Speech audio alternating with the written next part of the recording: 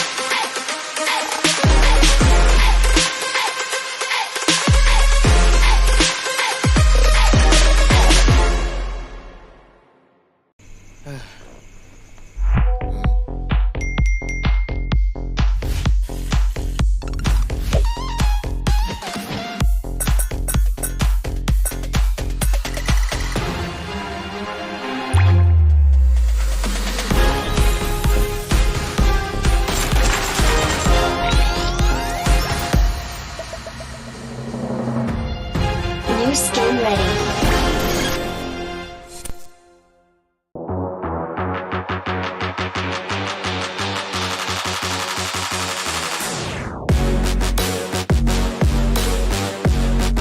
Udah mulai bisa mendapatkan victor, seharusnya bisa melepaskan seorang Viva. Lele-nya juga ikut membantu, tapi masih ada Paladin. Damage luar biasa dengan lightweight yang ada, akhirnya menumpaskan Miko double kill. Kekuatan seorang huge. Tapi Miko datang dan tanggulan Vivo. Tarian rangsa telah pulaku keponya bergerak mencari Hyo dalam bahaya. Kamay naman ni Tego Adjo, samantala din si Vivi papasok. Si Amorin naman doon sa bandang likod. Libreng-libre itilatag ang kanyang mga paniki, pero si Taro gusto papasok. Another inheritance is being taken down. Benjamin set taking down. It was a good shot for the Savior.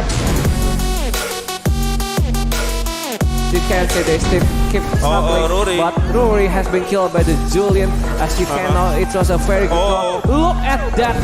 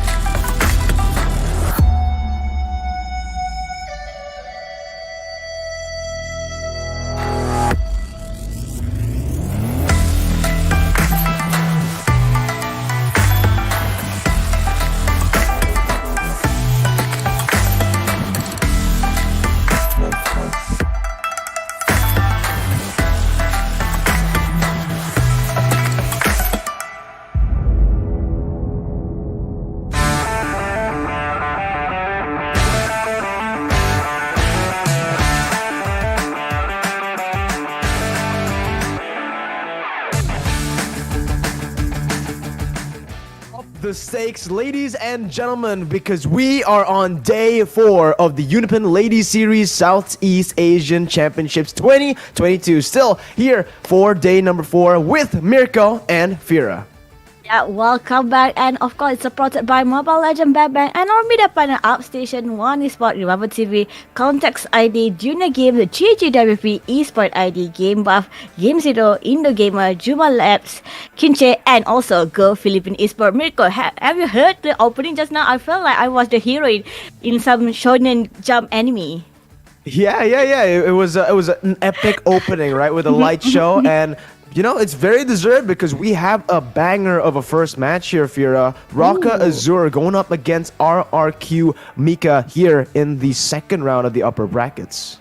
Yeah, and what we have to be expecting is the Philippine-Indonesia derby today with Rocka Azure RRQ, and also we will be having Smart Omega and Bigoton. But let's focus on Rocka Azure and RRQ. Second runner for both of their places. You're right. For now, we did see that both of the teams were able to actually beat their opponents in the first round of the upper brackets quite convincingly, with both getting 3-0 points. So coming up to the second round, we should see a little bit of a more competitive series here. Again, we are also still implementing the global ban system for everybody wondering. So both of the teams will need to try to dig deep for those hero pools if we go for the whole 5 games in the series. Yeah, for those who don't know what global ban is, global ban meaning they can't use the same hero on their previous usage. For example, on match 1, they use 1-1, on second match, they can't use it, and it's not within the ban, so that other team can use it. There you go. Explanation for the global ban system. If you guys didn't know, again, this is a system that has given us a few unique picks so far in this tournament, Fira, and it's been so interesting to see. We saw a Hanzo by RRQ Mika in the first day of the UniPin Ladies Series Southeast Asian Championship. So, you know what? I'm looking forward to see more Hanzos. I'm looking forward to see maybe possibly a Mia. I don't know, man. We're going to have to see. But, Fira, we're going to take a look at the brackets first because we've gone through 3 days of insane matches. Let's see what the current standings, what the current bracket has to tell us. Yep, this is the upper bracket for Rocka versus RRQ, and the next match would be Omega, Smart Omega versus Bigatron, Philippines versus Indonesia tonight. And for those who are watching, don't forget to give your support to all the ladies because they will be competing for their country. Absolutely. And even in the lower brackets, we were able to see Reborn taking on IDNS yesterday, taking a 3-1 victory, moving over to the next stage of the lower brackets. And also Rosophilia taking down DDE Empresses to move on. And this is gonna start to, again, up the stakes. Right now, you do not want to lose in the upper brackets. Sure, you have a second chance in that lower brackets, but you're up against Reborn and Rosophilia, 2 teams who have gone that crazy start to the lower brackets, getting a 3-1 victory, both of them. Yeah, so what am I expecting for Rocka Azure and also RRQ? They probably would play it safe on the first match, especially on the global ban. They have to know what hero would suit them better and on the long term. You're right. Right now with the global ban system, I do actually wonder, right? Because if we're talking about the global ban system right now, what do you want to do in that early phase? In your first game, do you want to let go of these prio picks, perhaps the Faramis, the maybe even the Valentina, or do you still want to ban it out, just force other heroes to come up and completely just get that out of the way, because we know how broken, how impactful Valentina and Faramis are right now. For MYSG, there were a moment where Reborn actually let the other opponent take all the priority picks on the first match. So on the second or the third match, they couldn't do anything because you couldn't use Valentina, you couldn't even use 1-1. Everything was used on the first match. So it was for me, it was a clever move by Team Reborn to do it because they can actually execute nicely on the second on towards their 5th game. Well, here it is. Today's schedule presented to you by SanDisk. Ladies and gentlemen, once again, for match number 1, it is going to be Raka Azure going up against RRQ Mika. Then, for our second match, we're also going to see Smart Omega Empresses going up against Bigatron Era. So today is very, very stacked, ladies and gentlemen. Again, it's 10 a.m. and 1 p.m. Note it down. You do not want to miss it because it's a full best of 5 here in the second round. Yeah, so would we see the fourth or the fifth game today? Because we have seen on the first day 3-0s and then on the third day we had 3-1. So what will happen on the fourth day today, especially competing with both the runner-ups and also the champion of respective countries are playing it all around today. So for Roka, okay, for the Indonesian Ladies Series, can you tell me about your scene, about the Philippine scene? Yeah, for sure. In Indonesia, we were actually able to see RRQ Mika take down GPX. So for the longest time, it's been Bigatron Era and GPX competing in the international scene. But now we're finally seeing some new colors as RRQ Mika are able to actually catch up and take down GPX. So now for Bigatron Era, they're still one of the tournament favorites. 16 win streak in tournaments, 16 trophies. They haven't lost a single international tournament. So there's a lot of pressure on the hands of both of these teams. Yeah, but before further ado, let's check out the team intro for both of Roka Azure and also RRQ.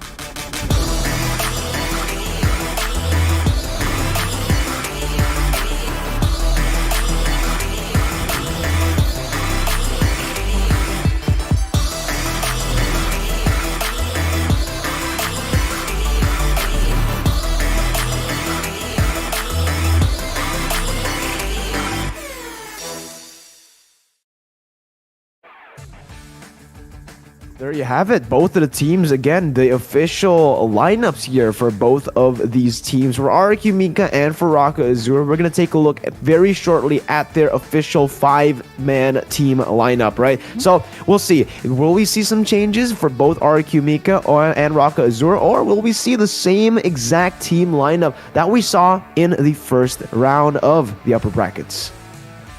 Yeah. This is the team lineup. Seijiro, Daiki, Tetsuya, Taiga, and also Atsushi will be playing for Roka Azure. Not much of a difference since their debut on the C Championship. The Roka Azure, they're probably going to play it safe. We know how strong Team Philippines with their support picks. Yeah, again, for the side of Philippines, they are very disciplined, right? We did see how they were able to play the game for Smart Omega Empresses in the match against Reborn, I believe, right? They're so disciplined, and they are able to actually take games even when they are behind. So that's a specialty when it comes down to the Filipino teams. But again, we're going to take a look at RRQ Mika, an Indonesian representative here with Lele Pinkan, Queenie, Giogoy, Ash, and NG. So still sticking to the main 5 lineup that they used in the first round. But remember, Ash was the main highlight, I believe, with Queenie in the first series that they played. Both of these women, they were able to just outclass, I believe, their opponents. Yeah, we know that all hands are on deck, especially RRQ Mika finally get their chances to win to actually represent Indonesia for the international leagues. So this is their chance to show that they could actually defeat other teams, and who knows, maybe they could become the champion and beat Bigatron. We know that Bigatron have a win streak, but this is the time for them to prove themselves. This is the time for all the teams to prove themselves, ladies and gentlemen, as we are just going to get straight to the player cams here for Raka Azure and very shortly RRQ Mika. It does seem like the girls are ready, man. The girls are confident, and it looks like they have prepared for this matchup, right? Obviously, up against RRQ Mika, one of the tournament favorites as well. And even RRQ Mika towards Raka Azure, they need to be giving each other proper respect. both of them having coaches, both of them pro teams here who have upset the lady scene here, right? Because Roca Azur, they took down Bren, the Bren team to actually come here and go and represent the Philippines. Yeah, I think if I'm not mistaken, Brett, it's the same case as RQ Mika, where Roca Azur defeated the second people. They haven't actually compete on international scene, so both of these matches is really important for Roca Azur and also RQ Mika. For Roca Azur, I was wondering what will they actually be comfortable to pick. Are they going to be focusing on their roamers, or are they going to be focusing on the mid laners? This is the question I have in mind. Honestly, if we're talking about NG, we have seen her go for more of these crazy aggressive style of roamers, right? So we are going to see a contrast in styles there, where the side of Roca Azur are probably going to go for one of the supports, right? Maybe a Mathilda, maybe we might see an Estes or Rafael in this game. We're not sure though. We're gonna see. Maybe Roca Azur have changed their gameplay, have changed their play style too to fit in more of those roamer tanks. The hard tanks like the Atlas, the Kufras, even the Francos that we saw from RQ Mika. It could actually happen that way, and we know that on the current meta, we have seen that some roamer, they like to play tanky, they like to play fighter. Probably a Marsha pick could also be happening today, especially it's the best of 5, and also there's a global ban being used towards the tournament today. So I'm actually hoping to actually see Loi. Since the MYSG series, I actually be helping for a Loi. Do you play Loi? Are you a Loi player? Is that why? Yes, I am. Well, I'm a 1-1 player, so I want to see the 1-1 come up. I'm not sure though, because I think it might just be banned all 5 games because of how, much of an impact the 1-1 really has on the games. But yeah, maybe we get to see Aloyi here. We'll get to see her maybe if we see a lot of mid lane bans and the global ban system taking out away a few heroes, right? Because we have seen that in this current meta, the mid lane is kind of limited in terms of that hero pool. We usually see the Yve, we see the Lilia, and that's about it. And the Valentina, obviously, Faramis. But Valentina, Faramis, I don't count in, because usually we just see them banned out in the first phase and the second phase, just banned out all around. For me personally, I would think that an Estes could be picked by Team Philippines. They are known for their support playout. Maybe Matilda Farmis with the current VAM. It could be a huge play by Team Roca Azur today. So I'm hoping to see a Farmis by Team Philippines. Or maybe an Estes. But for Team RRQ Mika, maybe they would do the same thing. I know how Indonesian players like to play it aggressively. So probably a Ling might be played also. We did see the Ling. We did see the Ling in the first match that RRQ Mika played in the USC here. So Ling has been actually a comfort pick for Ashe. We might see it come through once again here for Ashe. We might even see some crazy heroes like the Lancelot, the Hayabusa. Again, 2 heroes which she has found a lot of success on. And on that note, we're going to jump straight into the player cams for RRQ Mika. As you can see, they're having fun with their pets too, man. 3 dogs. And 1 cat, if you're not sitting on the table. I think this is the support system that RRQ have to win the game. The support system doing really well. Look again, they're looking confident. They're looking comfortable as well here, having a lot of fun with their pets. But yeah, you're right. A huge morale boost, confident boost when your pets are that well behaved and they're just supporting you, looking at you while you're playing the game.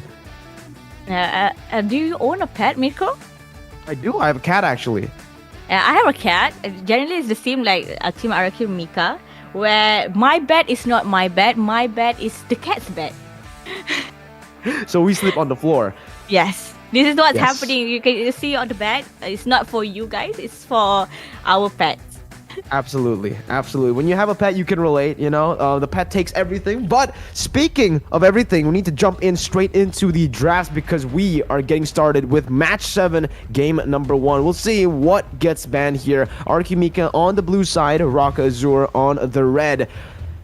Valentina, I still think Valentina, Masha, those type of heroes, and even the 1-1 is going to be banned out straight away. There you go, 1-1 taken out. Yeah, we have seen the capability of woman, especially with only three witnesses only for her to get crossbow of tank. So for Team Roca, would they ban out Valentina? They could also probably ban out Ling to stop Ash from being an abusive player within the first match. But Marsha had been prioritized to be banned out. Masha, a solid ban if Raka Azura wants to pick up a very good backline and a very squishy backline. They need to be very, very careful here. For RQ Mika, maybe take away some of those crazy backline heroes like a Beatrix could work, because we've seen from time and time again, Beatrix has just been one of the favorite heroes to pick up, even as a first pick, but they go opt for an Akai ban towards Raka Azur, so taking out some of that utility in the jungle. Meanwhile, Raka Azur noticing what NG played in that first series, the Franco a little bit too scary to go up against, so the ban comes in. We have seen like two tank have been banned out, and also the goal laner one war, probably a Beatrice might be out. Still a chance for Valentina to be picked. But as soon as I said Valentina, RQ Mika said no, we don't want our Valentina to be opted in, so they put it out. This is a chance for them to actually play it safer with maybe a Sicilian pick might be taken by Team RQ. Ooh, as a first pick, I think the Beatrix is gonna provide a little bit more value in that goal lane, but Julian was left open, so Araki Mika securing that Julian as a first pick. Again, this is also a flex pick, very, very good, as it can just go over to the mid lane, possibly, or the jungle. Raka Azur now with the response. Usually we see a Yve, a Paquito, perhaps even a Beatrix in the second pick, and even an Esmeralda, a solid pick to pick up for Raka Azur with that Beatrix. Yeah, securing their gold laner for Team Roca is a smart move. Will Popo and Koopa be played by Team RQ? There also a chance for a Cloud to be played in for Team or a Clean. So what will be focusing by Team RQ? For me, since Team Roca already have picked their marksman, probably they should focusing on more of their mid laner or more on their maybe a roamer, but a carry have been put in. We know on the high speed damage will be dealt by carry, but we have to know carry is such a squishy marksman that we have to wait for the late game. Very, very squishy and very vulnerable in that early stage. You're right. And now for RQ, I guess you're right too. They need to secure maybe a mid laner here first, but they go for the XP laner again. I think it's a smart move that they didn't go for the mid laner, because the Julian is a flex pick towards that mid lane, can be very flexible. So they go and pick up the Uranus first. A very good matchup up against the Esmeralda, and the Atlas comes through for Raka Azur. Very good timing as to when they pick up the Atlas here, as they now can just ban out the counters. Diggy being one of the pure counters, gonna get banned straight out in the second phase. Yeah, Mirko without Digi, they have to be really careful with the CC being done by Team Roca, especially for RQ Mika. There's a good with Atlas, Fatalist aside, they could combo it with Beatrix, they could combo it with Esmeralda, they could actually combo it with anyone else if they want to, and it's a good damage dealer, and it's really hard for carry to move away. Yes, carry will have a damage, but if Team Roca played aggressively on the early to mid stages, it will be a difficult move for Team RQ Mika. It will be very, very different, very, very difficult as well. Maybe RQ Mika might be forced to go and play with the Purifies here. Again, they are up against an Atlas. They don't have a Diggy to pick to really cover for the rest of the team, so we might see a lot of Purifies come through. As for RQ, they're trying to limit down the jungler picks for Raka Azur, noticing that Raka haven't really secured a jungle hero just yet. But I think Raka Azur are going to do just fine here with the bans, going for that Paquito, targeting towards Ashe. So maybe with this ban, they want that Julian to go to the jungle. They do not want to face a mid lane Julian, banning out some more junglers just for RQ to force and to put that Julian in the mid lane. Yes, for the last ban for Team RQ, will they still be banning jungler for their team? Especially our Team Roca haven't have their jungler Probably they might even ban out a Link, and that have been banned away. But Hayabusa is open. Roger could also be taken in.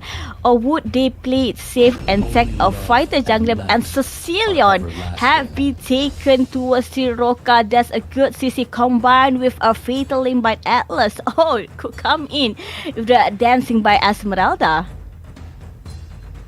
Sicilian pickup again. This is a very, very solid pick for Raka Azure, as they have burst now to really deal with that backline pressure to carry, and even that frontline pressure from the Uranus. Thing is, they need to be very careful when they're up against the Julian if it does go to the mid lane. RQ banned out the Ling, so it's most probably going to be that Julian in the jungle. We might see a mid laner right here. Yves could be an option going up against the Sicilian, and they pick up, just as I say before the draft, one of her signature picks. It's the Hayabusa in the jungle, and it's gonna be Julian in the mid lane. So that's a lot of kill pressure for the Sicilian to handle a Grok and a Julian mid. Ooh, this is a smart move for Team RQ.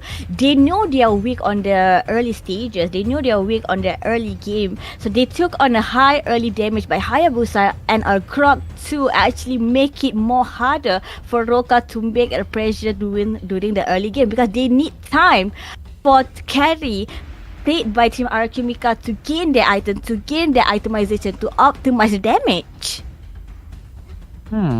Raka Azure right now, if we're looking at it again, they're up against a very heavy dive composition in RRQ Mika. They go for a solid frontliner again, adding into that jungle. And this is a very, very solid composition that Raka Azure have drafted for themselves.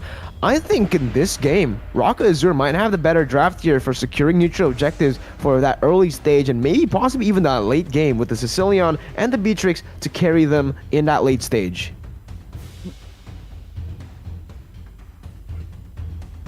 Yeah, I have to agree with you with the Belmont over there. It's not easy compared to Hayabusa. Hayabusa a little bit squishy, and the damage from Hayabusa maybe not be enough to actually take on a Belmont, especially Belmont.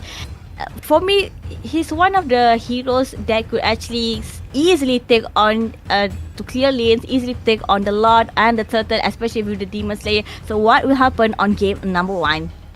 We'll see what will happen in game number 1 after that draft. Ladies and gentlemen, again, if you guys are watching, please do tell us who you're supporting in the comment section right now in the live chat. Is it RQ Mika or is it Raka Azure? Because both of the drafts have been set. We're gonna jump straight into the Land of Dawn for game number 1 of this best of 5. Again, RQ Mika starting on that purple buff. Same goes for Raka Azure, but you can already see the difference. Ashe needs to be leashed, and for Raka Azure, Sejuro just taking the jungle very, very easily with the Demon Slayer emblem on that Balmon. Yeah, what we know for Team RQ Mika, they have to be careful on the gold lane compared to Raka Azure, and especially with Atlas trying to roam with Beatrix and Grok. Probably going to be a little bit more focused on the mid lane, because he knows he have the damage almost stole on the buff, but sadly AG is in trouble. NG just providing some space for her team as she goes in to open up the map. But again, this is what we've come to expect for the Balmon, right, Fira? The Balmon is just such a presence in that. Wait. It's actually RQ who were able to steal the Litho though. Just as I was saying that Balmon steals and takes these objectives really, really easily, it was actually NG who got the steal with her wall. As now it is going to be Taiga looking for the perfect match onto the mid lane just to clear out the waves. Not really going to go for anything too aggressive here as the Sanguine Claws connects as well. Both teams really just disengaging for now, but Ashe, very aggressive onto the turret, almost maybe, possibly going for that shadow kill. Almost getting our first blood, but sadly Team Raka Azure got away with it. But on the bottom lane, probably they're going to be come in by Ashe, but Ashe said no, we have to play it safe. They don't want to push it too aggressively. RQ needs to play it really smart here in the neutral objective take, because Raka Azure have a whole lot of control. With that Balmon, they have basically 2 retributions, lethal counter and that her own retribution. Before RQ Mika, They're very, very reliant on that purple buff. Is now enhanced chain connecting there, but the falling Simon connects as well, and Jiogoi is caught in a bad position as she's forced to flicker out. Nibiru's passion is still there. Jiogoi caught low, but enhanced sword actually provides her with the safety necessary. They find the first blood and they disengage perfectly. RRQ Mika winning out of the first fight. Oh, that's a nice play, but sadly Team Rocket said, we lost the first fight, we're going to take on the turtle. Will the turtle be taken? Ash come in Seijiro with the retribution coming in, taking on the turtle, but sadly Angie might be in trouble, getting picked off by a falling star, not connecting toward that kill. He'll traded in for an objective. So right now, in terms of the goal, it actually does still favor RQ Mika because they were able to get that first blood. But in the mid lane again, Jiogoi just putting so much pressure onto Taiga with the damage coming in from her enhanced chain. Meanwhile, Seijiro already trying to look for an invade here early on, but 3 minutes in and both of the teams, it's still very even. By the looks at the net worth, there's not much of a difference, only 600 net points different right now, but still, RRQ Mika, they are actually waiting for people to not notice on their carry. Okay, let's take on a little bit of jungle, a little bit of gold difference, but NG comes in and knows that someone is in the bushes trying to take on their marksman. This is tough, really tough for RRQ Mika actually, when we're talking about that gold lane, right? Because the Beatrix has so much more flexibility with her weapon. She has also a better early to mid stage compared to a carry. So Queenie's going to have a tough time here if NG doesn't rotate constantly towards that gold lane. Matchup wise, I take the Beatrix even in the late stage of the game. Carry's range is going to be a problem as that is going to be RQ Mika looking for something into the enemy purple buff. Maybe possibly going for a steal, but nope. They're just opening up the map again, just giving RQ Mika, the rest of the members, some time to maneuver around the map. Falling Star trying to take on Uranus, but we know how tanky and Uranus will be with the consecration. But sadly on the top lane, Ash took out Taiga. Ooh, again, a very good pick-off there as Jiogoi as well in that mid lane. Just freezing it properly here to not give the Sicilian stacks at all. Meanwhile, on the bottom side, it's still Raka Azur trying to go on to Lele Pinkan, who has the consecration now as Ash comes in with the quad shadow over to Daiki. Doesn't have the shadow kill just yet, but the enhanced chain actually comes through. Daiki able to pop that first ability, just clutch as the shield is there to help her to safety. Oh, too bad they wouldn't have their third kill, but this is a chance for RRQ Mika to get on the second turtle. Sadly, the turtle have been reset. Hayabusa with the shadow kill, and also what a smash hit by Angie helping out, and Giogo falling in. Lily also got a kill. This is a fifth still nil. This is RRQ Mika taking on the second turtle. Amazing selection of how they actually go and engage. It was Ash who engaged with her high and dry, forcing again Seijiro to group up, to clump up with the rest of the team. Atsusushi and Taiga were just, they're not ready for that because the wild charge came through onto 3 members, the combo wombo with the enhanced chain, and it was just not able there's no chance for Raka Azur to really get out of that one as they didn't have their flickers, nor do they have their sprints. But again, in that bottom side, the shadow kill by Ash with the quad shadow coming in to close the gap. RRQ in a very good position right now as we are going to take a look at the items, but wait, Jiogoi gets a solo kill in the mid lane too, just as we take a look at the items. Oh, with the itemization right now, we have seen hunters that have been picked by Hayabusa, attacks have been taken, and Queenie taking on Seijiro. Later counter is not enough, and Tetsuya would be in trouble. Tetsuya taking on the turret first. He's going to get killed, but one turret for a double kill. I don't know if that's a good sacrifice by Team Roka. That was a very good juke too by Quinny. Yeah, right, Raka. Tetsuya tried her best there. She was on the Beatrix. She had the shotgun. You have that outplay potential. But Quinny, knowing the Beatrix, it's one of her signature heroes too. She knows exactly what a Beatrix thinks. And even in the mid lane, Ash putting some damage, putting some pressure onto the members of Raka Azur under the turret as RQ Mika are able to take down the turret up top. First turret of the game taken down. They might just be going for the bottom side. Yep, Quinny already going for that lane swap. Daiki's got to be careful because he's up against Quinny on this carry who has 2 kills. Ash though, it's just so scary every time Ash pops that quad shadow. Yeah, with a 4K network versus Team Archimika, they are rolling in a monopoly way. 9 versus 0 right now. The 8 haven't been cracked yet by Team Roka Azure, so they have to be a little bit careful because their lives are melting like butter, and Team Archimika is taking the point to actually execute a nice gameplay and also coming towards the jungle. You can see they're trying to siege down that bottom side, who's taken very low. Ash, though, in the midst of it all, goes in and jumps out with a quad shadow. As that's going to be Geogoi jumping onto Taiga. Fatal Links connecting one or two members, and this might be a disaster for RQ. NG getting it taken down there as the damage comes through for the side of Geogoi. Trying to look for compensation. Lele Pink on 1 HP. Oh my god, she's still able to dodge from everything. She actually manages to get out with 1 HP. Lele Pinkan buying the time for her team to get that turtle for free. And Daiki cannot chase Lele Pinkan down. That was incredible by Lele. Oh my god, that was a great outplay by Lily, especially everyone was too focused on Uranus, and we have to know Uranus is not a good pick for you to focus on. He can run away, he has sustainability, he can do anything he wants, and a free total for RRQ Mika. The jungle is in trouble, Mirko. Very much in trouble here, but Taiga has come through here with a perfect match, trying to go for the Fatal Links once again. Doesn't really find anyone just yet, as Lele Pinkan is able to zone them away. Quinny trying to kite back again. They're trying to get the final tier 1 turret of the game for Raka Azure in that mid lane.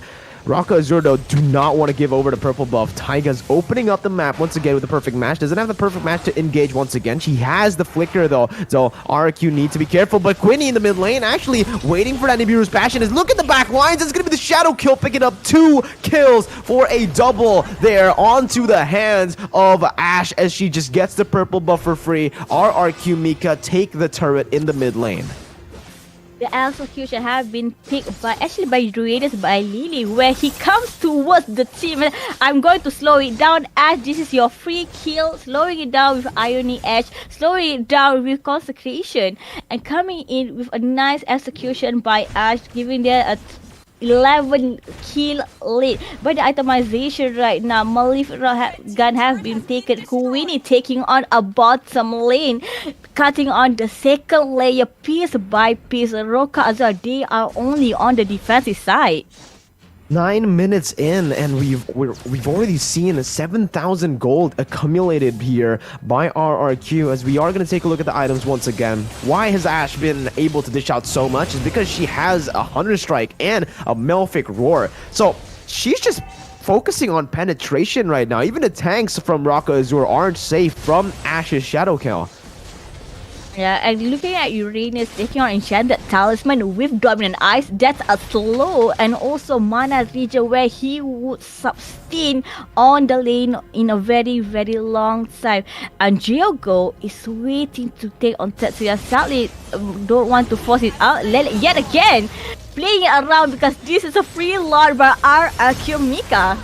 Oh, I'll charge in the combo wombo once again on top of everything. Lele Pinkan finally gonna fall, but the Shadow Kill is dealing so much damage onto the back lines. 1 HP onto Ash. She's trying to run away, but the enhanced chain comes through. Geogoi trying to disengage for her team. It's a 2 for 2 in the end, but I'm pretty sure RQ Mika can actually get some more turrets here, as again, they have the pressure and they will actually just opt to go for the purple buff, waiting for the other members to respawn first as they go with the Lord very, very soon in this 11th minute.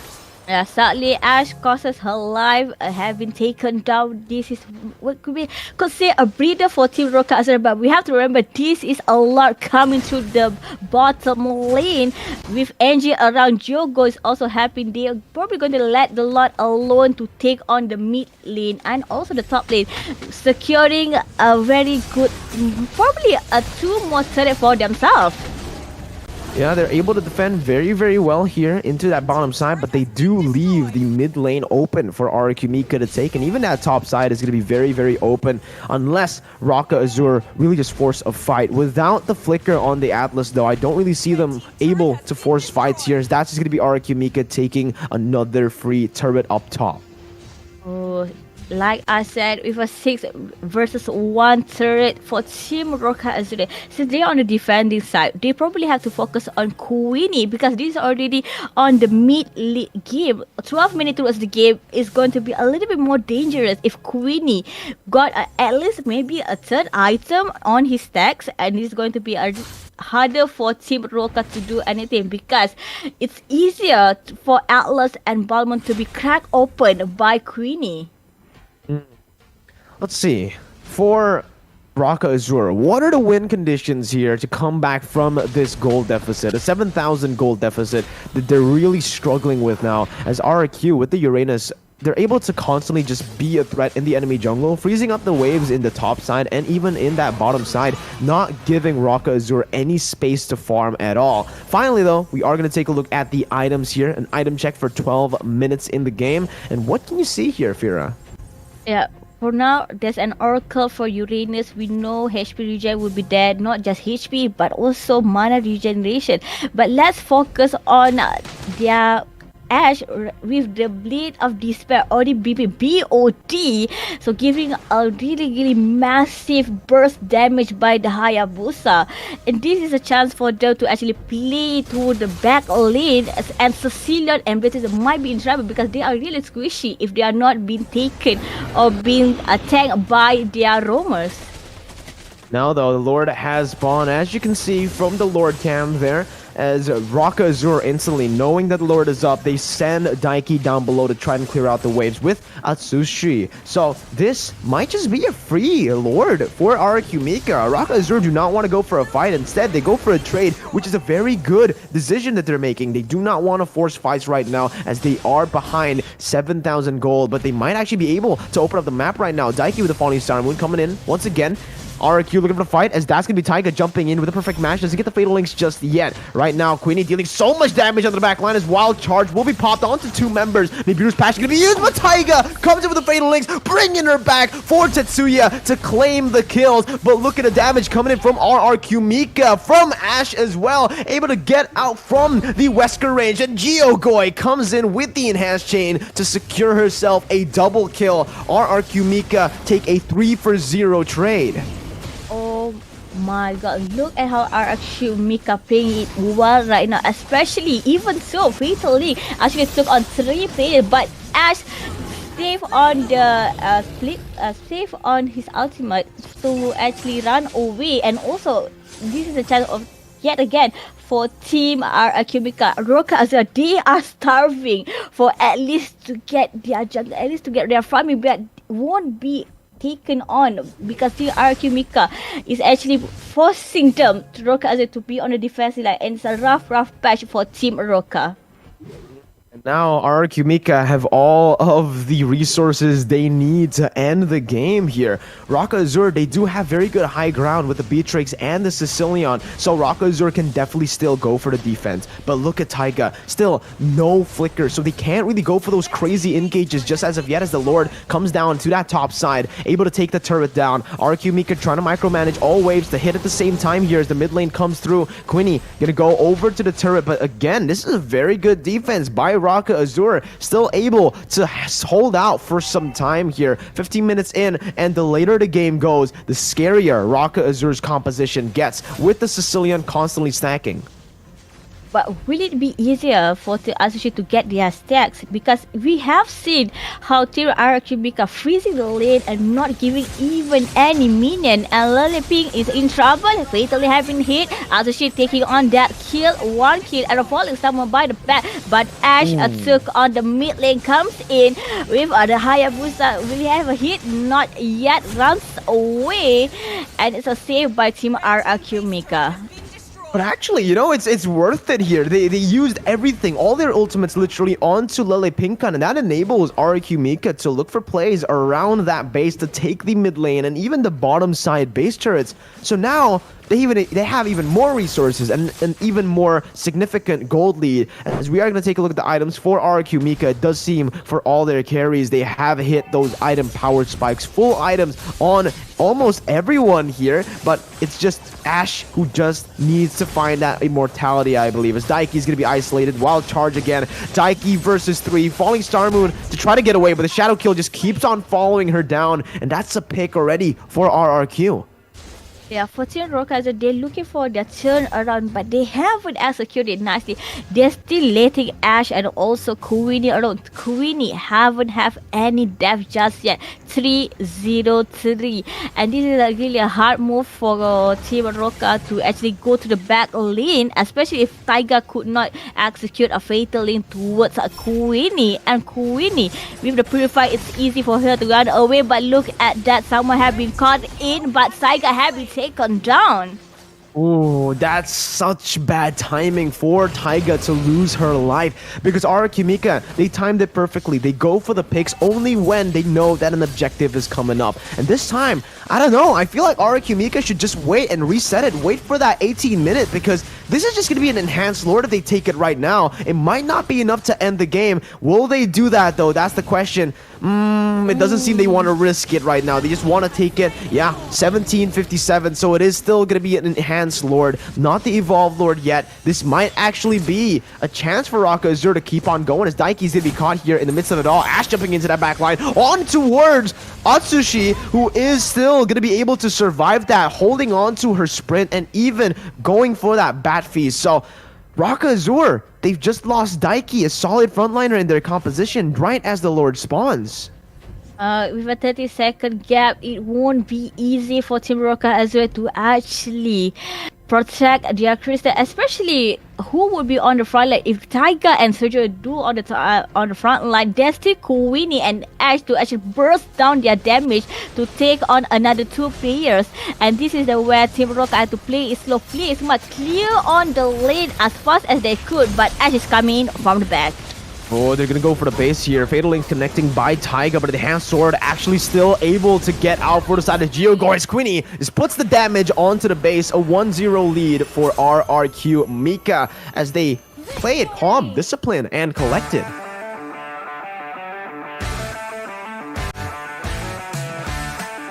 Yeah, what a nice gameplay by Team RRQ. Like I said before, because they know Queenie is a very late type hero where he have to wait for itemization, have to wait on probably a Demon Hunter sword. But we have seen where, because there's Hayabusa, because they block, they are not afraid to play it on the early stages because it's the same damage they could execute towards Team Roka. So much damage, a little bit too much for Raka Azur to really handle. Even the Grok was dealing so much damage with just a wild charge, taking half or even a quarter of a lot of these players' HP on Raka Azur. And remember, Daiki was picked off before the fight, before the base siege of Fira, so that would just gave again the opportunity for RRQ Mika to close the game out with Queenie just free hitting onto that base. Yeah, for the win condition for RRQ Mika, I think controlling on the mid game, the mid lane, especially if they know with Sicilian, have to wait for the stack, and it's really hard for Sicilian to do so because Julian was doing a good job at freezing the lane, not giving any minions, not giving any stacking on Sicilian. It was too much again for them to handle, right? They suffocated Raka Azur. RRQ Mika played it smart. When they had the gold lead, they didn't force too many fights. They didn't go over into the base. Every single time, they go with the base, they go with the Lord, they take one base turret, and they fall back. They know that if the Lord's down, we don't really need to look for these crazy team fights. We just go and freeze up the waves because the Sicilian won't really have any chance to come back. But we are going to take a look at the highlights here, Fira, for Match 7, Game Number 1. Yeah, this is where we've seen that RRQ Mika wanted to take on the first turtle, but it's having given to Team Roka. But on the top lane with Queenie, while left alone, he could survive. And lastly, RRQ Mika proceed with helping with Queenie, taking on a double kill. And Roka, this is where they lose their momentum, especially they could not hold it enough for the gold lane.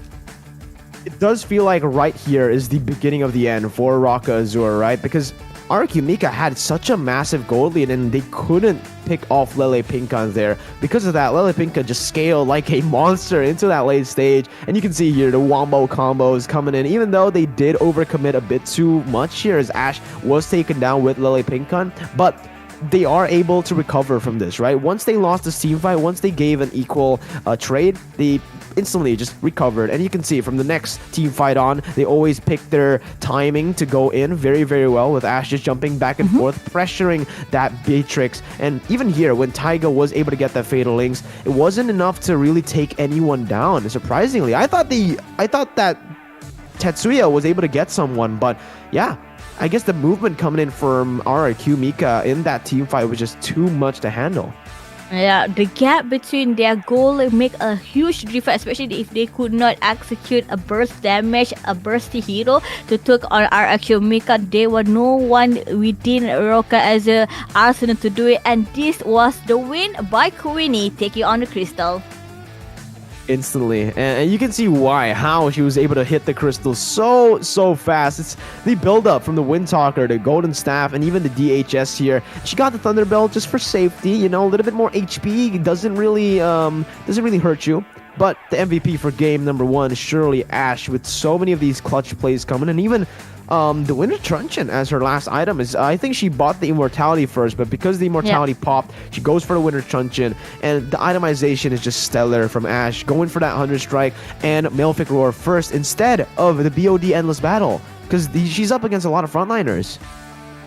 It's a smart move by Team RQ Mika. Sadly for Roka, like we said, so cannot part or burst damage. Divine Glare have been brought by Azushi, but not enough Tatsuya. Even so, within the itemization, not that driven by Queenie, but sadly, it's hard for Tatsuya to do anything if Taiga comes in a little bit late.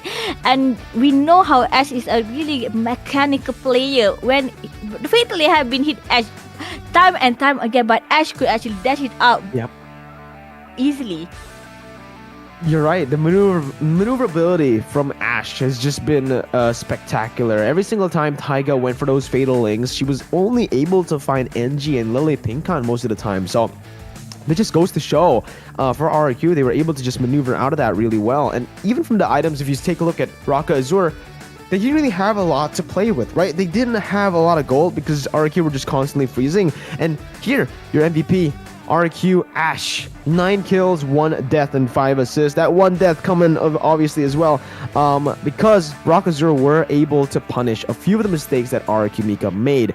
So this does show that Fira, the games aren't as dominant as they were in the first round. We're seeing some improvements, and from RQ Mika, they need to be careful because with some of the hero pools now, some of the heroes banned out in the global ban system coming into next game, they need to beware of Rock Azur's team fighting and Taiga's playmaking capabilities. Yeah, we have seen Hayabusa have been picked by Ash, slowing it down. So I think it's a smart move by Team Roka. I said maybe let's say, we're going to still be Ling ban on probably maybe Roger. They wanted to ban on Ash, focusing on Ash, so it's much more easier for them to actually their capability to actually to put a nicer composition on the second game. It might happen. Who knows? Might happen in the second game here. Again, the Beatrix was picked up by Raka Azur, and again, as a reminder to everybody watching, we are using a global ban system here in USC 2022. So all the heroes you saw from the respective teams in match 1, in game 1, you're not going to be able to see it in game number 2. They can trade though, right? So RQ Mika can go for those Beatrix, can go for the Beatrix, can go for the Atlas, but Raka Azur, they cannot. And for Raka Azur, they can go for RQ Mika's heroes, but they can't use the same heroes that they picked in game 1. Yeah, the capability of Team Rocket, they have to actually think out a new composition to actually took down Ash, and probably focusing on what they are more comfortable if they want to. Julian is still open for them if they want to play it. They could also play it a Link, or maybe a Eve, a Valentina might be popping off on the second game. Eve Valentina, yeah, I mean, I'm I'm getting some vibes from the Valentina. Maybe we might see it. Maybe some glimpses perhaps here. I'm not sure. First though, we gotta take a look at the drafts. But I think there are gonna be a few adjustments that both of the teams are gonna make in game number 2. As you can see in the second phase, Archimika actually targeted a lot of those assassins, like the Karina, like the Ling from Raka Azur. So maybe we might see the same thing for Archimika. It worked in the first game, right? Let's just keep on narrowing the hero pool down for the jungler of the enemy team. Raka Azur's jungler might actually have a tough time if she doesn't get those comfortable heroes. Yeah, I think it's the same for Team Roka. They tried to do it for Ash, so probably both the team are focusing on the jungler. So that okay, let's close down on the pool hero for both the team. Let's try to mix and match it, and it's probably a better execution for Team Roka. But right now, for the draft pick, are the teams ready? Look at Team Roka. So that this is the second game, second chance for them. Best out of 5, they have to win a 3 game. They still safe, but they need this win. Ooh, this win is definitely important for them. Getting that equalizer will be huge if it comes down to the momentum for the team, the confidence boost even. But from the player camps, it does seem like for both Raka Azur and Archimika, they're both still confident, and that's what I like to see, Fira. Raka Azur, who just lost game number 1, they're still confident. They still are looking fresh for game 2. And for Archimika, the ones who were able to get the victory in game 1, still looking as confident as ever, coming in 1-0. Both the teams need to make adjustments, but let's see who makes the right adjustments to get the game victory in the second game. For the second half game, looks like probably it's for Team Archimika. They might actually play something aggressive, just like the Hayabusa. Probably a Lancelot might be taken in if Link would be banned out. But for Team Roka Azura, I actually would like for them to, maybe on the win condition, they're focusing on their mid lane, or actually protecting on the squishy hero if they're taken some squishy hero. Maybe a Yif, maybe a Clean would be a better pick on the second game. Maybe. They went for the Beatrix, which is a little bit more flexible, but you're right. You know, when it comes down to the Beatrix is actually still a very, very tough hero to pull off, with the Renner shots constantly needing to connect, and even the Wesker shot being a skill shot. So, ladies and gentlemen, without further ado, it is going to be us jumping into the second game draft, but there's already something unique here. Archimika is still in the first pick in the blue side, so Raka Azur have opted to stay as the red side team, going for that 2 picks in the first phase. So RQ with the bans, we're most probably going to see the same exact bans for the Masha and the Valentina. We might see some respect towards the Julian later on though, but I fully expect them to go for the same, 1-1, exactly as game 1. Yeah, probably it will still be the same ban. Valentina would probably be banned out. Masha yet again have been taken away for Team RRQ. What will they be focusing on the second game? They know they could actually pick a Beatrix, so maybe Popo and Koopa could be taken out. A Clean, also Julian, who have been played by Team Archimika, won't be played by Team Roka. It's very, whenever we see a global ban system, this is exactly what we see usually, right? When one team picks up one of the prio heroes like the Julian, in the next game they do ban it out for the enemy team because they know how much pressure the Julian really creates up against even their team. So Raka Azur going for the same draft, but for RQ we are already seeing that adjustment, that Julian coming in. Raka banning out the Faramis and the Masha, as RQ will probably go for the Valentina ban, or they might actually just leave it out. They might leave it out. They might actually just pick it up for themselves, forcing Raka Azur to ban it. I think the right way to play this draft right now for RQ is maybe they go for a respect ban, maybe just a jungle ban here, or a roamer ban, and they go for the Valentina. Oh, they might let Valentina open since RRQ is going to take on the first pick. Probably Yeah, with a Yves out, this is a huge chance for Valentina to be picked. Lilia also could happen. For Team Roca, I would like to see Lilia being played, but this is a chance for Link to be taken in. They could also take in also probably Akai. Akai. Would Akai actually be picked by Team RQ Mika? When it comes to the jungle, honestly, in my opinion, Akai is the best jungler right now. Probably the only double S tier in that jungle with maybe a Bauman. But Akai comes in. When you let her go, when you let Akai go, Kimiko will just pick it up as the first pick. Remember, Raka Azur cannot go for the Beatrix here, so that leaves RQ open to pick up the Beatrix in the second phase. Raka, what are they gonna pick here? Paquito, Esmeralda, and Beatrix are gone. You cannot go for those picks anymore. So at this point, what are they supposed to take here? Claude, perhaps. Sicilian, no more. Lilia, Claude, yeah. Lilia, Paquito, I- maybe. I think Lilia would be a good pick for Team Roca. Paquito, maybe a Paquito will be taken in. If not, Marsha is still open if they want to. But a Link for Team Roca, they know they won't let Ash play Link, and a Cloud Link pick by Team Roca. As expected, going for the Claude in the Beatrix matchup is RQ. Mika now look for the Beatrix. I'm pretty sure it's going to be picked up. It's one of Quinny's signature pick. It's her favorite pick here, her comfort. So going for the Beatrix is kind of a no-brainer. And they might even just go for the Esmeralda for themselves. Or just go for Paquito. They can go for Paquito in the XP lane. Or even just put her in the jungle role. We know that Ash can play that Paquito. But they opt for the Lilia first. And as their last pick, I think it's going to be... Oh, I thought it was going to be a Beatrix, but they're saving it. They're going for the Brody instead here in the lane against Claude.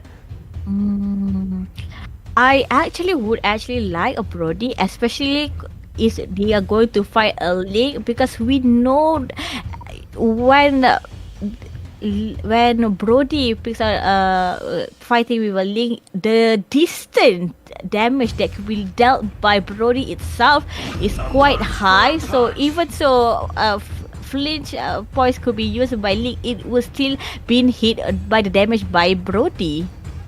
Yeah, and with the Brody Claude coming in, they wrap up their draft in the first phase with a Paquito. Again, another very solid pick. A very good XP lane right now. Possibly the best XP laner, as we have seen a lot of success from that Paquito in the competitive stage. But they go instantly for the man towards the Franco, respecting NG on that Franco once again.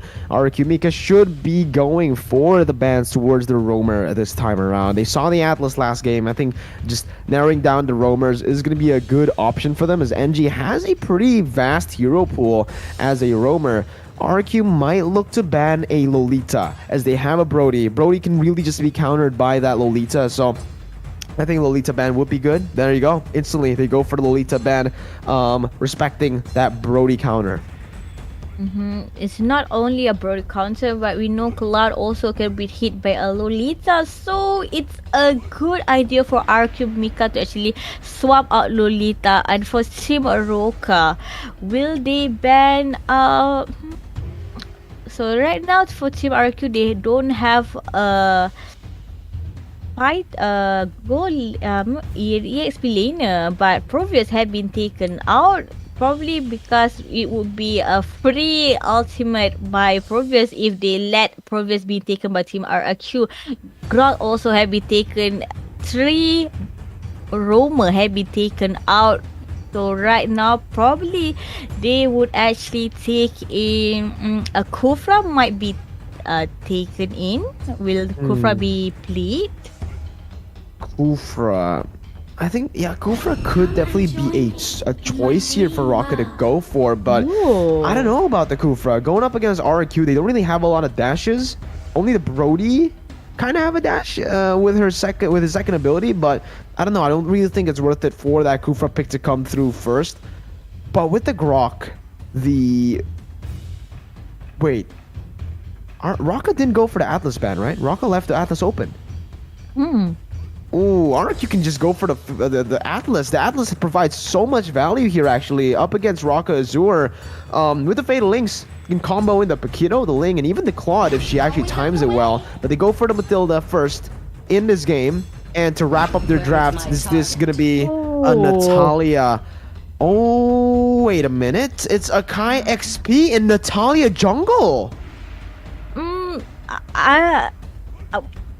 Are you sure? Is it because for me, I'm thinking maybe it's an EXP Natalia instead of Akai or a Matilda EXP. I think it's gonna be the Akai. We have seen on previous patches a Matilda EXP. Would it happen? I mean, we have seen these picks before, right? And we are looking for that unique draft, so maybe RQ Mika decides to go for that. But as of right now, I do actually think that it is going to be a Natalia in the jungle that we've seen right now, steadily getting even more popular as we go through the meta. But for Raka Azure, they wrap up their drafts with a Natalia counter, a Rafaela, to open up the map and also provide some healing and disengage as well whenever that Natalia goes for the picks. But to finalize it, we're going to have to take a look here at the drafts. Who is playing what? We're still not going to be able to see it, but if you guys want to see the Natalia in the jungle like I do, again, support your teams in the live chat. RQ Mika or Raka Azure. You can also spam the Filipino flag and the Indonesian flag right now to share your support, because it is a full Indo versus Filipino semi-final of the upper brackets. Yeah, it's a derby between two countries, but this is the second match for Raka Azure and also RRQ Mika. Let's hit on towards the land of dawn for our second match. Oh, this is interesting. Fira, you said Matilda XP. Let's see. Is it gonna be Natalia jungle, Akai XP, or will we see Akai jungle? Oh, Akai's using the flicker. And Natalia is on the retreat. So it is a Natalia in the jungle with the high and dry. Going up against the Ling, this is actually really, really good. And the Matilda, look, already just dishing out so much. Might actually be able to steal here, but Seijuro able to use the Defiant Blade to seal the deal onto that purple buff. But Natalia, Ash is looking for an invade early on here. They might actually just be going for it. Yeah, with also a Lilia, they know they have the early burst damage coming. Diogo going to help, but oh, look at that. They probably try to steal in, but sadly going to be back away. But Raka Azure comes in. Angie, like the first game, he knows he could get away. And they steal it, Fira. They're able to take the orange buff. That's going to be a massive lead for Ash in the early stage, because Ash will now have a 3-buff start to the game, getting 2 orange buffs and getting that purple buff. Extreme value early on, as even in that top side, Queenie is actually able to freeze the lane so well for Tetsuya, and Tetsuya comes in using the battle mirror image, risking her life to take that gold minion. And now she needs to be very, very careful. She needs to recall. Good read from Raka Azure, noticing that NG has rotated up top. Lily Ping while on the bottom lane, trying to fight on Pakuit. So Daiki with only half left, but sadly we really won't be doing too aggressively. Angie coming from the back, but the first blood by Ash on the bottom lane, taking on the jungler by Team Rokaze. It's a good early lead by Team RQ Mika. Very good lead. Ling, we all know how much Ling struggles without the purple buff, and even here, this is what she's struggling with. She got the purple buff, but she doesn't have that ultimate. Ling without the ultimate is gonna be huge. Wait, they're actually just gonna go and force the turtle here. Remember, Ling doesn't have the ultimate just yet, and the heavy spin is ready for Lele Pinkun to pop. They might be able to go for this right now as the retribution gets popped in. They are able to secure it. Very good call by Raka Azure. That was a risky one, but they managed to use it very, very well, as even Tetsuya comes into that mid lane with a Blazing Duet to clear it out. Yeah, but we have to remember, this is like the replay on the first match where RQ Mika took on the first kill, but Roka took on the first. The tempo supply have been open yet again, trying to push away from RQ Mika. Daiki, a little bit damaged by Angie, but Soul Blue is not enough to take on a Paquito. They got the purple buff. I remember, I just mentioned it. Ling without purple, gonna have a very very hard time in that jungle, as we are going to see a few more skirmishes here. Ashe, though, she's so ahead in this jungle. 1 level lead right now as a Natalia. And for Seijuro, she just secured that orange buff. They might actually be looking for a fight here as Ashe has rotated. It might go on towards Atsushi. Has to burst the order. Circling Eagle popped in, baited in, but the Holy Baptism comes in, flickering in. NG gonna be caught here by the damage, and Seijuro picks the kill up. RRQ Mika, bit too aggressive on that play. A smart play by Holy Baptism. Rafaela being played by Taiga saved the day, and now they're on an equal term, but sadly on the top lane. RRQ Mika have to be a little bit careful, especially for Tetsuya. Ashe is really nearby. If Tetsuya being caught open, baiting by Queenie. Queenie is trying to bait in. Circling Eagle have been popped in by Seijuro. Seijuro trying to move away, but NG have to take a hit. Tempos are playing safe. Roka Azar, they almost lost their jungler yet again. Getting 2 of the players, the jungler and the gold laner, zoned out so early on. This is going to create so much space for RRQ Mika. But if we take a look at the gold lead, it's actually Raka Azur who's been able to secure the gold lead, even though their jungler have been left behind in terms of farm. So RRQ needs to pick up the pace. They need to secure more objectives. They can't just go for the picks here. But Ashe, very aggressive into the enemy jungle. He's going to be spotted by Taiga. This is scary. Daiki is there. She might actually be going for Ashe right now. Goes in for the jab. Doesn't connect it just yet as he goes for the knockout strike onto Lele Pinkan. Turtle going to be secured, I think, by Raka Azur. Not contested at all because RRQ Mika don't really have pressure anywhere in the mid lane or in the bottom lane. Yeah, right now for Team Rocket, they know they have to fulfill on their winning condition, and they need their execution to done it right. Black should have been popped open yet again by Seijuro. Move away, and Team Rocket, they were not left with any kill, but this is a good way for them to actually move in near to Team RRQ Mika. Look at Team Rocket, they're a little bit net worth more than Team RRQ Mika by the itemization. Blade of Hepatitis have been bought by Ashe. More kill pressure for RRQ Mika, but look at the Claude. Getting that DHS early on. Also the Dreadnought armor, just to provide a little bit more sustain as they go for the dive onto Quinny under the turret. Even the type of the blades here popped in with the Holy Baptism, and Quinny taken down. Fast hands by Seijuro as they will be able to take that top side turret. Traded in, however, by the kill onto the bottom side, and even the turret take of the bottom side. So RRQ Mika trading really well, but Raka Azur, the proactive team in game 2. It's a much more composed and much more calm movement by Rockers. They don't want it to play in a fast pace, and I understand why they were saying they know they did a little bit mistake on the first match. So on the second match, they know they have to play it cool. Tatsuya trying to clear off the bottom lane. And this probably on the third turtle later on trying to be taken by Team Roka Azure yet again. Ashe trying to find a pick up, but Taiga showcasing where Ashe have been with a little bit help by Atsushi. A damage. Will he had a hit? Not enough by Seijuro on the back. Took out Ashe away, but sadly for Team RRQ Mika, they have to run away because Blazing Duet has been popped open by Tetsuya. Not enough to take out another kill, but 3v3 right now. And Daiki comes into that bottom side with a high and dry Paquito to pick up the kill onto Quinny. RQ Mika here in game number 2 struggling up against Raka Azure as they are able to pick up the turret down below. Turtle also, third turtle of the game, most probably going to be secured by Raka Azure.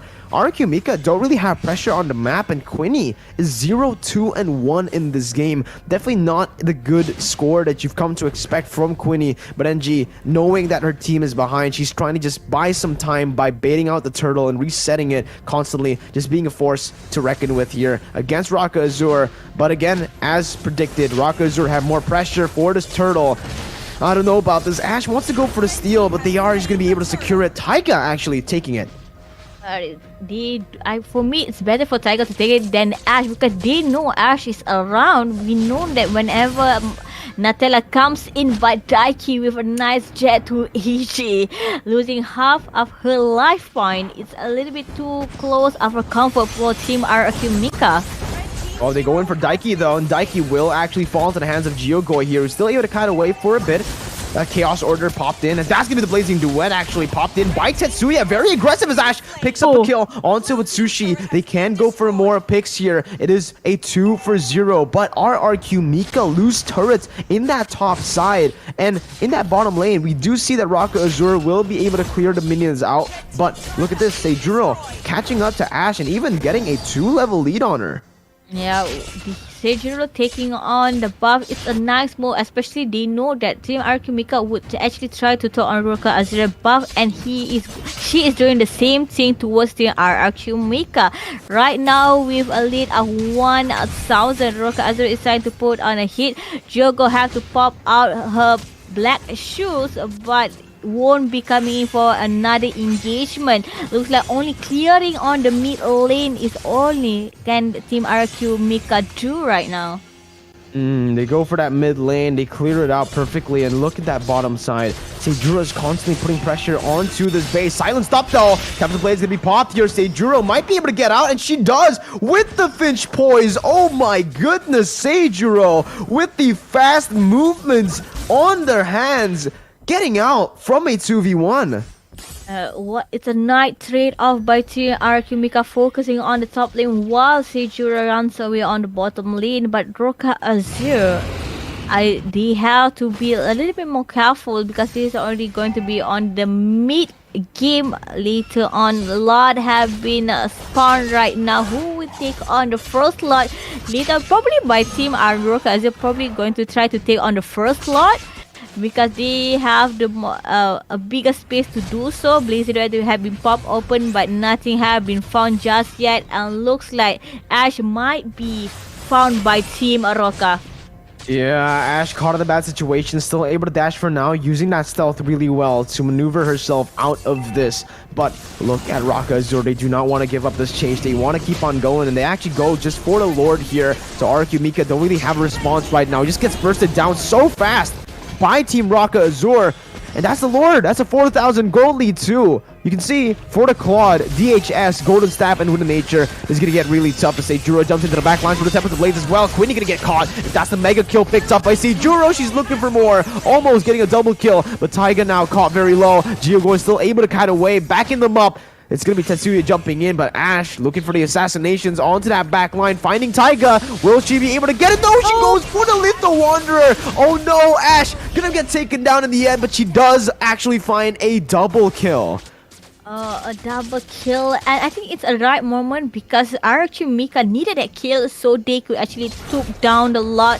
And this is now for Team RQ Mika. They on the defensive side, they have to tank the damage on the mid lane. They have Lolita with the black shield, so it's easier for them to do so. But sadly, RQ Mika loses another turret, but Tetsuya is in the back to actually force Team RQ Mika backs away toward their base, and the Lord is left alone. It's going to be an easy defensive move by Team RQ Mika. The longer the game goes, I feel like it is going to favor Raka Azure with the Claude that they have, and even the Lunox. So, in the late stage, what are RQ Mika going to do? They can only rely on the Brody and the Lilia, but I believe that the Lunox deals more damage than the Lilia in the late game, and even the Claude compared to the Brody. They're gonna have to pick their fights really well here, but Daiki is in that bush alone. We know that how it's going to work is where Queenie have to burst down Team Rosa Arcure, but looks like they won't be happening really soon because Tempest Hurricane that they have been up, but Queenie finally took on Sergino, trying to move away after she took out as a double kill for Asi, but Giojo come in for a save, and it's a wipeout for Team RRQ Mika. Wow, Raka Azure with the team fight to secure that wipeout. That's so amazing. But the thing is, they don't really have the proper setup to go for the siege. Now, though, they do clear up that mid lane, enabling them to go for the turret in that base. Base turret number 1 probably going to get taken down for Raka Azure on the base of RRQ Mika. But it doesn't seem like it might. Okay, there you go. It is enough. They secure the base turret, and RRQ Mika, they need to be very, very calm here. They need to be disciplined. Maybe looking for trades first, but we are going to take a look at the instant replay as what exactly happened in that team fight. Yeah, we have seen where Seijiro couldn't move because of the archive, but sadly Atsushi with the double kill, we know chaos and all the burst damage is really high. Just shutting it down by Taiga yet again. I don't know how Taiga do it, but the Holy Baptism always hits on someone.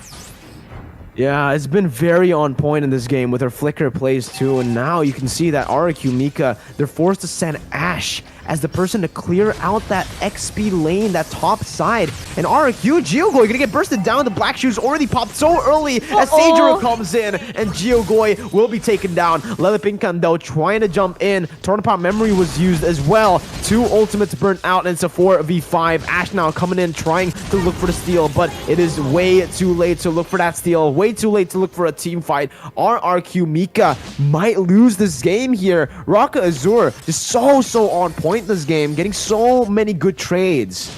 Yeah, if we have seen Tetsuya, even so Tetsuya doesn't have any kill, but we have to know Tetsuya was probably going to focus on split pushing, probably focusing on the objective, and here he is giving out the lot towards Team Rokazu. It's a good way for Team Rokazu to end the game, but looks like they are trying to do a split push, and Ash have to be a little bit focused. Taiga trying to kite her in.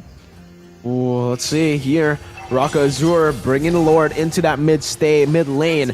Enhanced Lord this is, so it is still going to be defendable. Not evolved yet. Lelefinkan though going to get zoned. They're going to get taken very low there, as that might be Raka Azur going for the engage. Tempest of Blades all the way on to Geogoi, who's still able to kite away, but look at the base coming in. They might just go for the base right here. It's wide open. Lelefinkan using a heavy spin, but Raka Azur equalize. It's 1-1. What a good team fight, and by the last second, if I'm not mistaken, Claude was popping out a Wind of Nature while doing the Blazing Duet. What a play, what a performance by the side of Raka Azur, securing that victory against RRQ. My goodness gracious, we have a series on our hands, ladies and gentlemen. 1-1. Fira, finally, we're gonna get this competitive series that we've expected, right? And just as I said, the first match of both of these players, of both of these teams, were 3-0. So now it's 3-0 up against 3-0, and you can already see it's 1-1 in this best of 5. Yep, 1-1 best out of 5. Sadly for the Brody pick, probably they should have taken basics like Miracle suggested, but they probably think, okay, turn apart memories, it could hit off Link, even though Link going to be far away, but on the hands of on the hands of a professional player, they know how to move away from the damage. The Akai in the XP lane didn't work out in the end, man. You know, maybe they should have maybe it was a bit too greedy, putting the Akai in the XP and actually taking the Natalia. But in this game, again, they've lost 5 heroes once again into both of these drafts, and we'll see in game number 3 how this affects them, because there are still a few heroes that are left open, right? Like the Beatrix coming in might be picked up by RRQ Mika for game number 3, but right now, I'm just getting ready to get the highlights here. We're going to get straight into the highlights, ladies and gentlemen, of Match 7 game number 2 to see what exactly happened. It did seem like, RRQ was struggling to catch Seijiro, who was just such a menace on the lane. You can see the movement and even just the plays that Seijiro has just been making constantly on the map to get out. Yeah, and the brutal damage being dealt by Chinroka Azura have been dealing to a Zero RQ Mika. They couldn't do anything. Even the turret have been peeled one by one, and a lot to on the top of the cherry kick. And this is giving a huge advantage for Team Roka Azura. And even here, right, Ash, there's a little bit slight of a miss mechanic there as she jumped over onto the Litho Wanderer, but she was able to find 2 kills still, and this was the deciding team fight, I believe, right? The 5v5 purely coming down here, and RQ were able to withstand the damage for a bit. In the end, though, they were taken down one by one as they were isolated. They have significantly less damage output than Raka Azur in these long team fights, especially with the Claude. And this is it, the final moment of the game, where Raka Azur were just able to use the Lord really, really well, baiting out so many abilities, and even Seijiro just using the Tempest of Blades to bait the time for everyone to hit onto the base to secure game number 2. It was a good way for Team Roka taking on the second match. And look at 10-15 on the almost our 15 minutes. And the MVP of the day is Tetsuya. Even though with no kills on her hands, but that 11 assists is actually what's providing the win condition for Team Roka Azur. And what I've been saying, with the Wind of Nature popping in while doing Blazing Duet, he is not afraid of Ash, he is not afraid of Queenie. He knows he could pop out a damage without getting any hits, and because he sustained a little bit longer with the Athena Shade to slow down or to lessen the burden by Jojo or any magical damage, this is what make Tatsuya a good teammate for Team Roka. 0-0-11. She doesn't need the kills to be MVP because she dealt so much damage in that game. That's a stellar score line, actually. 0-0-11. Not getting a kill, unfortunately, but yeah, I mean, as a marksman, all you need to do is deal out the damage. You don't necessarily have to pick up the kills, especially if you have someone like the Ling to secure the kills and to execute on to the low targets. Your MVP for game number 2, ladies and gentlemen, is Tetsuya. 0-0-11. We've seen Tatsuya doing a really good job, and also this is a good breeder for Team Roka Azur with 1-1. But Mirko, this is the global ban. 10 hero have been banned out, 5v5. So what's going to happen on the third game is going to be a lesser pool hero for them. So they have to dishes out some new composition, and we see like Mia, maybe Layla could happen in Malaysia MPLC. I have seen Layla being played before, so maybe in the ULC championship we could see it happen. Maybe, you know, as the game progresses, if we are going to go for a full 5 games in the series, we might see that Layla. But before we jump into game number 3, Fira, me, Mirko, and Fira, we will be taking a short break. So stay tuned, ladies and gentlemen, because we'll be right back.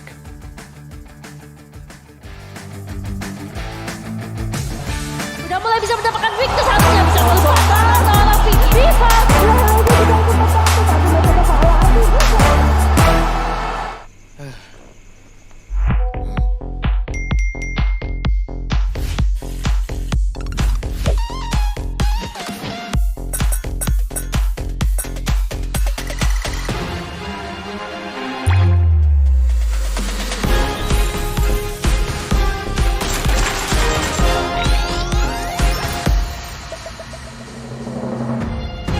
New skin ready.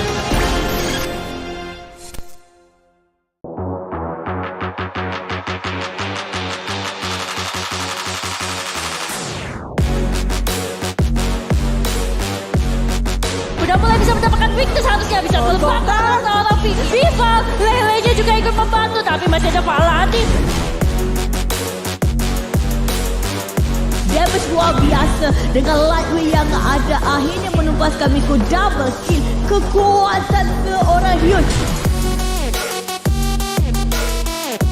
Dia bisa Miko datang dan tanggulan tipe. Tarian rangsa telah lagu keponya bergerak mencari Hyun. Hyun dalam bahaya. Kamay ng ating Tego Adjo, samantala din si Bibi papasok. Si Amorin naman doon sa bandang likod. Libreng-libre itilatag ang kanyang mga paniki, pero si Taro gusto papasok. Another inherited turret being taken down. Benjamin taking down. It was a good shot for the Savior. You can say they still keep struggling, but Rory has been killed by the Julian. As you can know, it was a very good goal. Look at that.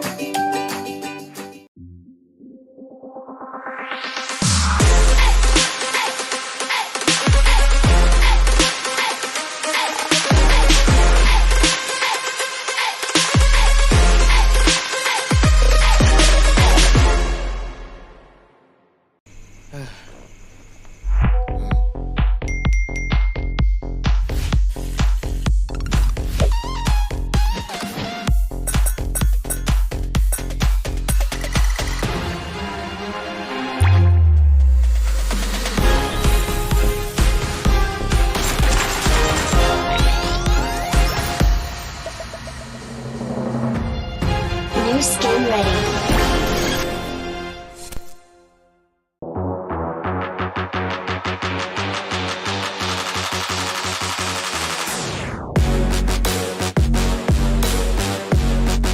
Udah mulai bisa mendapatkan victor, seharusnya bisa melepaskan tapi Viva Lele-nya juga ikut membantu, tapi masih ada Paladin. Damage luar biasa dengan lightweight yang ada, akhirnya menumpaskan Miko double kill. Kekuatan seorang huge. Dia bisa Miko datang dan tanggulan Vivo. Tarian rangsa telah lagu keponya bergerak mencari Hyo dalam bahaya. Samantala din si Bibi papasok. Si Amorin naman doon sa bandang likod. Libreng-libre inilatag ang kanyang mga paniki. Pero si Taro gusto papasok. Another inherited turret being taken down. The Master taking down. It was a good shot for the Savior. You can see they still keep struggling, but Rory has been killed by the Julian. As you can know, it was a very good call. Look at that.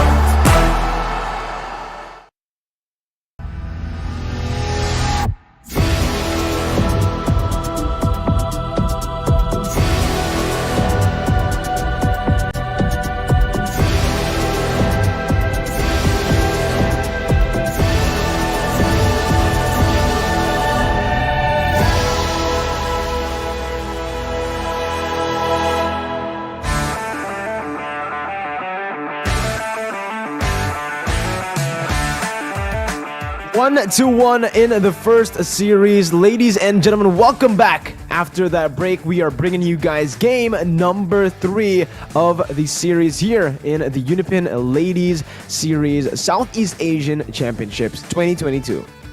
Yeah, I'm so excited for the third game today. What will happen? And like we say, this is a global ban where the ladies have to rack up their brains, have to think of what could they pick and what could they ban away, since with the global ban, the hero previously used on their stages can't be used towards the game. Absolutely. And just as a reminder for everybody back at home right now, today we are going to give away as many MLBB Diamonds plus cashback UniPin credits as possible. It's so easy to join. All you need to do is log into your UniPin account and hurry up. Top up your MLBB, at least 50,000 at the link below. You guys can also scan the QR code just from the link in the description. Let's just log in and top up because you guys can get cashback, diamonds, everything will be sent when the live stream period ends each day. So don't forget to check on UniPin. And if you don't have a UniPin account, this is the time for you to register and get your daily rewards. Kung Fu Panda skin is still the event is still going on, and I got all 3 of the skins. Ooh. So you guys should do it too with the UniPin credits. It's so cool. The skins literally make you better players, man. Like especially the Link skin, because I feel much better with the new Link skin. Yeah. So that's the 1-1 skin. Like for me, generally 1-1 Changi. Every time 1-1 Changi skins come out, I have to have them.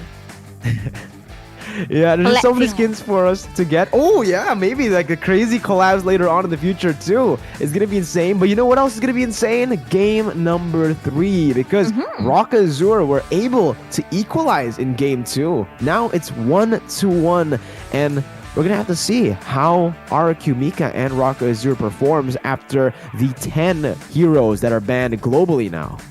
And of course, they also have to ban out. So it's a 15 ban going to be played on game number 3. And for Roca Azure, they have found their momentum back yet again.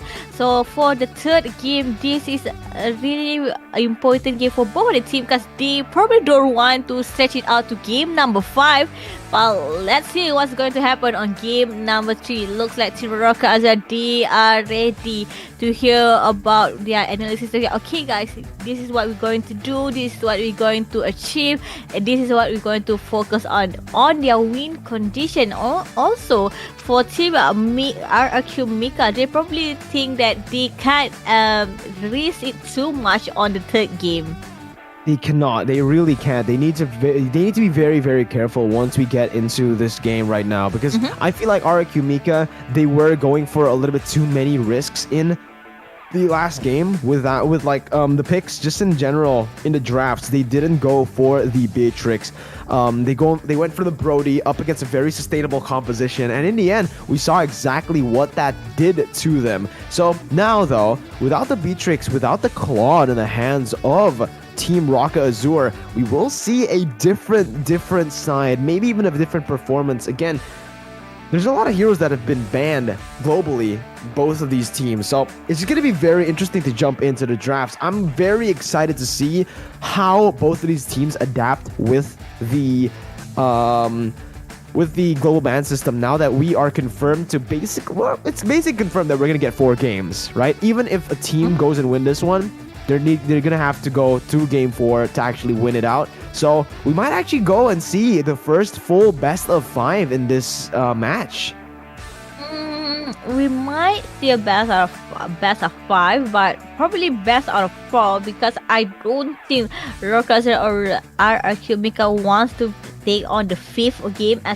But we know that if we carry on to the 5th game, every hero is open yet again, and this is it on game number 3 for the day between Roca Azure versus RRQ, where Roca is now on the blue side and RRQ on the red side. Franco yet again respected ban for Team RRQ Mika.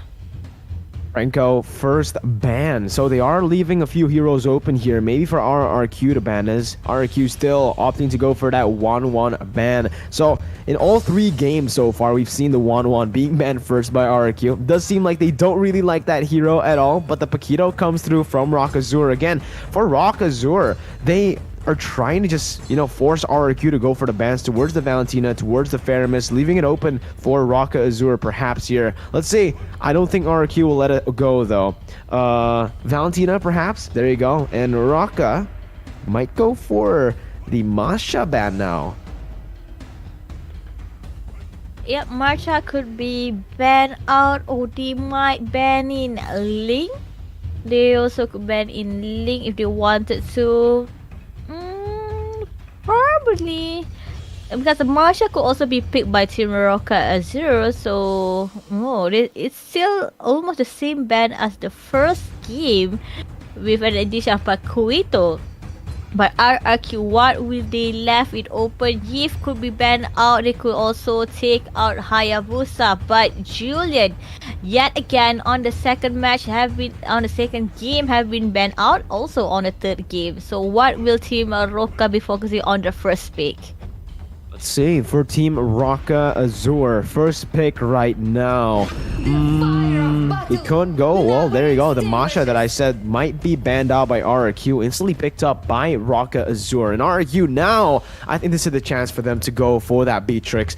Paquito has been banned, so they can't really go for the Paquito anymore, but they can actually go for... I don't know, Beatrix comboed into the Eve, I think, would be great, but they go for the Esmeralda instead, so it should be an Esmeralda Beatrix for RRQ, or Esmeralda Eve. Yeah, Eve is still wide open for them to use. They could also use Sicilian if they wanted for the mid lane. Or will they be focusing on their roamer jungler for Team RRQ? Looks like Koopa and Koopa have been picked. Maybe a Clint might be played by Team Roca. Clint might be the option, honestly. They might even go for a Brody this time around. They're up against a Popol and an Esmeralda. Brody does pretty well against both of these heroes. So let's see. Well, not the Esmeralda actually. He does well against the Popol. So for Raka, they can also go for the Eve here, which is a solid pick up against something like a Popol and Koopa. I don't think they want to give it open for the next phase for RRQ to pick. And they can actually also go for the Akai. So Akai is still open. They went for the Balman Jungle and Ling in the last 2 games. So going for the Akai would be a very, very good pick. Noticing that RRQ have picked it in the second game. They will not be able to pick it here. So it is the Eve. And will we see that Akai? It's a Mortis! So a Martis jungle? Or a Martis EXP lean? It might be a Martis jungle. I have seen Martis jungle before, but who knows? We have to wait until to the last second. And probably as a first pick by Team Roca, they don't want to let RRQ Mika taking on the Eve because Lilia have been played by RRQ and also Sicilian, so they want to close in the gate of the mid laner for Team RRQ. So RRQ, they really have getting lesser choice for their mid laner, especially on they have already used Luna, they already have been using Sicilian, Lilia. So but they don't mind Harit. It's a good pick, especially to fight off with a Martis. Is it going to be a Harit jungle? Yeah, that's the question right now. Harith mid, jungle, maybe perhaps even the gold lane, because Popol can be flexed too. We have seen Popol in the roam position. I don't know though. Right now, it is a very flexible draft for the side of RRQ Mika. Going for, obviously, the ban towards the Kufra. Noticing that, again, they have a Harith, a very heavy dash hero. They do not want that to be countered. They can leave the Phoveus open here because they already have the Esmeralda to counter that Phoveus. So, for the bans, Raka going instantly for that Ling respect ban towards Ashe. They go for the carry to... okay, that's a unique pick here. That's a unique ban coming in. They're just trying to narrow down the hero pool, I guess, from the side of Tetsuya, who has picked up the Beatrix and the Claude in the last 2 games.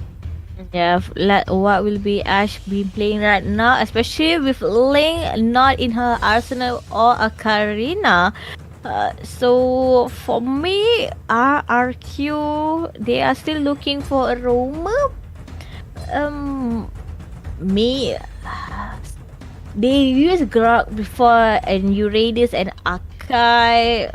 Maybe an Atlas might be coming in, but no Digi is actually been put towards a team RRQ. Even so, on the side of on the side of Team Roca, there's not actually a lot of CC being played by Team Roca. It's very, very interesting. Now that they have a Diggy, I guess without the CC, sure, Raka Azure doesn't have a lot of CC, but what they do have is a lot of utility with that real world manipulation. If the real world manipulation is popped up, the Eve will actually have that. If the Eve has Ice Queen 1, there's a lot of utility to be placed on the team and a lot of slows on the Harith. Now with the Diggy, it does provide that escape and that maneuverability for the Harith to make plays across the map and across the team fight. So let's see, but right now it does seem like RQ are still lacking a damage source that can really, stop this Masha. And Raka Azure goes for the Yisun Shin now in game 3 and the Mathilda. So man, there's just a lot of crazy picks, and it does seem as it might be the Martis in the gold lane here and the Yisun Shin in the jungle, as RQ will try to lock down their final hero. They need someone in the jungle, or I don't know if it's in the jungle or in the mid lane. It really depends on where the Harith is going. They can go for I think going for the Harith mid would be a better choice here. Jungle, I don't know, going up against this composition, you might want to go for an assassin because you want to dive that back line. I think it's better if they took on Roger, especially with Lycan Pounce that could take on Yusushin in the back line. We know that Yusushin is somewhere else like Hade. Is very the hero itself very movable, but no, RRQ Mika said it's okay. Hanzo is here to play. They show their hands on the first day and they're showing again on the 4th day. Wow. The Hanzo. Again, alright, a comfort pick for Ash.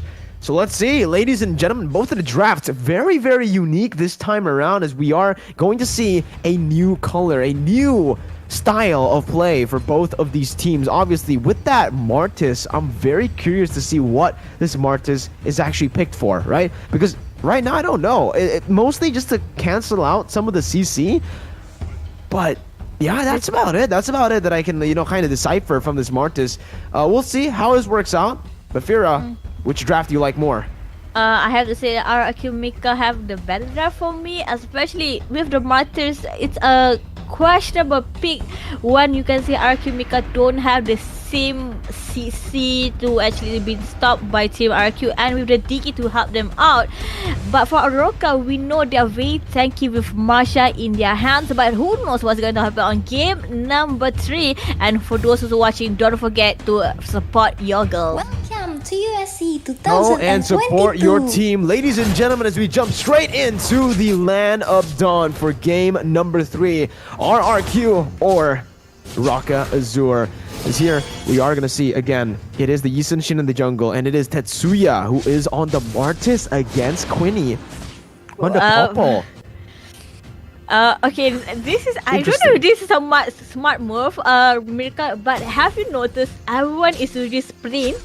Maybe to run away from Asashi whenever he pop on real manipulation with the Ice Queen 1, and also probably from Saiga and Daiki. So I think this is a smart play by Arkimika, focusing on the emblem. Daiki almost getting hit, almost died for the first blood, but have been saved.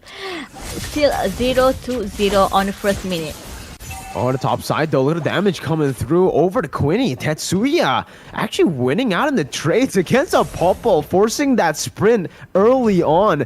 This is impressive. Again, we have never seen, I have never seen a Martis in the gold lane, especially up against something like a Popple. I don't know, man. I didn't expect this to work, but so far it is. Look, they're able to take so much gold out of that turret in that top side, getting a whole lot for Seijuro and for Tetsuya. But NG comes in with Ash as well. They're looking for some kills here. Tetsuya is still able to dash out, getting to safety. Hanzo coming in onto Seijuro, but the damage will certainly not be enough for now. Tetsuya dealing out back the damage on to the Hanzo, and Ash will be forced to back away. But Tetsuya staying. This might be a kill for the Popo. Tetsuya, I think it's too aggressive. She have to back away. Tetsuya move away right now, but on the bottom, Lily Pink is actually trying to put on a fight to Daiki, but Daiki is a Marsha. It's not a good pick because Team Roca, they are going to focusing on the first yet again.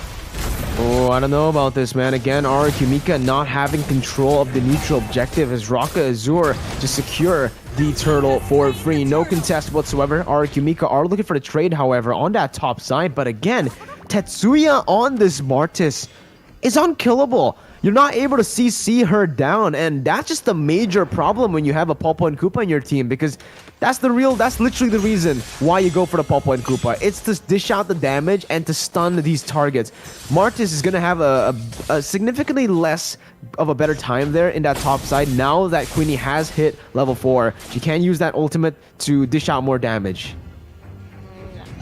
Like 3v2 right now. Team RRQ they are in a little bit of real motivation have been popped open with a circling in the body. They're back coming in with a Tatsuya, but backs away. RRQ coming. AG took out the first blood, a little too close to comfort for Team RRQ while Zamafort have to be popped open, not having the second kill, and Roca Azure probably extended that team fight.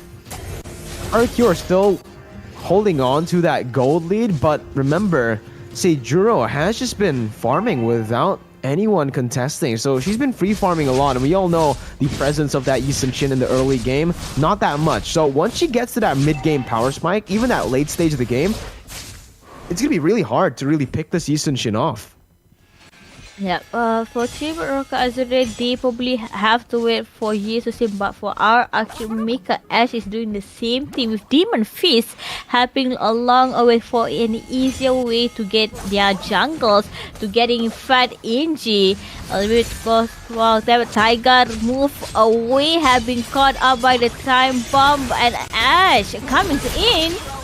Ooh, Ash coming in all the way under the real world manipulation as that's a Zaman Force popped as well. Both teams disengaging, but again, it's RRQ who find the gold lead, who find a kill lead. Now it's still Tetsuya jumping in for more damage as Atsushi comes in to help her out. Turtle number 2 spawning in, as you can see from the turtle cam, as Ash is trying to go for that counter jungle, trying to invade the enemy. As she goes in once again, Seijuro is going to be the target here, still able to dash away with the guiding wind, but it does seem like now RRQ will have pressure for the second turtle. Lele Pinkan setting up beautifully in that bottom side, clearing out the waves, cutting it for RRQ Mika. Yeah, but Daki is doing the same thing for Team RRQ Mika, while Roca Azure had to be a little bit careful. Ash took out Atsushi in the back, have been fought by Daiki, but sadly Daiki could not have the kill on the bottom lane. The enemy is rushing in. Lily Pink who is going to be taken out, but Angie comes into her. Seijiro is in trouble. Seijiro almost have been hit, but Daiki is the one that have been hit. Looks like a 0-4, and RRQ Mika finally is going to took on an objective. Yeah, the neutral objectives have just been very, very difficult to take for RRQ Mika since game number 2. But here, they finally get control back of that bottom side, getting the setup better this time around for the neutral objective take. And it does seem like they are going to be playing around the bottom side. So they're making Queenie play that weak side of the map. As Ash picks the turret up, they might now shift focus onto that top side, as the Yi Sun-shin as well has rotated up here. Tetsuya's been taken low, but they might actually be looking for a dive with the real world manipulation popped in. Queenie still able to run away with the sprint for now. That's going to be the turret targeted away by Raka Azure, but Geogoi coming in here. She has the Zaman Force. She is going to pop it just here as she jumps in all the way onto 3 members. No damage just as he, but the falling Star Moon actually finds 3 members. Lily Pinkan able to find that kill onto Tetsuya as NG is just there to provide some poke, opening up space for RRQ Mika, the rest of the team, to go and take that turret up top. Yeah, RQ Mika capitalizing on what happened on the top lane, especially even though the turret have been took off by Team Roka, they did the same thing towards their teammate, and this is going to give them a little bit more chance for Team RQ Mika. Nil to fight Roka, so they have to be a little bit more careful, and they could not force a team fight, or else they would be flanking it really badly on the late game. Uh-oh, look at that. Ash jumping in again, zoning the other members away, and that's just her clone, so she can still go away. Tetsuya, though, putting the damage onto that mid lane there, but she will be caught in the bite, and Koopa, the stun from Quinny, as the backline will be targeted by the falling Star Moon on the side of Lele Pinkan, getting Atsushi, forcing that sprint out, and now Ash, look at Ash. She's looking for the flanks once again. She just goes for the orange buff forward now, but as Amon forced in the mid lane, popped in by Geogoi, caught very low. She's still able to survive. She's still able to kite away from Daiki, and RRQ Mika are looking unstoppable in the second game. Just as I say it though, man, that Mountain Shocker capitalizing and punishing Geogoi.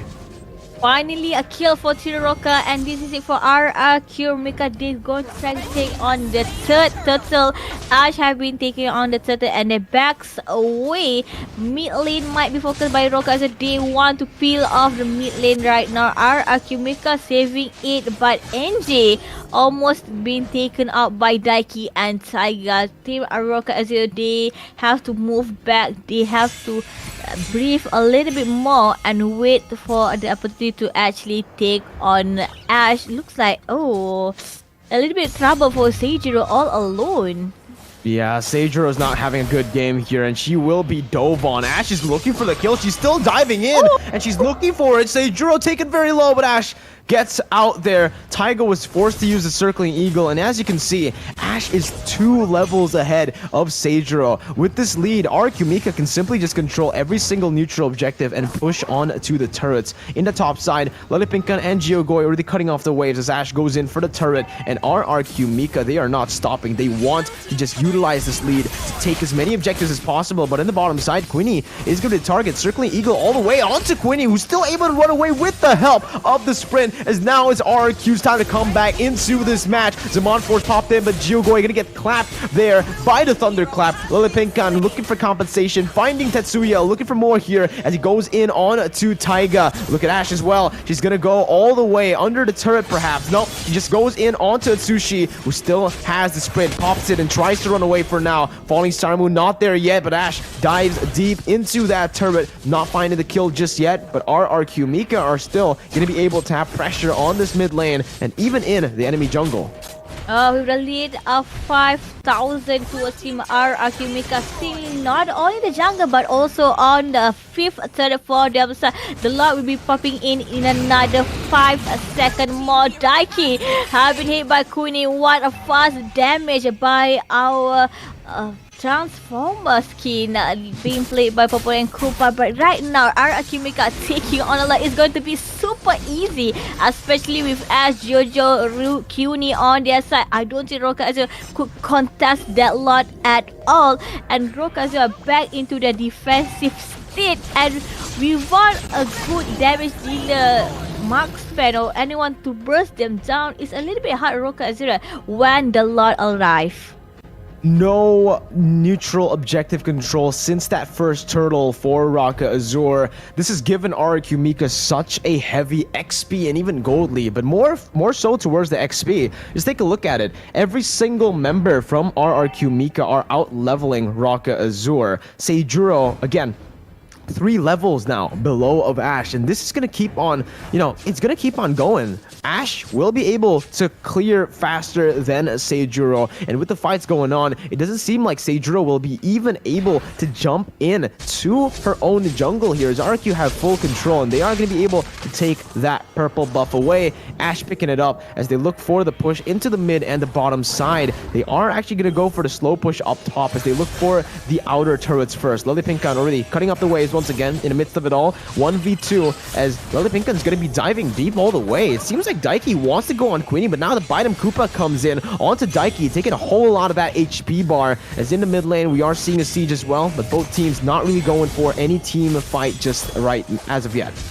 Yeah, because they're waiting for the Lord, and finally the Lord is coming in. Queenie took on a bot lane on the second lane, have been taken out by Team RRQ. Mika Lord is on the top lane. Lula split pushing by Team RRQ Mika, and it would still be a good defense move by Rock as well. Finally took off that Lord. None of the inhibitors have been pushed down.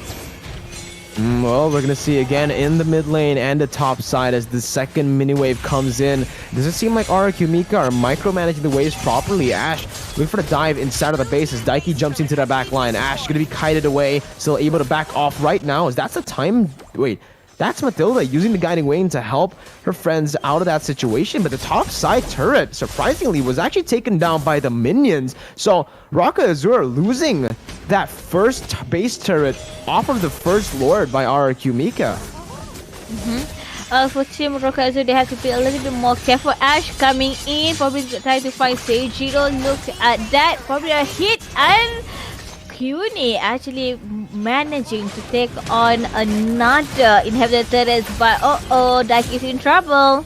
Oh, Queenie too. The time journey going to be popped there by NG as that's going to be Daiki falling down to the hands of Geogoi, who's going massive on the Zaman Force, taking every single person 1v5 as Ash now jumps in onto 3 members, dealing out the damage once again, but it's all just to bait for her team, who is able to pick up the turret. Now they're going to go all the way to the base, but in the back lines, look at the damage coming from Tetsuya with a nature pop by Queenie to defend herself from that damage, as that's a kill picked up by Geogoi onto Seijuro. Tetsuya looking for the kill. One more ultimate maybe there would have been enough to actually take MG down, but she wasn't in range to pop that ultimate, that execution, as now MG is taken low. Zaman Force once again popped in, and look at the damage coming in as that's the thunderclap by Daiki to take that kill out. Rail World Inflation to the back lines as Ash is able to cancel it out onto Atsushi, taking her very, very low, but still Atsushi is still able to survive. Once again, I think this is the third time journey of this team fight. Queenie taking the game to her hands and ending it here 2-1 for RRQ Mika. RRQ Mika executed perfectly, even though for us we could say it's hard, we've had it in their side, but that's okay because even though there is a Martis team, Roka Azure could not do anything on the third game just yet. Very interesting draft for Raka Azure, but it did not work out here in game number 3. They tried to risk it all, and in the end, they lost the game, and now it's match point for RRQ Mika. One more game to seal the deal for RRQ Mika, and for Raka Azure, they need to be able to come back here.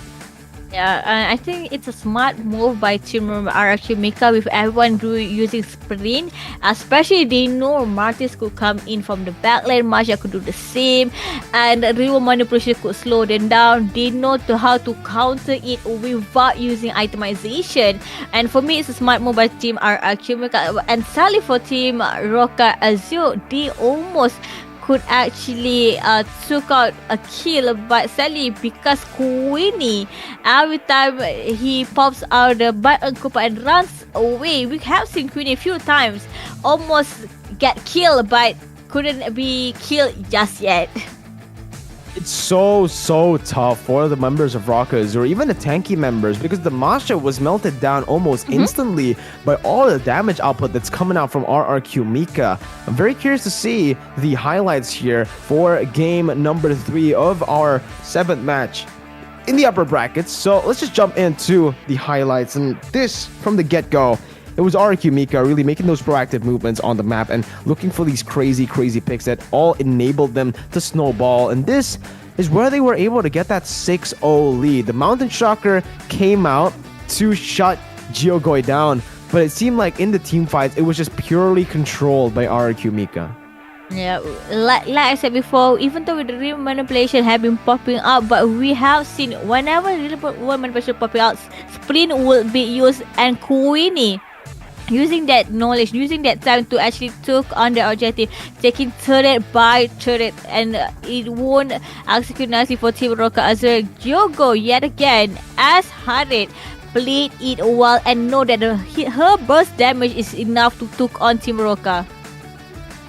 Here as well, in that final stage, it felt like the team fight went on for so long as they were able to take the fight again, back and forth. NG taken low, and yeah, Time Journey was used, I think, 3 times overall across the last fight. So the cooldown as well there, I'm pretty sure she had the no, she didn't even have the fleeting time. NG just, my god. Wow, the fight just went on for that long, I guess. But she is the MVP, your roamer, 1-0 and 10, dealing out so much damage, even though she went full tank. I think for Angie, probably where she put on the time bomb actually played a role, especially we've seen that the time bomb have been put in bushes, and also reverse time. Whenever Team Rocket tried to run away, they couldn't do it because of Angie, and probably that's why they wanted the Digi pick on the third game, and it was executed perfectly with Diogo bursting Team Rocket Azure down. And there you have it, ladies and gentlemen, for game number 3. It's RQ Mika who takes the victory. And now we have match points on our hands. This is the moment for RQ Mika to close it out. And it's also the moment where Rocket Azure needs to be very, very careful, because one more mistake, one more game is all RQ Mika needs to end this series. Rocket Azure, though, from their draft, it did feel very, very weird. As we, I think our reactions as well was kind of mixed towards that, towards the Martis that came out in the first phase of the draft. Picking that Martis up, and again, it did well in the early stage up against Quinny, but in that mid stage, when Quinny got level 4, it just did not work. I have to agree, just because we have seen Queenie being protected time and time again, because they know Tetsuya couldn't do anything. I think if Team Rocket took on the first turret on the early stages, it might reverse the decision, the gameplay on the third game, but sadly they couldn't do it, especially where there is no damage by Team Rocket Azure. You have seen Sejiro bleed of this have been pick up, but not enough to deal any damage. And RRQ AG, the MVP of the match, 1-0 10. The DigiPick play a huge role for their win on the third game. NG was definitely the MVP of this match, always getting that time journey in the perfect timing and always opening up the map really well with the time bombs, getting the reverse times clutch as well. Just so many little things that she was able to do that all clumped up and ended up with a victory for RRQ Mika. But next game, she won't be able to play that Diggy anymore, so that is it for the Diggy for NG.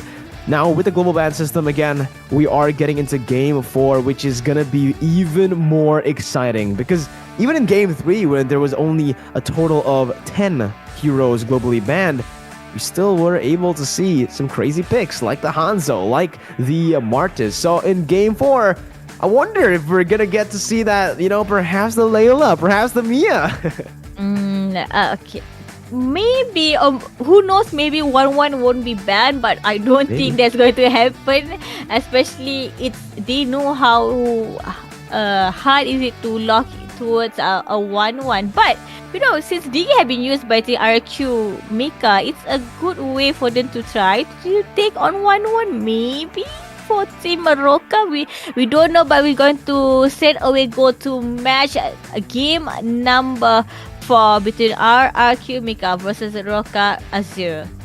I think this is the prime time for RQ Mika to go for that pick onto the Beatrix, right? We've seen that they have been hesitant on picking up that Beatrix in game 1 all the way to game 3.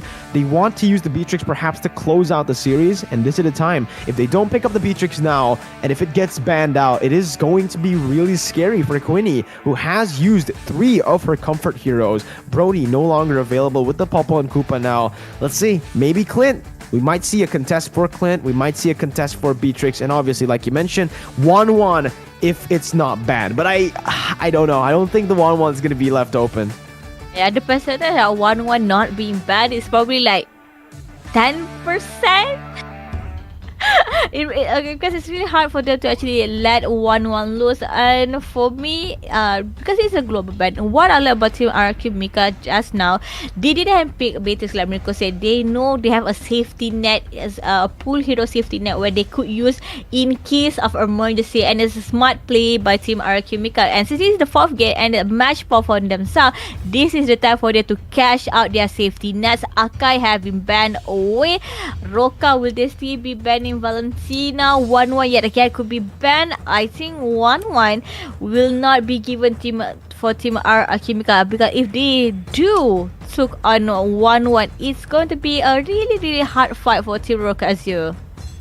It's going to be very, very tough. But I think now we might actually see RQ Mika leave the 1-1 open because they have taken blue side this time. So first pick potential for RQ Mika. No, never mind. They just don't like going up against the 1-1. 4 games in a row, we're seeing the ban from RRQ Mika. So now, knowing that the 1-1 has been banned, I think Roka Azure needs to adapt. They cannot go for just the Valentina Feramis ban anymore. I think they need to go for the Beatrix ban too, perhaps in that second phase. Because Quinny has been, has left this Beatrix open for the entire series. I'm pretty sure they want to secure that Beatrix here in the last game to wrap it up. And I think for Team Roka, Valentina again have been banned away. Yeah. Linear. Cecilia. Could be banned also, but Julian still won't be given teams for Team Roka. They know Julian will be a good mainer or jungler. Thus, no Julian for Team Roka. And now for Team Roka, the last ban before our Akumika took on their first pick.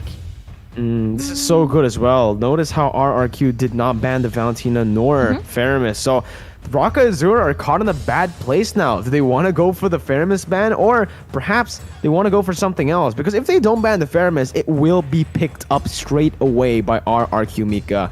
I think the wise decision is still to go for that Feramis ban.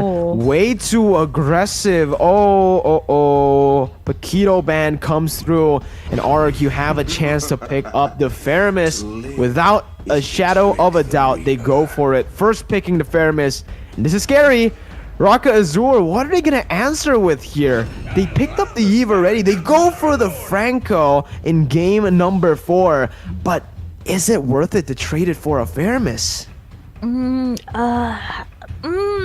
Quite hard for me, because we know Feramis with the Carl Ultra giving like a second chance, a second life towards our Akumika players, and we know how aggressive Team Akumika is. So with the second chance, they're probably like, if I'm going to die, let me kill you off first. Let's die together. It might happen. And finally, Xavier is going to be picked into Team Roka Azure, and probably might be a mid laner. Xavier is going to also be a goal laner. It's a flex pick by Team Roka. Oh, now it gives a chance over to RRQ to pick maybe a Ling here with the Beatrix. Going for that back line. It's going to be very, very important. Ling has been left open. A signature pick, and there you go. Beatrix, Ling. They're going for their full comfort picks here in the final game to wrap up the series. Up against the Xavier. Now, Xavier's going to have a tough time against this Ling. There's just going to be so much damage onto him. We're going to have to see again. Franco will have to play very defensively for this Xavier. And for the final pick, Roka Azure, what do they want to go for?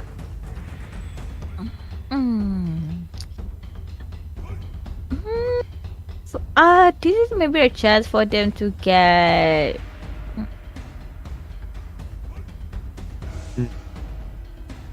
Popol. They can pick up the Popol.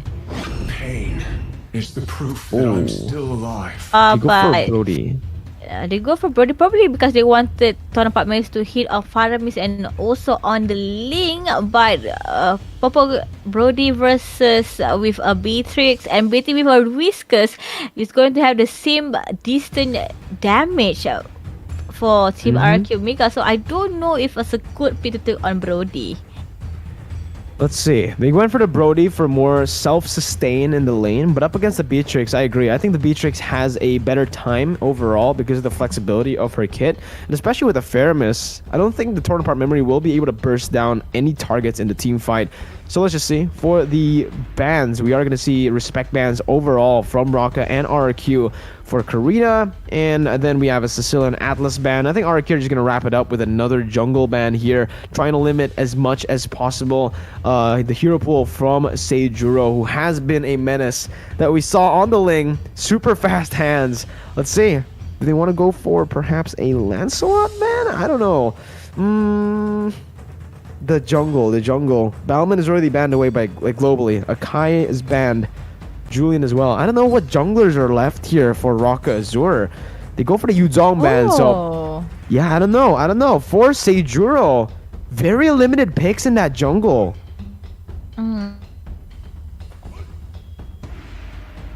Maybe if not, probably a Dyrod or a Tamus could also be picked by Team Roka. We have seen a fighter as a jungler, but no Faramis is the back lane for Team RQ Mika. So their jungler have to be someone who can actually force a team fight with Faramis.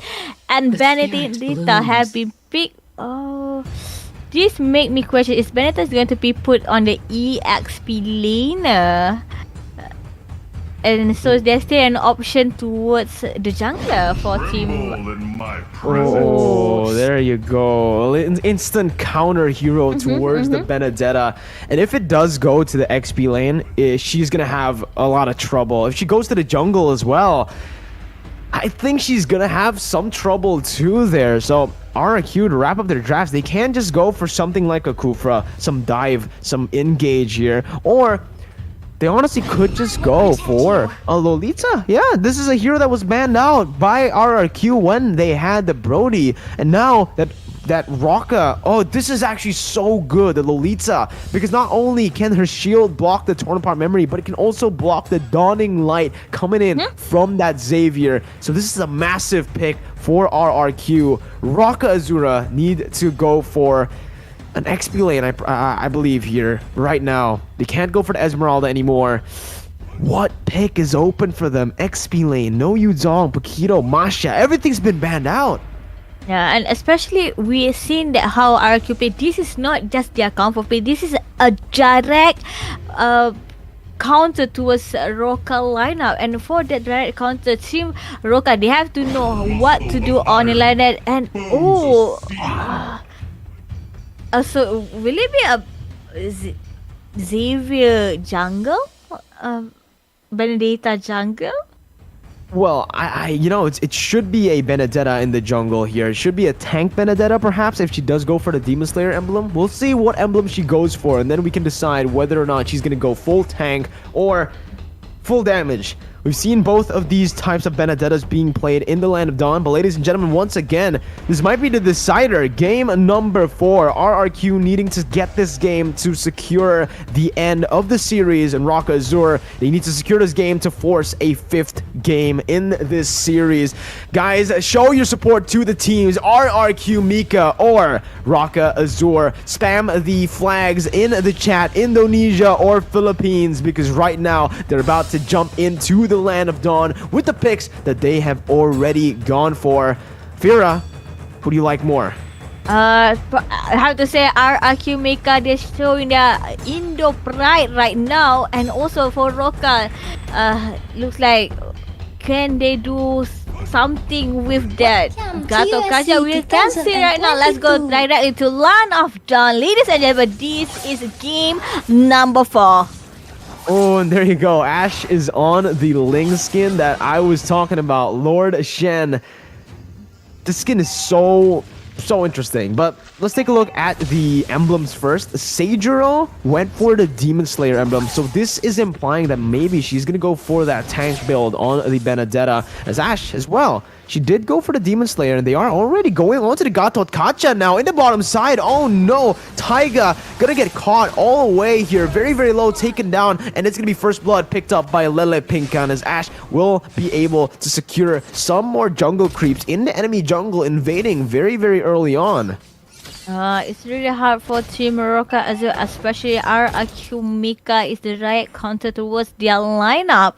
And EG showcasing the movement towards Team R Akumika. Daiki it's probably going to help on the gold lane because they need Brody burst damage or Atsushi for them to take on Akumika if Seijuro is going to be full tank. And fun fact here, Daiki is actually swapped with Taiga. The roamer in the past 3 games was Taiga, but now it's Daiki, and that's gonna be the hook. Actually not connecting, but they are putting some pressure on that top side as Tetsuya chunks that turret down pretty, getting a quarter of its HP, getting some gold in the mix, but it's still Akumika who are leading overall in this game. And the turtle is going to spawn right here in the 2nd minute of the game as Akumika will wait for the Ling to pick up the purple buff before they go for the contest, before they go for the secure. Seijuro though, he's looking for the steal on towards Ash, getting stunned up by NG. And just like that, Seijuro forced to use that eye for an eye.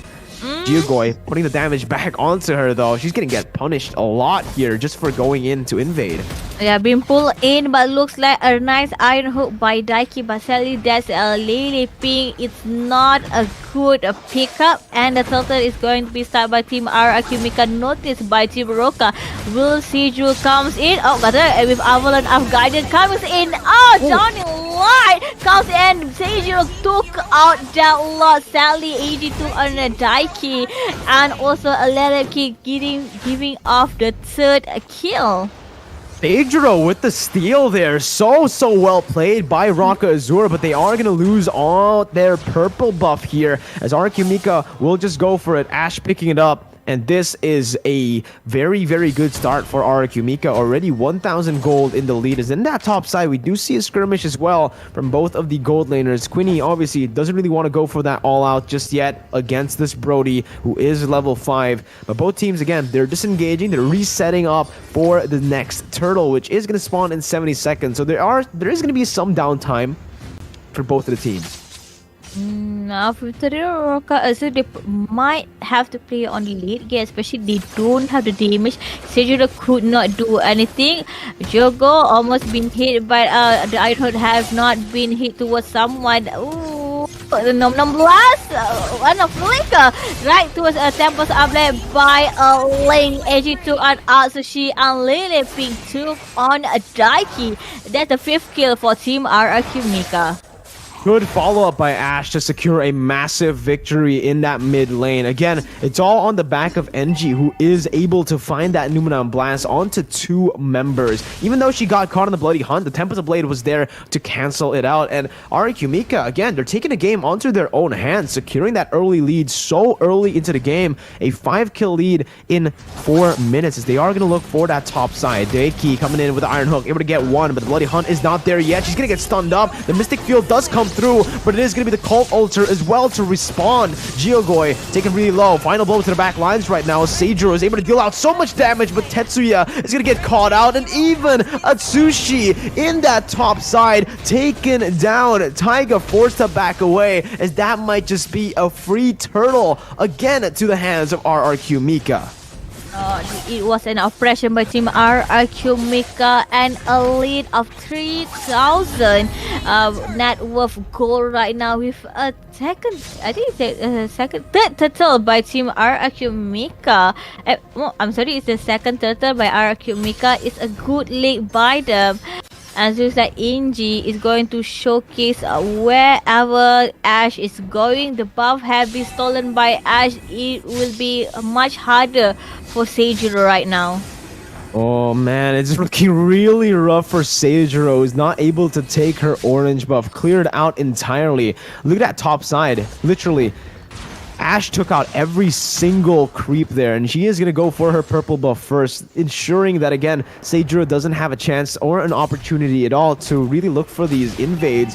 Daiki, though, going to get caught in again onto Geogoi, bringing her back with the Shadow Step, but in that top side, it does seem like they're going to go all the way for Tetsuya. He's going to get stunned up, and the damage comes through. Ashe with the Tempest of Blades coming in to finish her off, but it's not going to be enough here. Daiki finally falling, but the Flicker with a Do Not Blast catches Atsushi, who will be forced to use that sprint, but they buy enough time for that top side to be left open, and this might be it for Quinny. She's looking for a little bit more gold to secure that BOD, and it looks like this might be it. He might be able to secure the BOD right here after clearing the mid wave. I think it's easier for Team RQ Mika. Look at Queenie. BOD will be made by him. But what I have to focus where did know with NG is a direct counter. And with the normal blast is going to hit someone, but on the buff right now.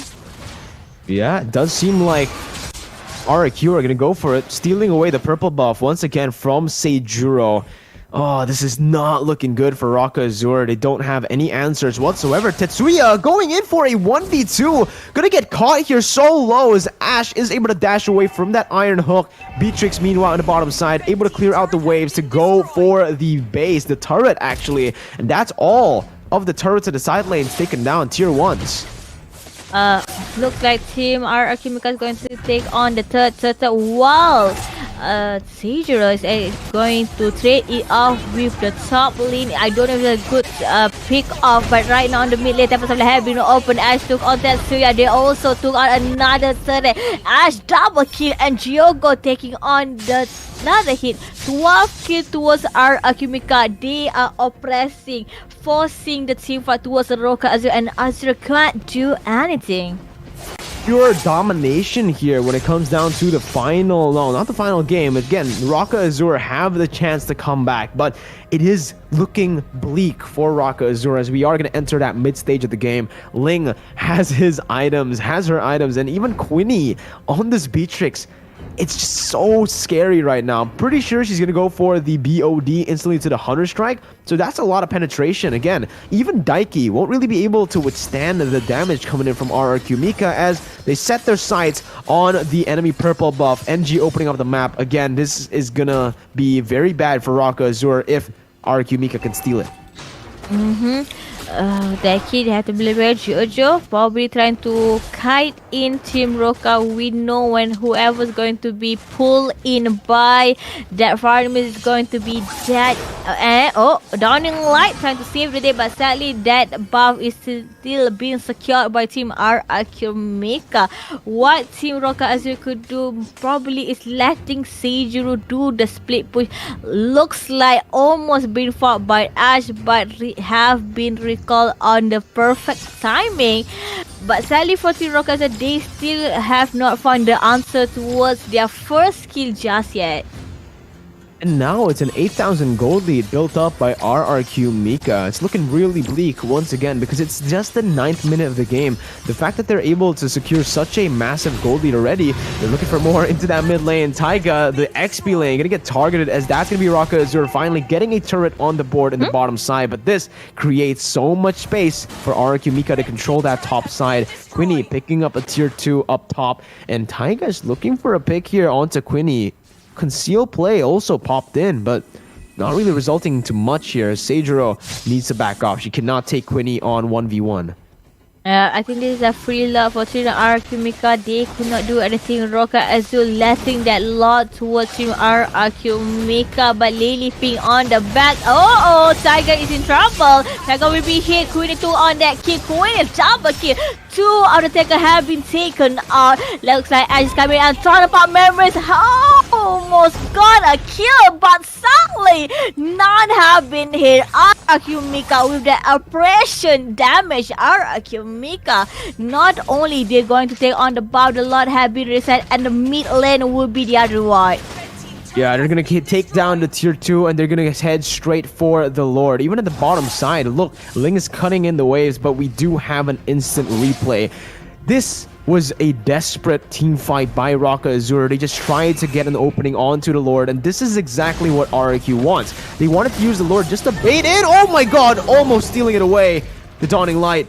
But RRQ Mika, again, they were able to use the Lord as a distraction to bait Raka Azur outside of the base, and it completely worked out. You can see, my god, the Beatrix getting those 3 items, BOD, Melfic Roar, and the Hunter Strike. And even for the Ling, Berserker's Fury, Windtalker, and Endless Battle, heading over for that final item, the Melfic Roar, that will be able to penetrate so much armor that Raka Azur have built. A lot on the mid lane, and also the bot lane will be taken right now, peeling on the second layer for Team RRQ Mika. A lot is trying to be hit by Daiki to move away from the turret with a nice defensive move by Team Raka Azur. Raka Azur sadly could not hit with anyone, and Iron Hood misses yet again for Daiki. And the Franco pick is really high, especially with hero that's easily move away and have a really high mover placement.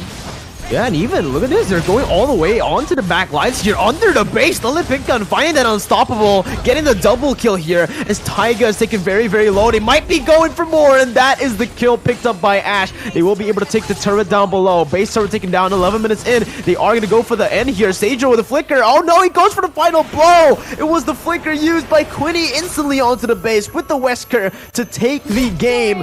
And man, it is a 3-1 RRQ Mika winning it here, moving on to the next stage.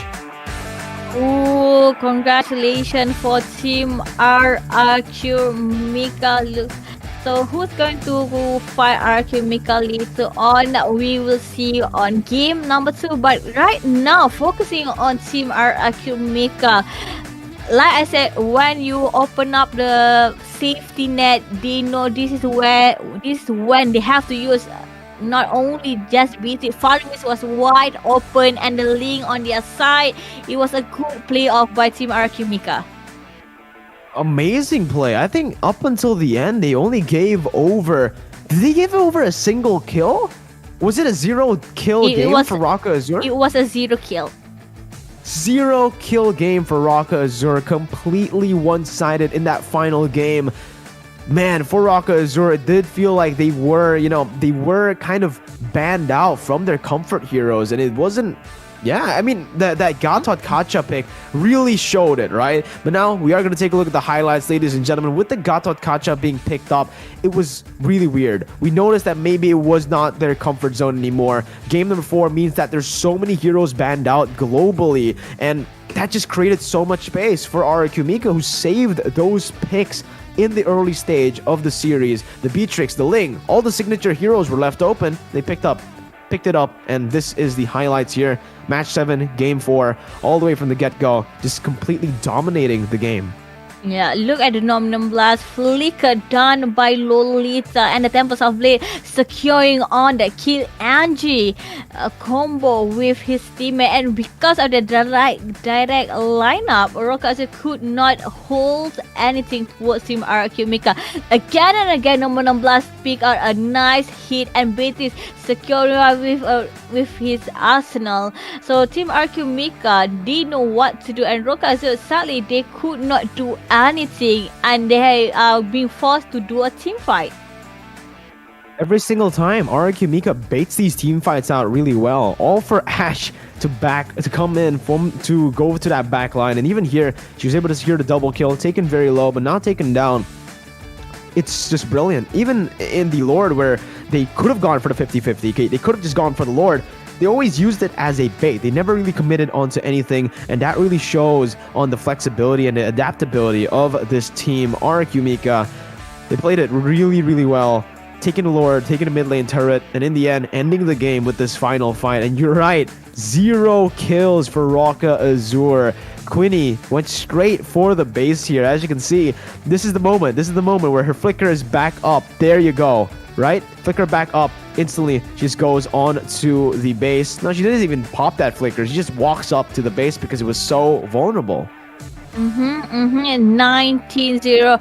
No eggs were cracked open by Chinroga as well. And look at the MVP Giojo. The farm is with a 14 assists, 4 kills, same as Ash, but with the fleeting time, the cooldown have been reset a little bit more faster for Team RRQ because it's easier to call auto to be cracked open and giving more chances for RRQ to come in and force a team fight.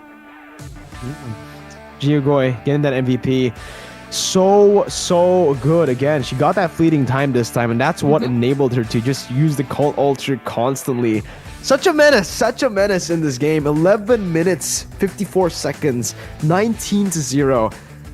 How much did they have? Like the gold lead in the end. I think it was at least 12,000 there.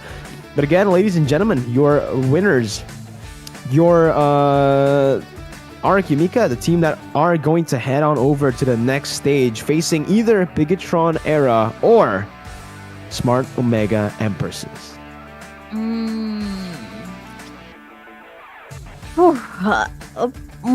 They might face a Bigatron later on, but who knows? Smart Omega will maybe try to dethrone Bigatron on the game match number 2 later on the day. But RRQ Diogo got the MVP with a farm is 4-0-14 assists.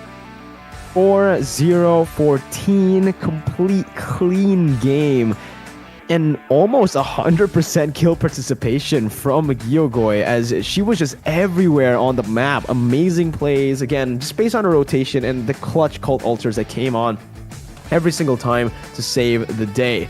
But, ladies and gentlemen, that's it for our first match. And Fira, we have a very good second match up for everybody. So you guys gotta chill. You guys gotta be patient with us because we will get to that match. But Fira, you know... What are your thoughts on the first match after that 3-1? Okay, for 3-1, I think for Team Rokazu, a risky move with the Martis pick, a risky move with the Gato Kacha pick. It maybe there's a risk move they want to make, but probably not worth it, especially knowing how RRQ Mika play. And RRQ Mika, they were smart enough to actually save some of their comfort pick towards the end of the game. Okay, this is where we're going to end it. We want to go to game number 5. This is why I save it for game number 4. It's smart for Beatrix Link to finally to come in with a farmist. We could say 3 strong heroes being picked up by Team RRQ Mika.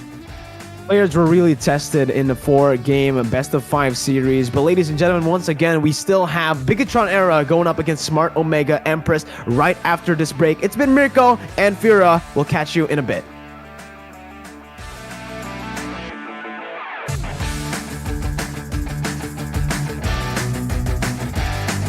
Sudah mulai bisa mendapatkan weakness, harusnya bisa melepaskan tapi bisa.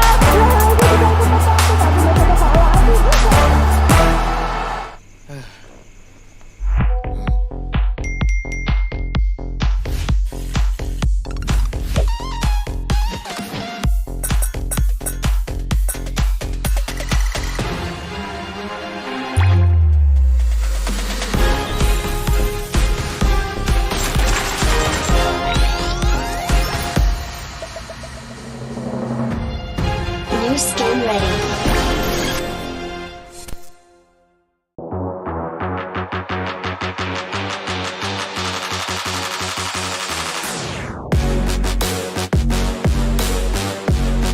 Sudah mulai bisa mendapatkan weakness, harusnya bisa melepaskan tapi bisa. Lele-nya juga ikut membantu, tapi masih ada Paladin. Damage luar biasa dengan lightweight yang ada akhirnya menumpaskan Miko double kill. Kekuatan seorang huge. Dan dia bisa Miko datang dan tanggulan tipe. Tarian rangsa telah lagu keponya bergerak mencari Hyo dalam bahaya. Kamay ng ating Tego Adjo samantala din si Bibi papasok. Si Amorin naman doon sa bandang likod. Libreng-libre inilatag ang kanyang mga paniki. Pero si Taro gusto papasok. Another inhibitor turret being taken down. The Master taking down. It was a good shot for the Savior. You can see they still keep struggling, Rory. but Rory has been killed by the Julian. As you can know, it was a very good call. Look at that.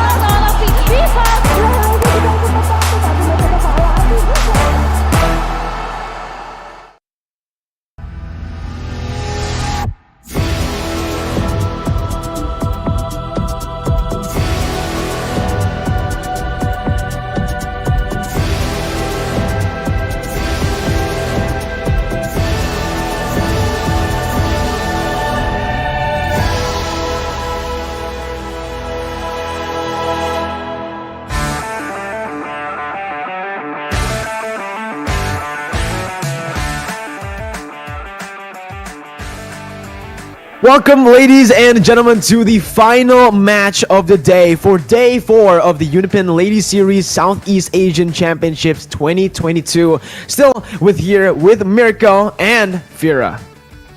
Welcome back, everyone, and this is still a Philippine Internet derby right now between Team Smart Omega Empress with also Bigaton. What will happen towards the game later on? But also, if you guys are still watching, don't forget to share and also support your team, because this is where who will fight with Team RRQ. Exactly. One team will go on to the finals of the upper brackets, and one team will go down to the lower brackets. Again, ladies and gentlemen, the UniPin Ladies Series Southeast Asian Championship 2022 is presented to you by UniPin, supported by Mobile Legends Bang Bang. We also have our media partners, Upstation, One Esports, Revival TV, Context ID, Dunya Games, GGWP, Esports ID, Game Buff, Game Zero, Indo Gamers, Journal Apps, Kincheer, and Go Philippines Esports. And for that, we have to focus on the second game today between Team Smart Omega versus Bigaton. Two champions have to fight it off towards the game. For Smart Omega, we have seen they played before on the UniPin series and also on the MWR. We know how strong they could be, and also the reversal could have been done by Bigaton era, because the giant that everyone else have to top off, and also the pressure is on for Bigaton era because they are on their winning streaks. Well, we're going to take a look at exactly what they have in store for us as we get into the team intros.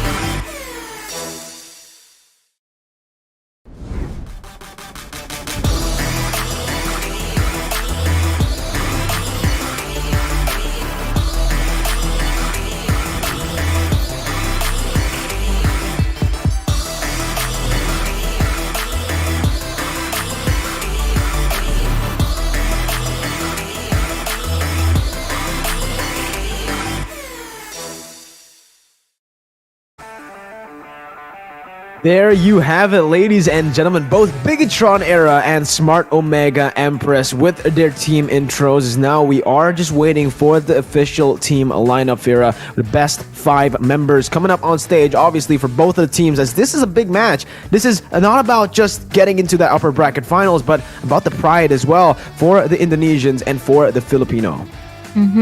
Of course, this is going to be, this is what we say, it's almost like the finals, but not yet. Reaching the finals between Smart Omega and also Team Bigatron. For the lineup, I know Fumi, but probably going to play today. Like this Smart Omega Empress, Amor, Phoebe, Keishi, Mirai, and Shinwa. Looks like their male lineup. We know Keishi is a good jungler with Phoebe on her side. So what is going to happen and what will they be played with? Keishi is also one of a good link player. This is the lineup, obviously, Smart Omega Empress, that were able to actually get a 3-0 victory up against their opponents yesterday, well, 2 days ago technically, against Rose Ophelia. So with the win against Rose Ophelia 3-0, and with Bigatron Era's win against Reborn, they certainly are going to come into this game fully prepared with their momentum. Here for Bigatron Era, Chell, Cine, Fumi, Vival, and Vivian. This is where we say the strongest team right now is Bigatron Era. So Smart Omega Empress, they have to play it well. They have to play it smart, especially if they want to get on the first point on the first game right now between Team Smart Omega Empress and Bigatron. Seems like both of the teams are ready here, as you can see, for Smart Omega Empress. They are certainly ready. Already going up, standing up to do a group cheer. Go, Mirko! The Omega cheer. I wonder what the cheer is, because I know what the MPL team is. It's Barangay Omega, right? But I don't know about the Smart Omega Empress. Maybe it's the same. Maybe. I think it might be the same. So let's go Omega. Fira's an Omega player then, yeah? Because she's doing the cheer too with the team.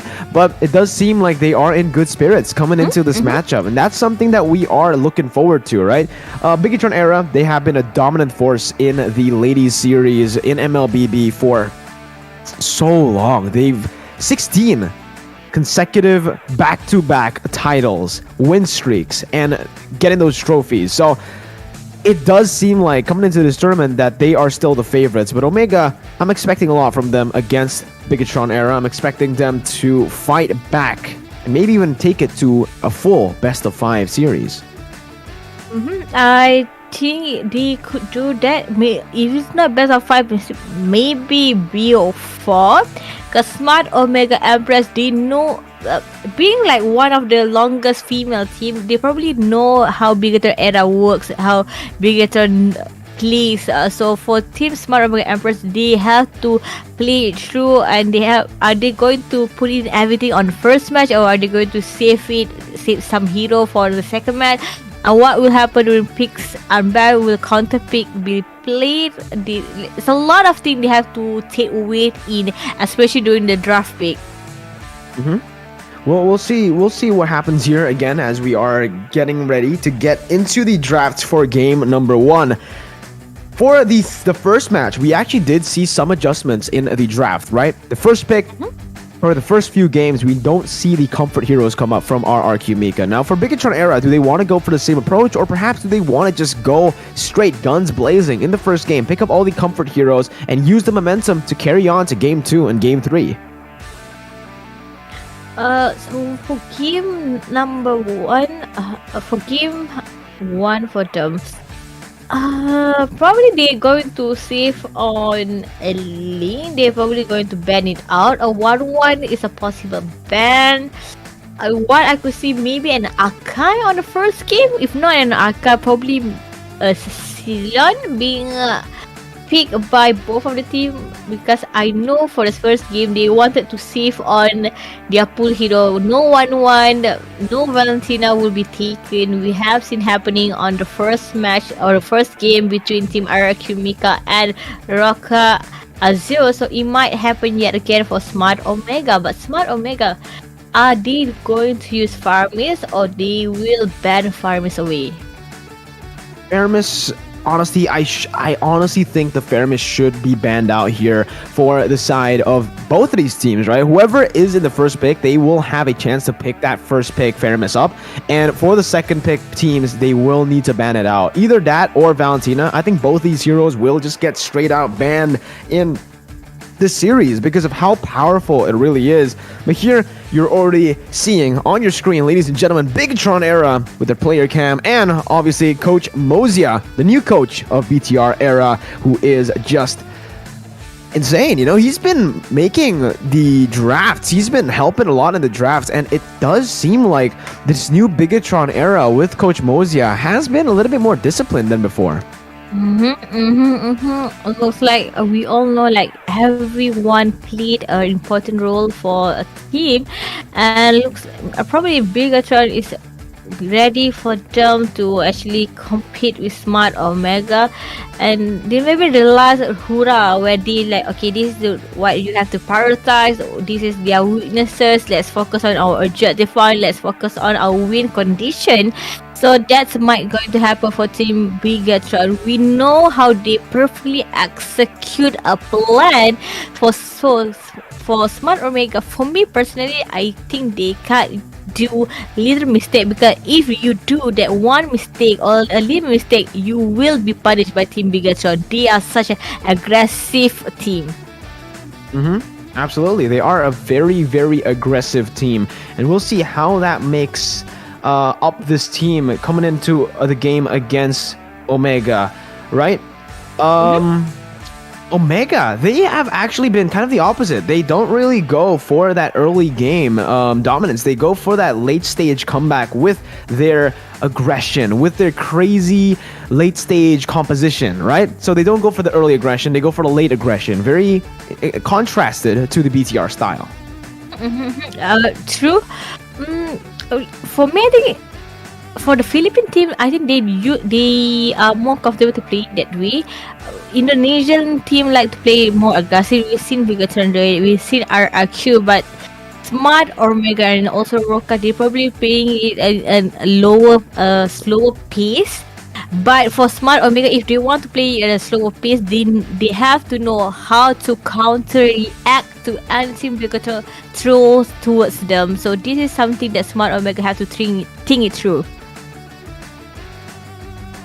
You're gonna have to think a lot of things through here, Fira, because in the draft, it does seem like both of these teams, with their coaches, have been really stellar. Like, they don't go for just random picks all across the board. They go for the right picks every single time, and the bans as well are so good because they've adapted to this global ban system really well. And I'm very interested to see who will take game number 1 here, because I think the momentum is going to play a very big factor in this series. If BTR wins, they are a team that are known to go for the sweeps, to go and take the victories by a landslide. So if they get game 1, Omega might be in for some trouble. True, that might happen to a team Smart Omega. I think Smart Omega, they definitely need game number 1, not only just for the point, it's also a booster for themselves, maybe a confident boost if they get the first match towards the hand. And if possible, they don't want their network gap or any gap to difference between team Bigaton and themselves. So for team Smart Omega, they probably have to play it smart by making sure their objective and making sure their win condition is not far away from team Bigatron, and making sure there's no mistake by their rotation or any of their execution. For Smart Omega, their first match is really important for them to help them give her a moral boost and a moral confidence for themselves to actually try for game number 2 or till game number 5. Let's see. Best of 5. We did see a few of those crazy picks come through with the Hanzo and even the Martis pick, which was very surprising in match number 1. So I am very curious to see whether or not Bigatron might just go for the same crazy picks here. We did see the Bruno in the first series they played, but here you go, the Bigatron chant as well. Bigatron program to win is their motto, and they are definitely going to go look for that win to secure that upper bracket position for this team, getting closer to the 17 consecutive titles that they are looking for.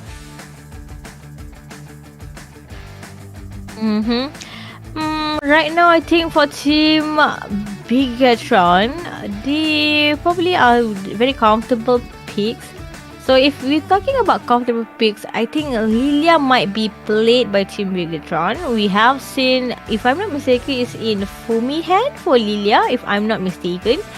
He is an aggressive Lilia player, and also they are more focusing towards their mid laner. So we might see that happen towards the draft pick later on. And for me, I'm hoping for team Bigatron try a unique pick, maybe a Cyclops. Probably, but draft pick is finally on. What's the first ban? For me, 1-1 might be the first ban for team Smart Omega. I think BTR might be the ones to be forced to ban out this 1-1 because Omega have the first pick. I think we will see some differences though. Maybe they go for the Masha first here. Just reading BTR out whether or not BTR wants to go for that 1-1 ban. But here it is, ladies and gentlemen. Your draft pick for game number 1 of match 8, presented to you by Sandisk. As the Faramis will actually be the first ban from Omega. I actually thought that maybe they would have gone for the with Masha ban, forcing BTR to go for that Faramis, but no, they do not want to leave it a chance. They want to ban it straight out, and the Valentina responds instantly as well for BTR. So right now, 1-1 is still wide open for Team Smart Omega. They took out Natalia. That's we don't often see Natalia banned on the early stages, but maybe Smart Omega already have a composition in their mind. Hence why Natalia have been banned away. Brigaton, are they going to let Julian open or 1-1? Maybe it's much better for 1-1 to be banned so Julian could be picked and they could counter it. And yes, like I said, 1-1 will be taken out from the map. For Team Smart Omega, they might do the same thing. Julian is still wide open. Oh, Marsha to be taken off the picks. I think Akai could be a hero as well that is going to be targeted, that will be targeted by either Omega or Bigatron as we enter this final phase. But they go for the Fanny, respecting Vival on that Fanny. We know how much pressure she is able to buy with the Fanny on the hands of Vival for BTR. So BTR now with the final ban to end this draft up. Do they want to go for the Akai ban perhaps here, leaving the Julian open, or I think the best option is to just baby ban over to the Mage, a Eve ban, and secure the trade, the Akai for the Julian, or the Julian for the Akai? I think letting go Akai is better than letting go Julian, especially Julian is such a flex pick for them to be used by Team Smart Omega. But Marsha have been taken out. So right now, Smart Omega, are you going to give Akai towards Bigatron or are you going to give Julian towards them? So this is a smart play by Bigatron. Rather than banning it out, they are the ones going to be using it. Time and tide wait for And the no Beatrix one. actually comes out as the first pick for Smart Omega Empress. Wow, that's very interesting. Again, prioritizing the Beatrix over the Akai, over the Julian. But this, again, gives the opportunity over to BTR to pick up the Akai and the Julian in game number 1. Perhaps this is a strategy from the Smart Omega Empress team to just let BTR pick all the prio heroes in the first game and narrowing their hero pool down every single game. But let's see, because the Beatrix has been picked up, BTR will need to go for a response. I honestly think the Akai will be a pick, the prioritized pick here. There you go. And Julian, Paquito, Esmeralda. One of those three. More than a weapon. I think it's a smart move for Julian to be picked because Esmeralda, I won't think Esmeralda will be picked right now because they could save Esmeralda on the second match. But Hellcat have been brought in by Team Smart Omega. Oh, another Hellcat player because on the MYSG team, only Team Reborn have I seen played with Hellcat. Team Rose of Lea would not play Hellcat. So this is a unique pick by Smart Omega.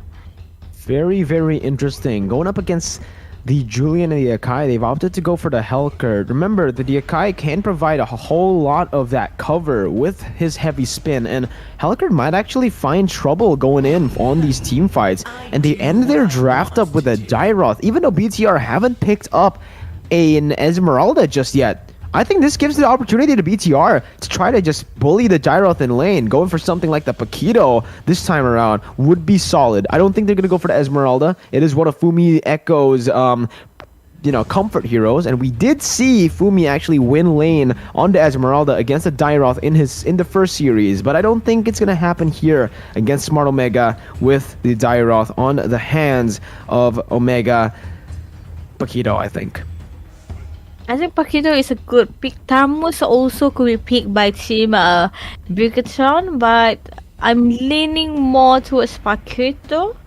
Oh, they will be focusing. Oh, we are both wrong where Hilda is being picked for Team Bigatron. Hilda versus with Dairo. What are your thoughts, Miko? I like it. I like the Hilda pick. This is brilliant, actually. I forgot completely about the Hilda pick, but Omega have drafted themselves an assassin in the jungle. An assassin that doesn't really clear as fast as an Akai. So bringing in the Hilda is going to be massive because the Hilda can actually create so much space going in and invading the enemy team. Omega's going to have a hard time in that jungle if they don't pick up a roamer that can really withstand and maybe even dish out the same amount of damage that the Hilda does. And that's exactly what BTR are doing now. They got the Hilda, they're banning out the Atlas, and they're probably going to ban out another roamer to limit the engage potential that Smart Omega are looking for. Yeah, right now I think for Team I think for Team Bigatron, it's smart for Hilda because of Hellcat. You know, with Dark Nightfall, they can't see, but Hilda, whenever her skill set alone could actually move toward Hellcat and crash down a huge burst damage to a Hellcat. So that's a good pick. Alice have been put away.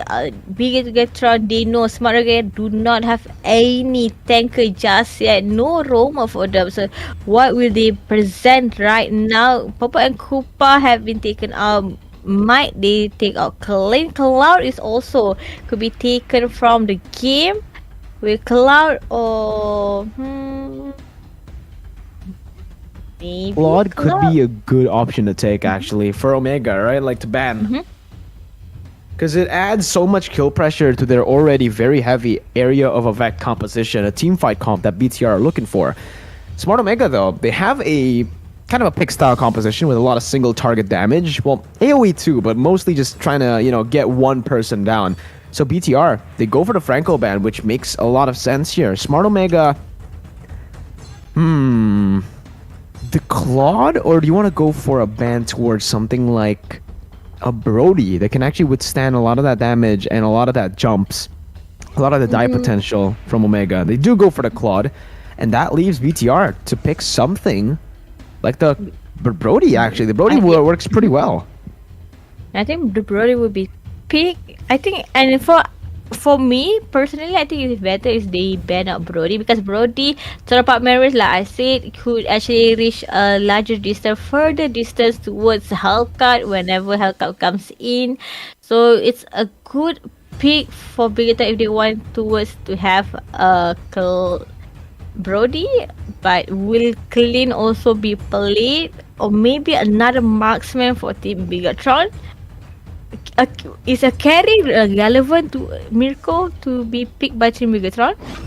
I don't think so. There's not a lot of tanky members just as of yet for Smart Omega. So BTR, whoa, they actually go for an export pick here, which is interesting because I don't know where this is going. Is it a jungler? I don't know. I don't think it's gonna be a jungler. XP lane Xborg, mid lane Julian, I think. Is it going to be a gold lane Xbox? Oh, I don't think so. If Julian is the mid lane, and then Akai is going to be the jungle, is Hilda the roamer? Yeah, Hilda's definitely going to be the roamer here, just trying to invade the enemy team as much as possible.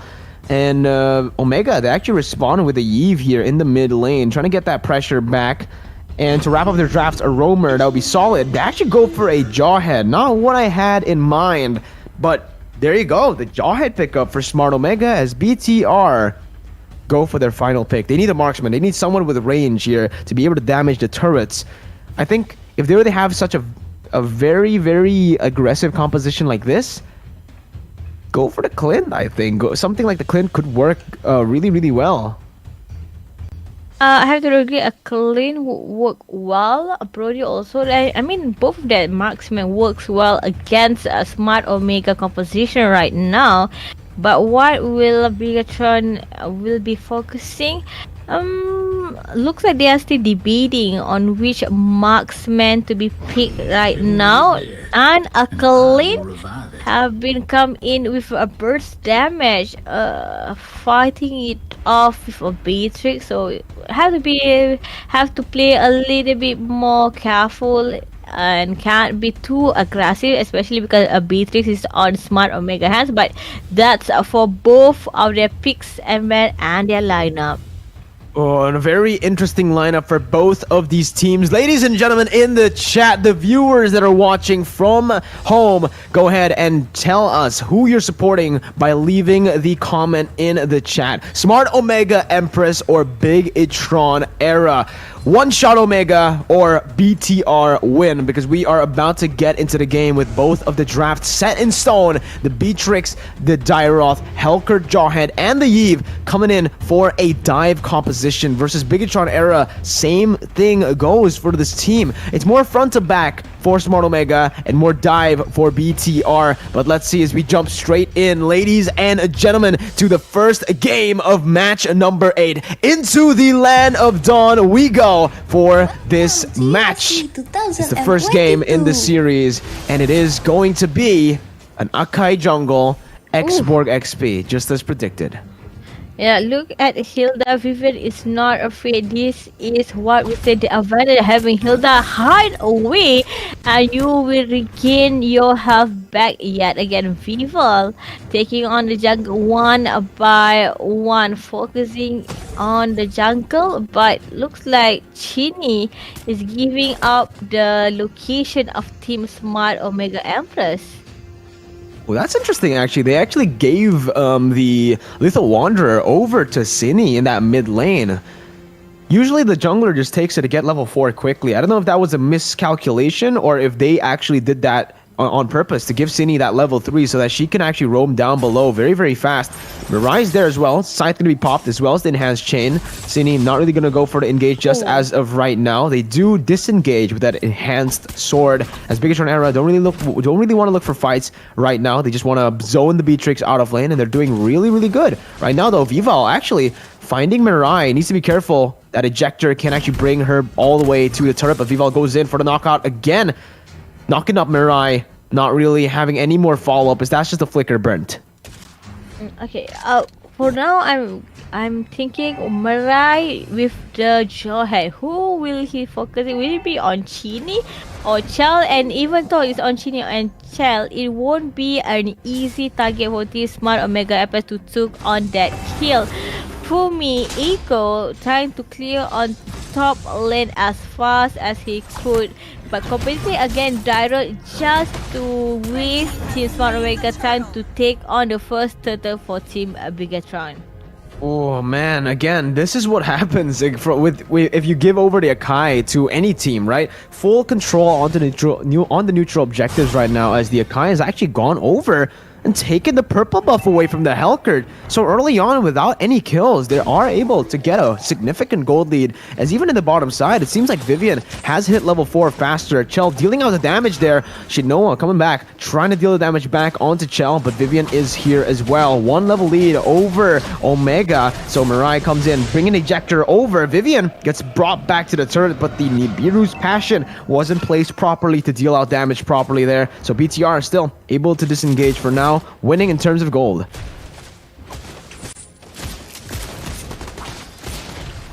Uh-oh, I think you might be muted, Fira.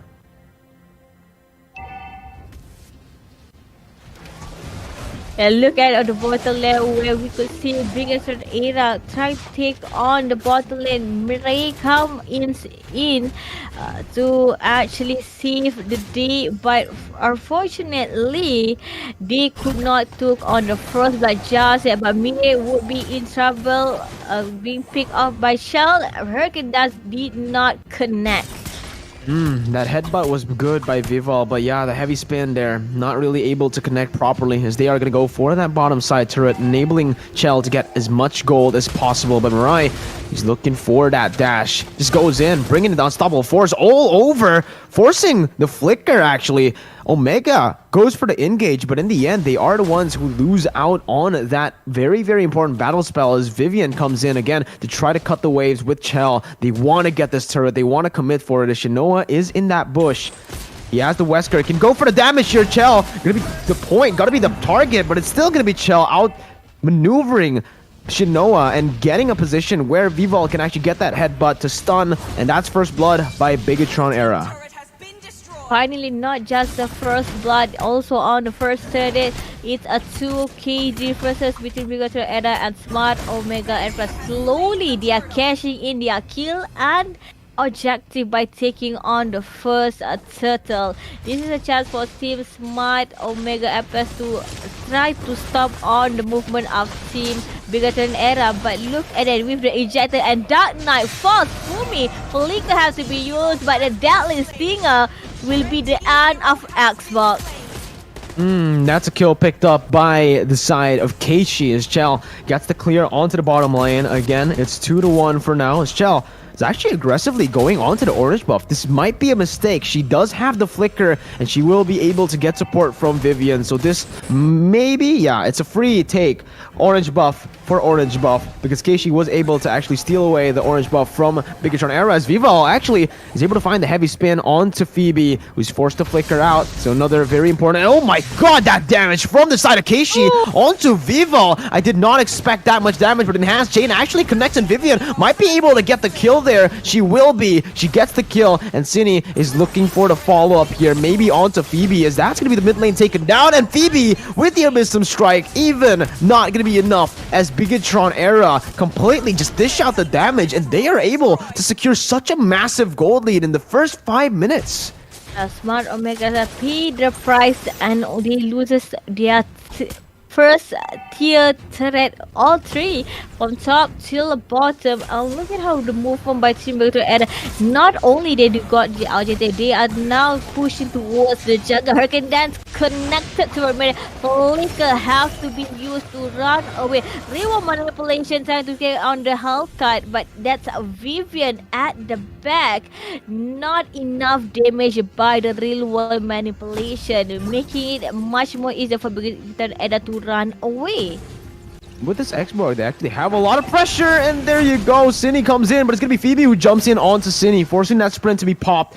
A very good disengage by Smart Omega, but look at that top side. The jaw hit is low, and they might be able to go for this right now as Vival and Vivian have gone in. That's the headbutt to cancel out the conceal, and the kill over to Vival as they pick up the tier 2 in the 6th minute of the game. Chell, gonna get caught, but still able to dash out for now. No real follow-up, and it's the third turtle for free again for BTR.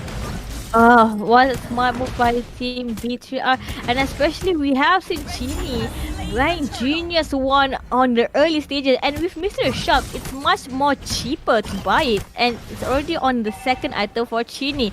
Blade armor for Via to deflect any damages by Smart Omega Empress. Look at the itemization right now. Like I said, Chini already have a really nice Genius one, and we have seen where Team Bigatron Era move in really fast towards the game.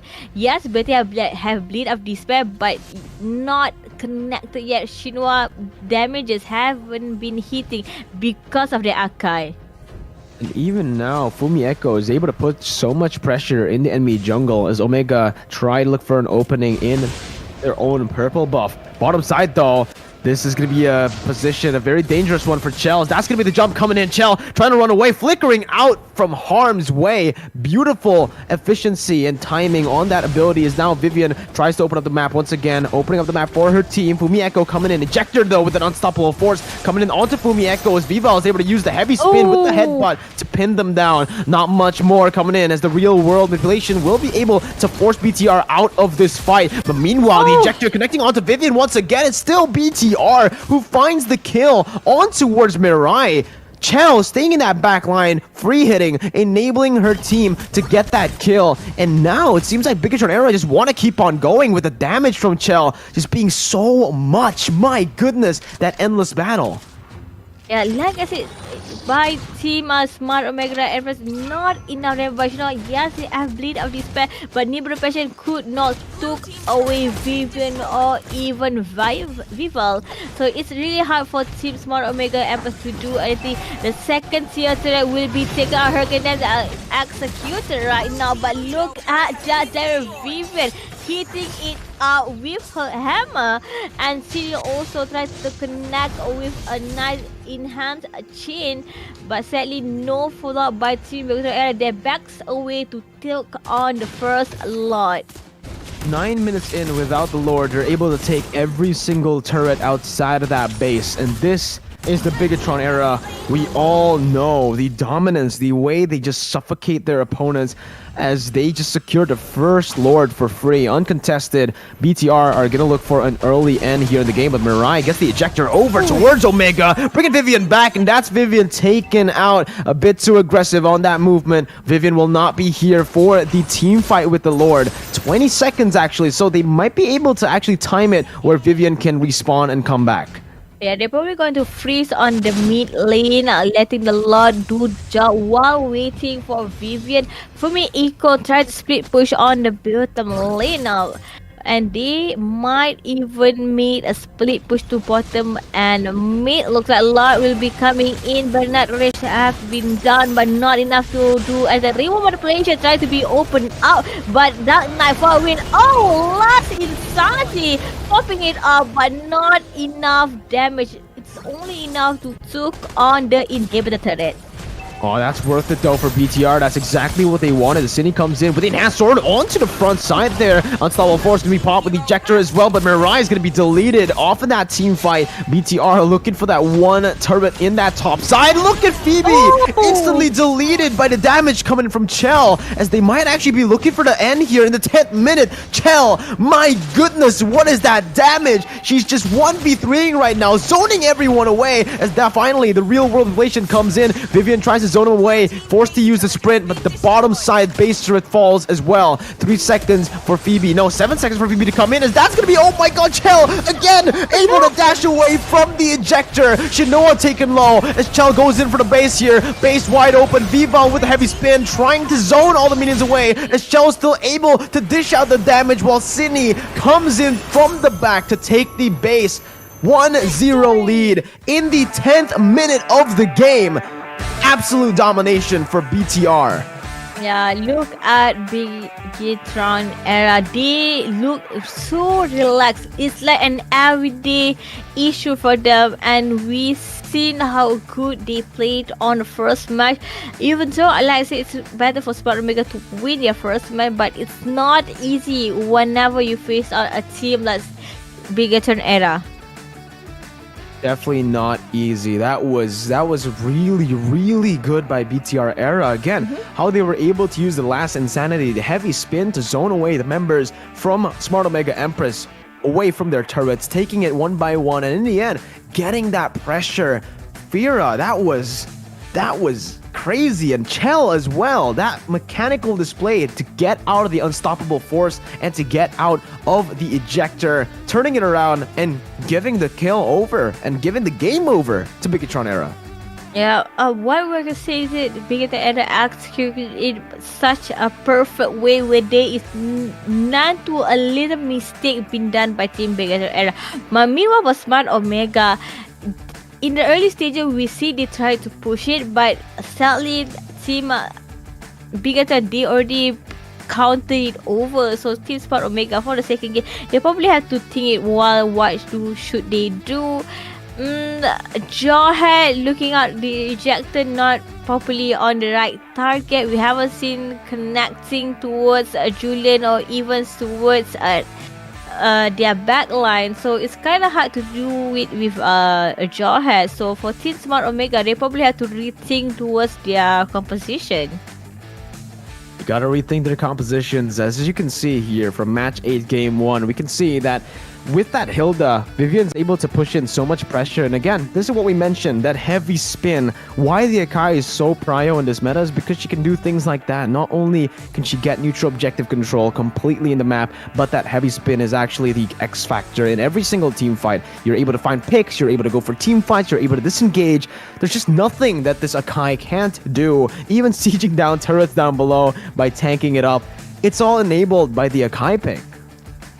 For now, I think for Team Smart Omega Empress, they could not even try to slow down the pace of Bigetron era. It's quite hard considering they are playing with Hellcat, and even though Hellcat is a bursty damage, but it's not enough to burst down Team Bigetron era. 11 kills we did that with Chell 504, no death in his hand, same as with Chini and Rival. Blade of Defense and Malefic Draw in his disposal, so that's a lot of damage being brought up by Chell. Amazing performance by BTR in the first game. Even though 3 kills were given over, it was only Fumi Echo and Vivian who fell in the game, right? 2 deaths on Vivian, 1 death on Fumi Echo, so that was worth it completely. The frontliners taken 100% of the deaths of the team, and the kills put over onto the hands of Chell and Cine, who are able to carry the game so brilliantly.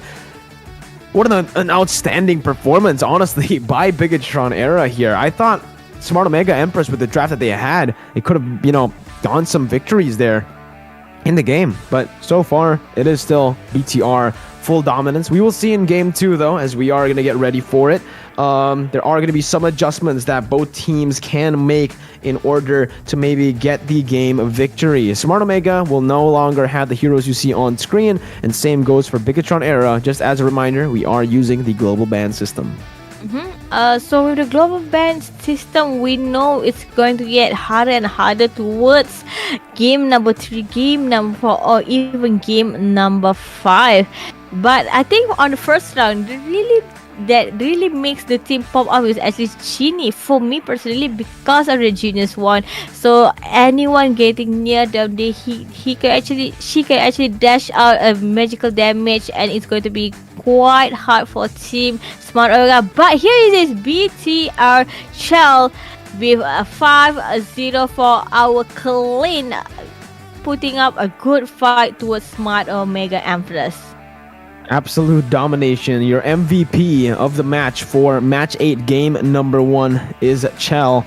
Absolutely lethal on Clint, but she will no longer have the chance to play Clint in this series, Fira. So that's a fun fact for you guys, everybody back at home. Maybe we will see the Beatrix over. Maybe we'll see the Bruno that we saw in the last series that they played. Bruno might be hard, but I think a carry might be taken for the second game. So if not carry, maybe a Popo and Koopa, who knows? Because with global ban, there's a lot of things that they have to put it in themselves. Are they ready to let it go of the hero? Are they ready to actually execute a not well-known hero, something they are not comfortable picking? So if the global ban, a lot are at stake between Team Smart Omega Empress and also Team Bigatron Era. There are a lot of heroes that are banned already, and the teams will have to adapt to it. The teams will have to prepare for it here as we enter the second game. Again, still preparing the draft for game number 2. What do you expect Smart Omega to actually improve from game number 1? Because I feel like, again, the problem wasn't about the draft. The problem was about the gameplay. Bigatron Era just have a way of getting that lead so early into the game, getting turrets and forcing these objective takes all across the map. I have to agree with Mirko, because how well Team Bigatron Era did, but for Team Smart Omega Empress, maybe they trying to put in a support later on game number 2. And I think for the execution, don't leave your damage dealer alone too many times. Is going to be the end of it if you leave them, because it's much more easier for Bigatron Era to punish you for it. And we have seen game number 1 happening towards Team Smart Omega. So on game number 2, I'm hoping Smart Omega would not let, or don't even try to make a small mistake. And probably if they're focusing on their objective more, they will be more aware towards where is Team Bigatron Era doing. Because if you see on the first game, Bigatron Era, okay, let's stay on the objective. Whenever someone is like kiting in someone else, everyone else are, okay, this is the objective. Let's take the turtle, let's take the lot. There's so many picks now for both of these teams to go and play. But yeah, I do agree with you, Fira. It's just very tough for the side of Smart Omega Empress here as we enter game number 2. They did go for their comfort picks too. They went for the Beatrix, they went for the Eve, the heroes that they found success on in the first series when they were able to 3-0 Rosophilia. So now again against BTR, they're gonna have to dig deep inside of their own hero pools. Bigatron as well. We'll see in the bans. Will we see perhaps another Valentina, a Faramis, perhaps like in match number 1? If this goes for, I don't know, looking at it right now, right, after game 1, it was a dominant victory for BTR. BTR have a chance to, again, be the queens of sweeps, right? Just go for a 3-0 perhaps in this game. Yep, looks like we're going to go into the graphic later on. I'm hoping maybe I don't think 1-1 could be played unless we go to game number 5. Who knows? But Maybe. for now, I think it's a permanent ban. 1-1 is a permanent ban, and Valentina is a permanent ban. And Faramis, all three just permanently banned. I don't think we're gonna see those three heroes at all in this tournament. Maybe. Well, we did see the Faramis actually. We did see the Faramis just now. But it did not work out. The Faramis was still able to get a victory, even though it was left open. So the counter that was prepared was definitely not enough.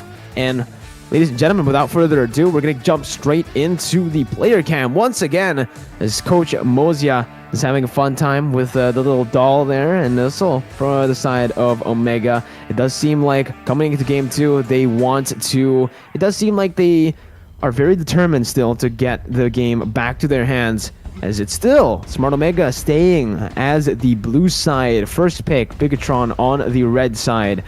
First ban coming in should be the Valentina, or perhaps just the 1-1 taken out.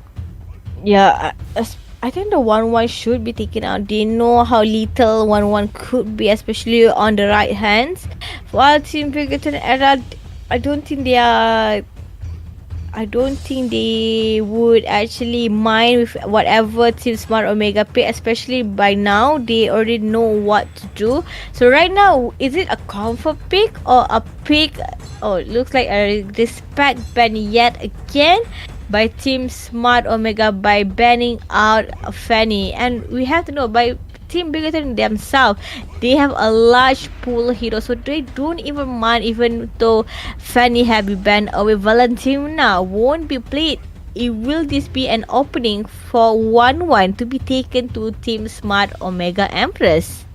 I don't think it's gonna be left out. I think they just went for the Fanny ban first, but I think they will go for the 1-1 ban very soon here. Either Smart Omega or BTR. Just leaving the 1-1 open is a bit too much to handle, right? But they do go for the same bans here, Natalia and Fanny. They're not going to ban the Akai away, and this is an opportunity for BTR actually to ban the Akai. Maybe they can go for the Akai ban now that they have picked it before, but they go for the Faramis instead, leaving that Akai up for grabs. They need to ban it, because if not, this is a very good pick for Smart Omega that they can go and pick in the second pick, right? They don't need to go for it in the first pick. They can just go for something like a 1-1. So Smart Omega with the final ban, I think don't ban the 1-1. Ban something else. Leave that 1-1 open for them to threaten BTR. Yeah, maybe ban a counter. Baits have been banned away. Looks like this might be our first 1-1 towards the game. But let's see first, because on game number 2, we haven't seen Bigaton like showcase their real talent, and 1-1 finally have been banned away with a Betis by the side. Maybe a Brody will be played today.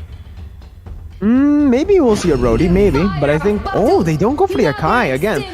This is a very smart pick. Why did they not go for the Akai first pick? Is because Akai has been globally banned for the side of BTR. So they don't need to prioritize that heavily. They go for the Masha that can still be contested. And now BTR, they have to respond. The Paquito has been left open. It's a hero that they can use here in game number 2. And they can also go for something like the Yves. They could just go for the Yves right here. Yves Paquito or Esmeralda Yves. Perhaps even Esmeralda Paquito, depending if they want to put that Paquito in the jungle. But they actually go for the carry early on because they notice that there's a Masha on the enemy team.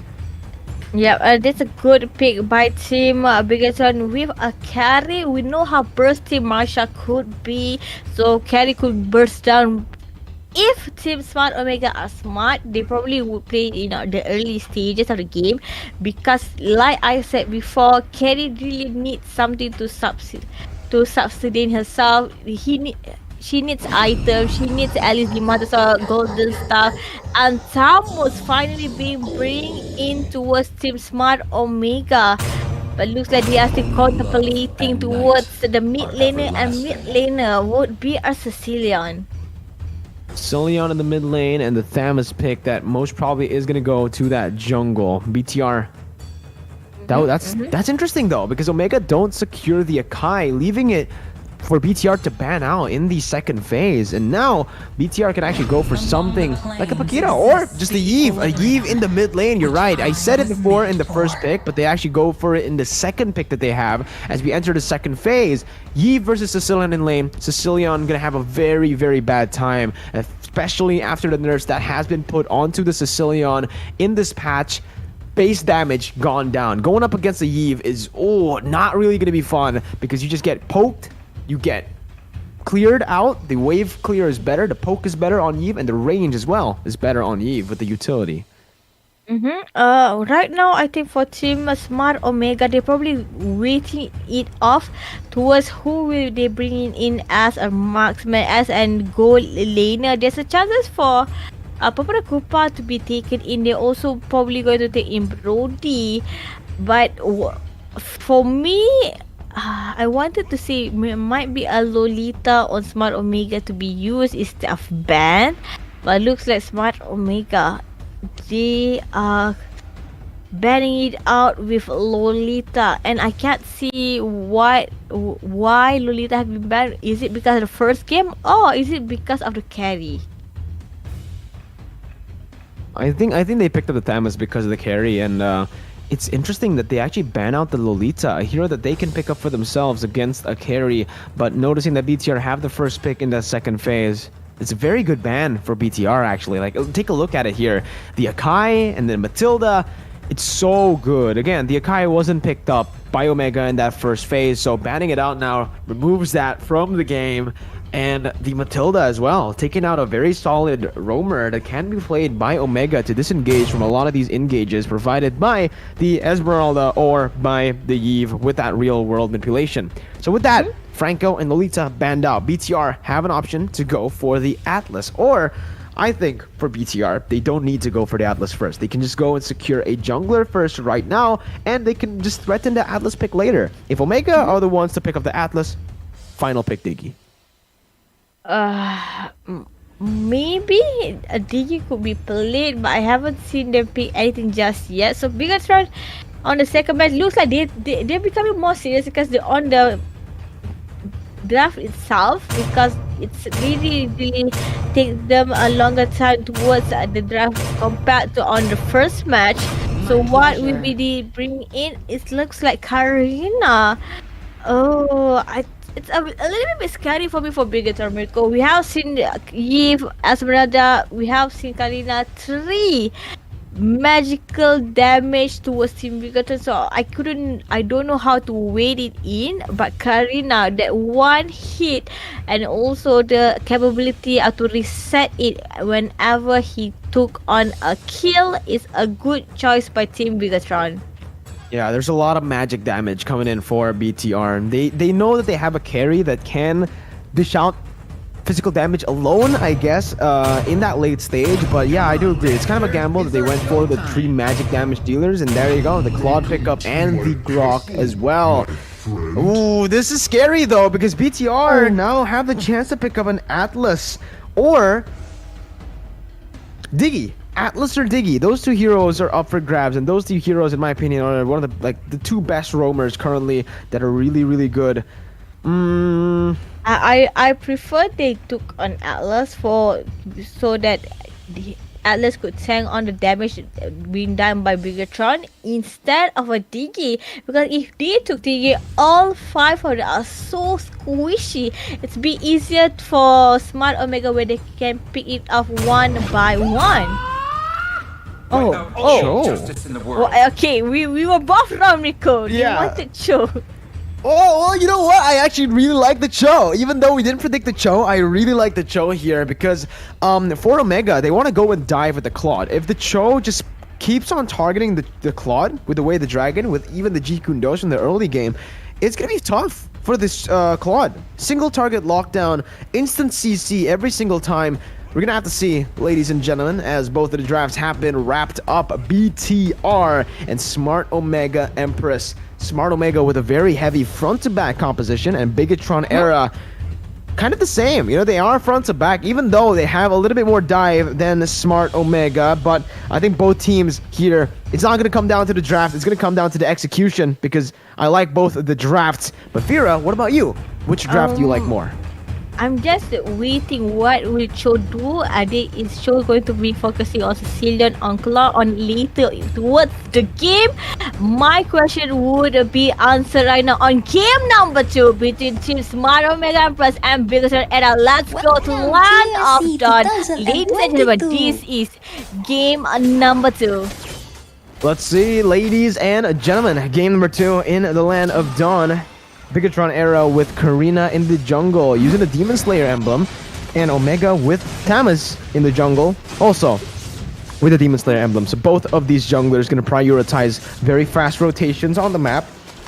But there's already some movement. Wow, super fast by BTR. Instantly towards that top side, trying to win the lane for Chell up against Shinoa from the get-go. Yeah.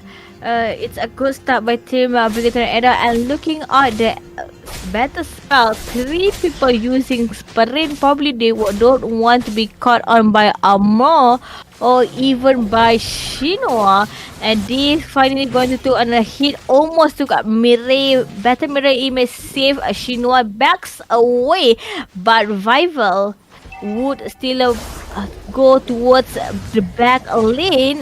Garden Wall trying to put it in, but First Blood, Mirai sadly could not hit towards the cage. She tried to put in another hit, not enough. Vivian at the back, but Shino is going to be get caught. Vivian, Retribution did not put out in, but Shino can't move back and front of him. Chell is waiting a double kill towards Carry. Double kill for Bigatron Era. Chell getting the 2 initial kills in the start is going to be massive here as they clear out that top side. BTR again, 2 minutes in and we're seeing this level of aggression. That's why the mid lane prio is so important and they find it so well. Even here Chell is playing it disciplinedly. She needs to get that gold minion, but she knows that the Grok is missing from the lane. Meanwhile though, as they bait up top, Mirai's gonna get caught in the real world manipulation, forced to flicker out, and in the bottom side, Bigatron Era used this distraction to take the turtle away. Going in again, contesting that turtle. 3v2 actually as Phoebe jumps in with a thunderclap, but Vival still finding the retribution now. Going to Phoebe, who's forced to use the sprint. BTR secure a 1,000 gold lead. Oh, what a nice play by Team Bigatron Era, and especially with Vivian on their side. Real Dragon could be used. Will he use it towards Amor or will he use it towards Ramos? But right now, Mirai on top lane, he's in trouble. And it's really hard for Team Smart Omega Empress to actually take on the first layer, first tier 1 turret towards Bigatron Era, especially with a Cloud on their hand, because Cloud could also the Blazy Duet didn't connect to anything. Notice how Smart Omega Empress here, they're just getting suffocated in their jungle. Notice how Vivian's going in for the Jikundo, actually going for away the dragon as well. Onto Amore, gets her, pinned her onto the wall for the real world manipulation to deal out the damage as Chell comes in as well. No sprint by Chell as she has used it here to get back. Shinoa coming in for the backup.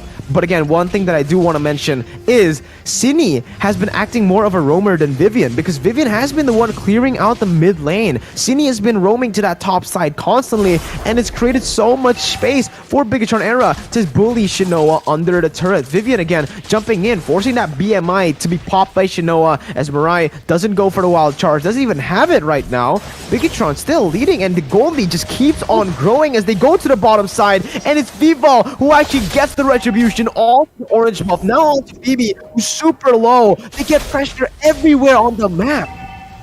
It's only on the 4th minute right now, and the pressure is really high. And not only that, look at the objective build now by Bigatron Era, dominating on the jungle, leaving Team Smart Omega Empress starving for any jungle, starving for any farming. They can't even do anything. They can't even do any population of jungling at all. But right now, the turtle have been taken by Vival.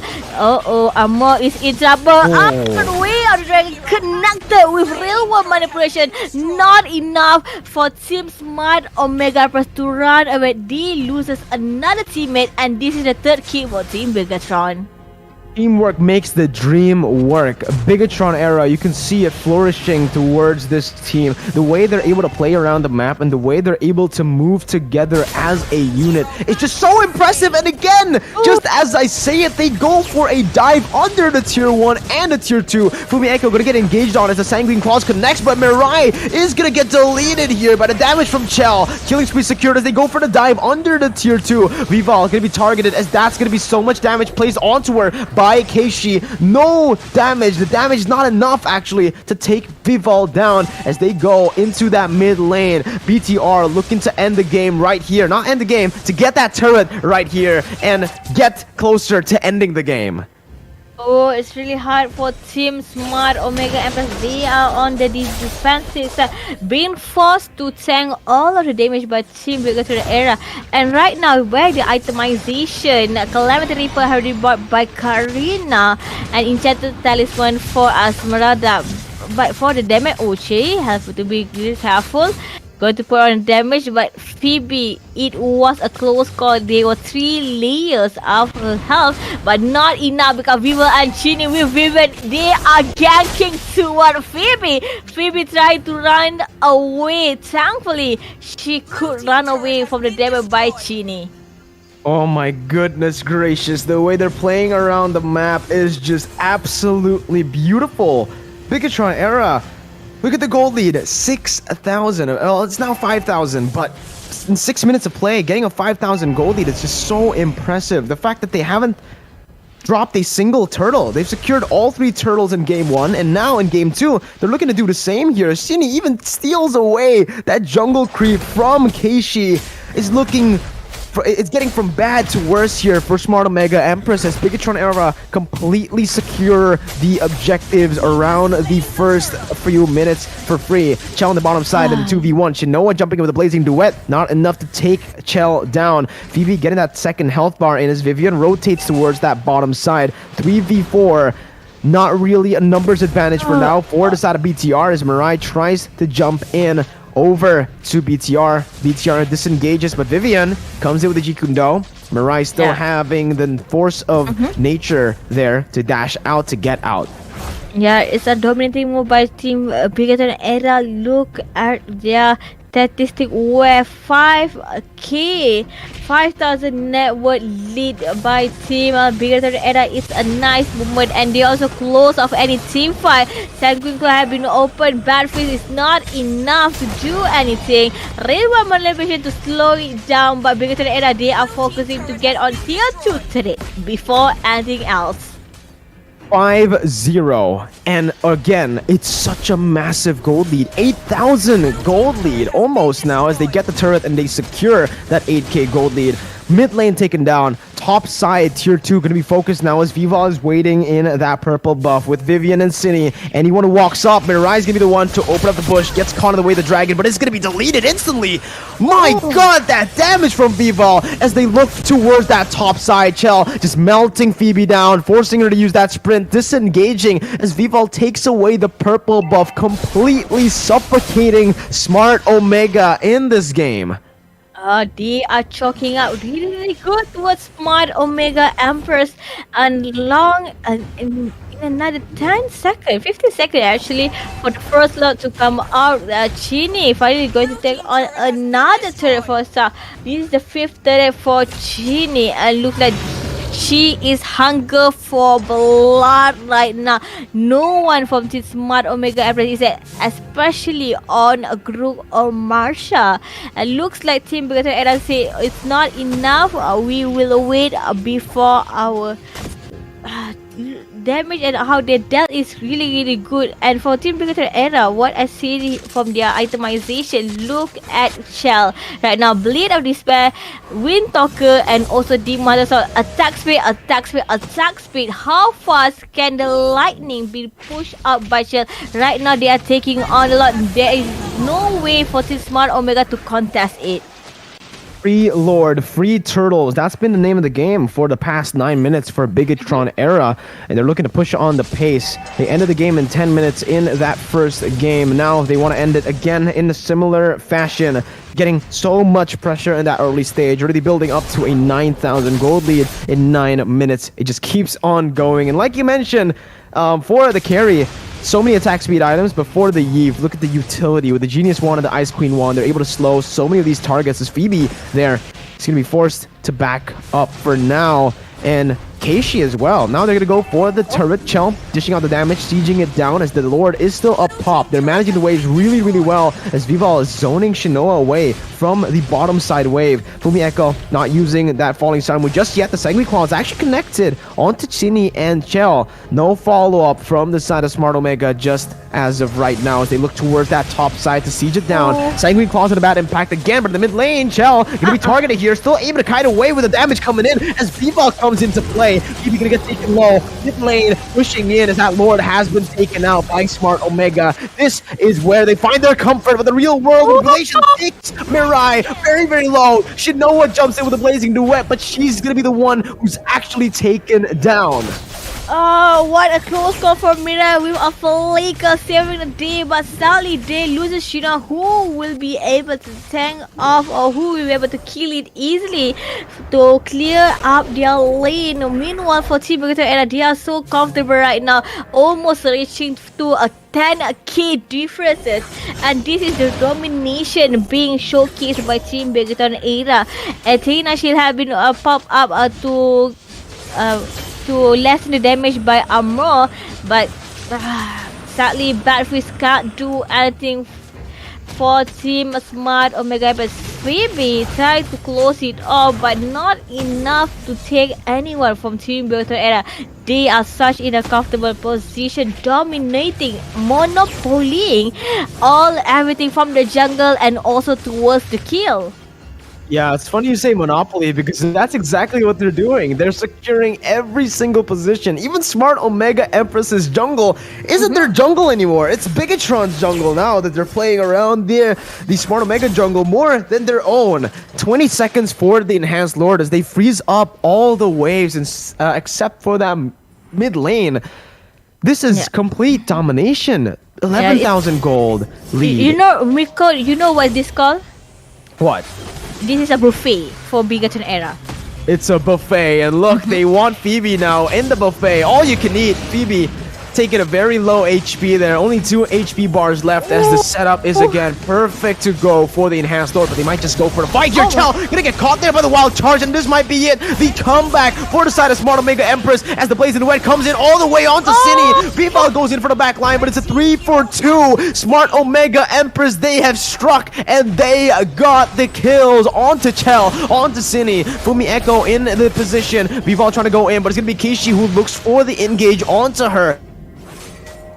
It's Blunder. a close call for Team Smart Omega Empress losing their 2 players, but it's okay. Team Brigator Era, they know they can't push towards any of the inhibitor threats. It's a move where Team Smart Omega Empress, sadly they have to wait for Shinwa. Will the Lord be started by Team Smart Omega, or will Brigator Era actually start? The Lord is here. It's only on the 13 minutes currently, and Dominant Eyes have been brought by Armor to help on their team fight. For Team Smart Omega Empress, that is what they have to do. They have to close call on Chell. If they could Chell yet again on a second death, it'd be easier for Smart Omega Empress to do their rotation. Especially none of the inhibitors, none of any tier turrets have been fallen down. But like we said, it's a free lot for Team Brigator Era. Backs away, Miracle. Oh, they go in onto Fumi Echo, and that's going to be Vivian bringing the damage onto Amore with the G Kundo Flicker. Vival wreaking havoc. Amore and Mirai both losing their lives in that team fight. 14 minutes in, BTR are looking for one more. Onto Shinoa. Vivian doesn't have the Flicker this time. Gotta be careful.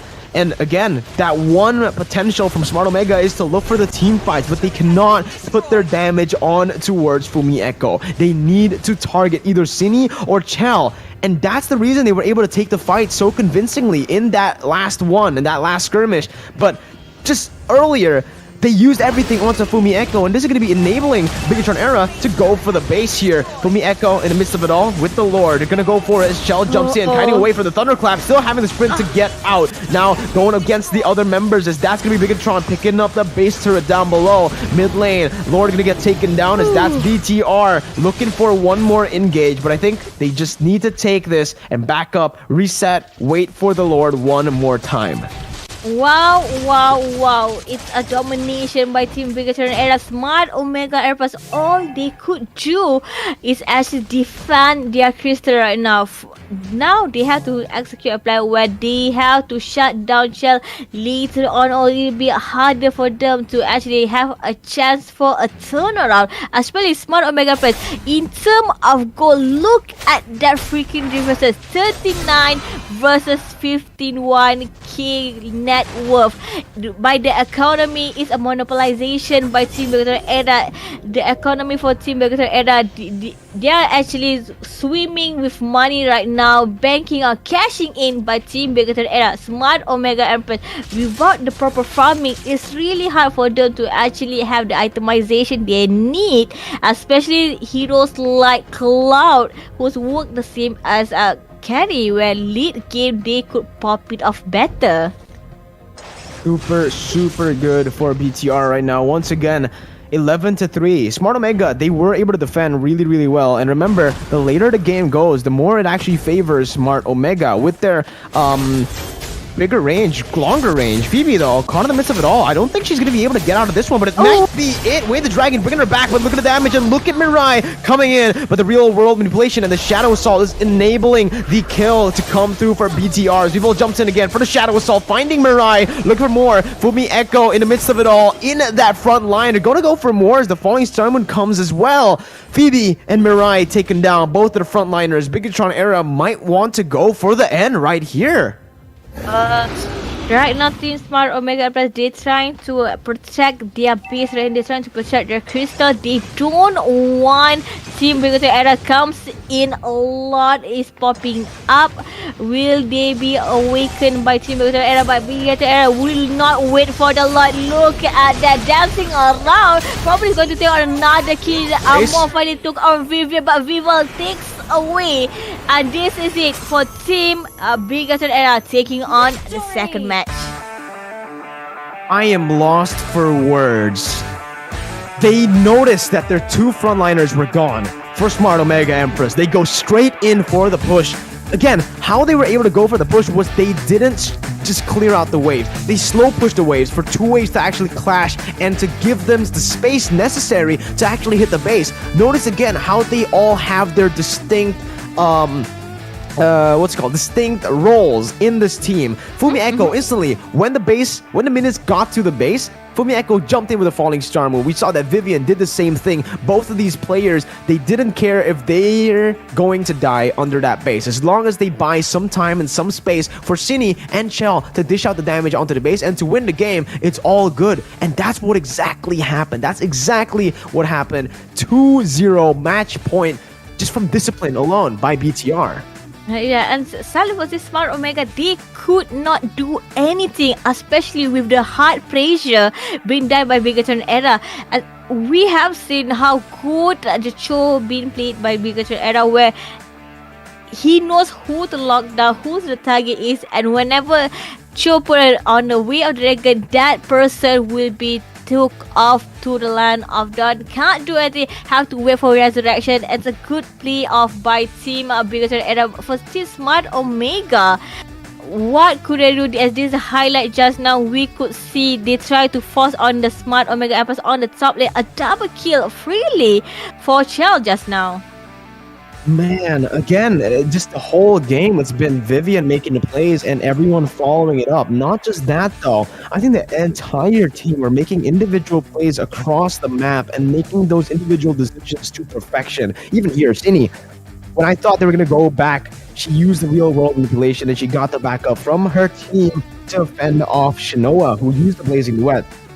This right here was the moment where Smart Omega Empress actually gave a fight. There was a moment where they could have just gone in and come back into the game, but they were too greedy. The next fight they took was on to Fumi Echo. Fumi Echo right here. This is the moment where they all just put in all their resources onto the frontliner for BTR, and because of that, Vivian had so much space to come in to get that flicker onto the other members, bringing Amore back to the team, and without the Sicilian, it just became a disaster for Smart Omega, as Bigatron Era were able to use the lack of high ground damage, the lack of that range, to just completely look for these kind of team fights. Yeah, it's really hard for this Smart Omega Empress, and Rivo Motivation also comes in from the back. Vival with a double kill just now.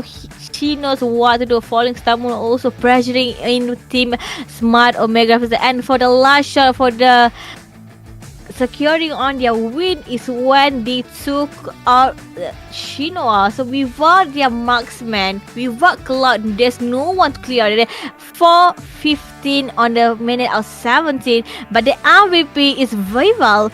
9-0 without 0 Holy Crystal, Divine Glade. We also have Shadow Twin Blade and Calamity Reaper. The burst damage being dealt by Vival is a lot, and we know if she kills anyone, the ultimate will be up yet again. So it's a good pick by Vival, especially where Vivian took off time again with a good kick by the Grey of Dragon. Good game, a 10.5 rating for Vival. What an absolute monster. 10.5, 9-0 and 2. She's the only member with Fumi Echo who didn't suffer a death at all. He didn't get a death in this game, but honestly, more props to Vival though, because Fumi Echo, she's a frontliner, right? As a frontline, she is very, very tanky, but Vival chose the movement, chose when to go in and when to actually move back almost just perfectly. And what an amazing, amazing play by BTR again, your MVP, Vival. Take a look at the items though. This comes down to individual decision making, right? Like no one can actually micromanage the entire team, because Chell, she went in straight for damage. She went for the Athenas right after noticing that Amore does so much damage to her. So again, very good decisions being made. And Cini as well. She notices that the only person who can really hit her is Shinoa if Shinoa dies with the Blazing Duet. So the defensive item she built was the Brute Force. It's all just so smart. And here it is, Vival 9-0 and 2 getting that MVP. Yeah, Vival played so well on the second game just now, but Smart Omega Empress looks like it's match point for Team Bigatron. For Smart Omega Empress, they have to be really, really careful on the third game. It might be the last game where they will be knocked down towards the lower bracket, and it might be an Indonesian fight during the upper bracket finals, but who knows what's happened, because the third round will be up next. So see you guys later. We're going to have a short break. It's me, Frida, and Miko signing off first.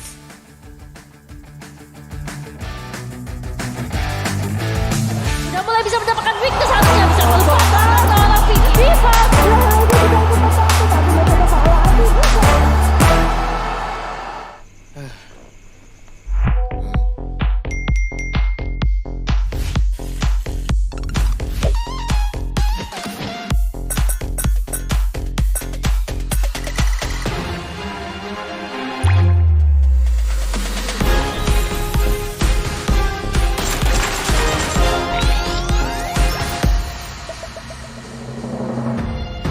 New skin ready.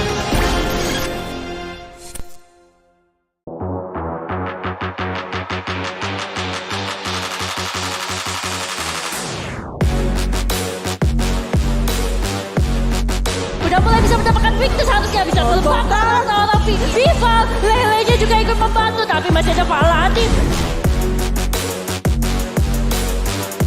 damage luar biasa. Dengan lightweight yang ada, akhirnya menumbaskan Miko double kill. Kekuatan seorang Hyun.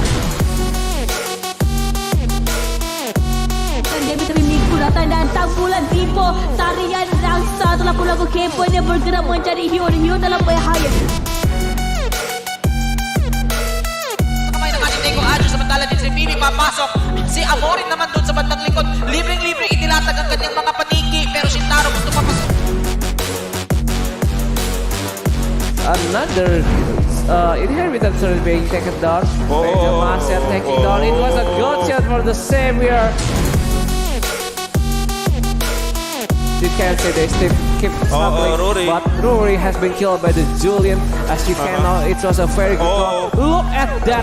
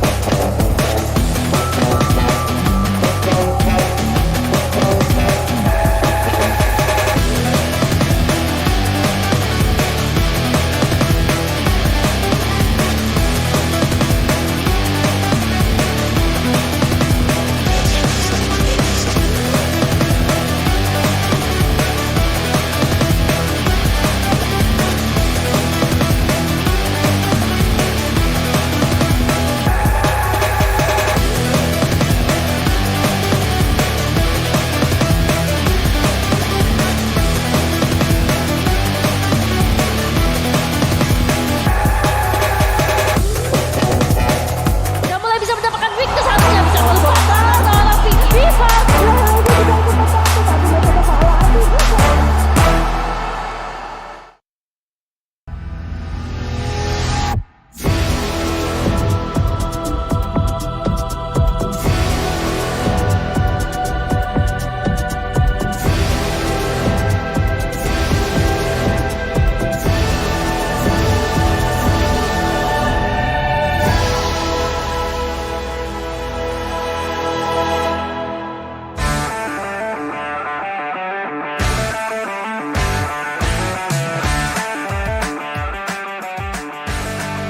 Do or die, ladies and gentlemen, back at it again for game number 3 of the UniPin Ladies Southeast Asian Championship 2022. Still with Mirko and Fira. This is it. Do or die match point for Bigatron era. Omega needs to get a victory now.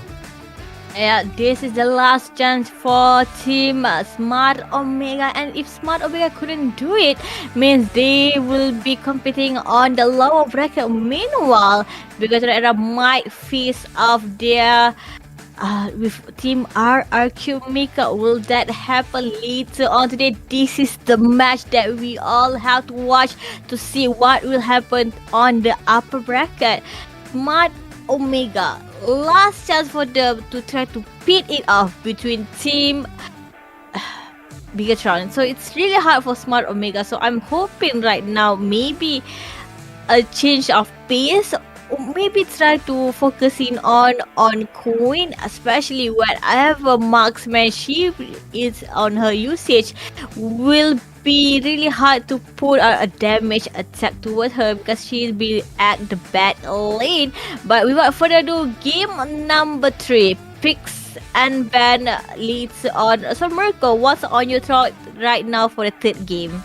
Well, you know, right now, what's on my thoughts is the giveaway for the MLBB Diamonds and cashback of UniPin credits, as you guys can just get it right now. It's really easy. All you need to do is log into your UniPin account and hurry up, top up your MLBB at least 50,000 at the link below in the description. Just go ahead and click it. Let's just log in and top up. Cashback and diamonds will be sent when the live stream period ends each day. And Bigatron Era, they have a chance to end it right here, right now. With the 1-1 ban coming in against from the side of BTR, Omega will be the ones forced to ban either the Faramis or the Valentina, or even both of these heroes. Valentina have been banned away, giving up a vibe. Will Paquito be banned, or will they actually ban on a link towards Team Omega? So for Bigatron right now, I'm thinking probably they might try to ban in a jungler right now, or maybe another marksman to slowly close off Team Omega. So Team Bigatron, what are the chances right now for them to do? Because this is the last match point that they need. So they're probably going to take on all of the comfort picks right now. Natalia, yet again, have been banned. Fanny might be banned for Team Omega. They don't want to give it towards a Team Bigatron. Might be Fanny Faramis, or maybe Faramis first. Not sure right now. We'll have to see what they actually go for here. But for the side of BTR, it is the Natalia again. Like you mentioned, this is interesting, right? Because we didn't see the Natalia ban at all in the first match of the day. But here, it seems like Natalia has just been targeted all throughout the series. But the Omega team will go for the ban towards the Beatrix. Again, respecting just how much pressure the Beatrix has in the game. It can end games so fast into the series. So let's just see once again here. Faramis has been left open. BTR can go to ban it right now, or they could just force the man to come from Smart Omega by going perhaps for something like the Akai. Yeah, that is still up for grabs for Omega. Right now, I'm still thinking, what will they do? Maybe an Atlas ban, perhaps. If not, they might even ban out maybe Popo and Koopa for the third game right now. Maybe. Yeah, considering Bigaton is lean more towards their gold laner, so I may perhaps a gold laner going to be banned. I don't think the gold laner is going to be banned. I think they go for the Masha. Yeah, there goes the Masha ban actually for the side of Smart Omega. Leaving the Faramis open for BTR to take. Oh man, that's super risky. I think BTR are going to lock it in, and just like that, Faramis locked in. 100% win rate still in these games today. My god. I don't know. I think the Masha should have been the one left open. Leaving that Faramis up for grabs is just so scary. Right now, I think it's a perfect chance for Team. What's your command? Oh, looks like Team Omega is taking in with a Fanny. I think a Fanny to counter pick Faramis is a good pick. Fanny could actually kill off Faramis easily, but will that happen? And Xavier also will lock in, dawning light towards the back lane. So they probably want to kill our Faramis in the early stages. Well, with the Fanny pick, though, we actually have seen Keishi on this Fanny pick. If BTR go for a Franco right now, that's a very good pick up against a Xavier and a Fanny to just lock them down. You know, stopping the Fanny out of, or they could just go for the Kufra. Yeah, another pick that is a roamer that also can counter to the Fanny. So if they don't go for the Franco, the Kufra is what they opt for right now, but they gotta go for an XP laner. The Paquito gets locked in, most probably gonna go to the XP lane, but this can also be a jungle Paquito. Very flexible pick for that Paquito in that final phase, but Omega, they go for an Esmeralda here in game number 3. Locking it in, we're going to jump into the second phase of the draft. I really like what both are doing. Dyra have been banned out because of the Esmeralda. So Team Bigator right now, what are they looking at? They have to ban out a roamer. Maybe an Atlas can be banned right now. They could also, I think an Atlas could be a good ban for their team right now. And yep, Atlas have been banned for Team Bigaton. Omega, last ban right now. Since the marksman, their goal laner have not been yet picked. So Team Omega probably going to ban in another marksman. Maybe a Brody in mind. If not, Brody might be Claude. Yep, probably Claude. We might see the Claude ban here. The thing is, if they already have a Fanny, just leaving the Brody up for grab. Yeah, Brody I think is the better ban actually, because they already have the Fanny, right? The Brody is a hero in the gold lane. They can actually stop the cables with the stun, and also the total part memory can just follow Fanny around, even though her wait, what? They go for the Ling ban instead here in game 3, so they're limiting the hero pool for BTR. But remember, BTR can just put that Paquito as a jungler and secure another XP laner for themselves here, and BTR ban the Franco. But what I was saying is the Brody is this total part memory can actually follow Fanny, even though she uses the cables to fly around. So I thought Brody was going to be the ban, but yeah, it's been left open. Omega, you can have the Popo and Koopa just trying to get that pressure as much as possible in the early stage. As BTR now, they have the chance to pick up an XP lane and a gold laner. Yeah, I think I understand why they left it open for Team Bigator. Maybe, perhaps, the last pick would be a Lolita for Team Smart Omega. Looking at the drafting by Team Bigaton, they have to pick maybe a Brody or a Cloud. So I think it's a smart move for them to just let it go, so they can pick out a Lolita to counter pick towards Team Bigator. But Bigator have not yet decided for their picks just yet. Will it be Brody or Cloud? Looks like Brody is coming in with another pick from Team, and Hellcat would be the jungler for Team Bigatron. Going for the Hellcat here, and that's going to be the Diggy response from Omega. So what they want to do right now for Smart Omega is kind of disengage, look for the fights, using the Fanny to bait out the skills and bait out that cult altar for them to disengage and then re-engage again when the cult altar has been popped. So a very difficult win condition for the side of Smart Omega. I think it's just an easier win condition for the side of Bigatron Era this time around.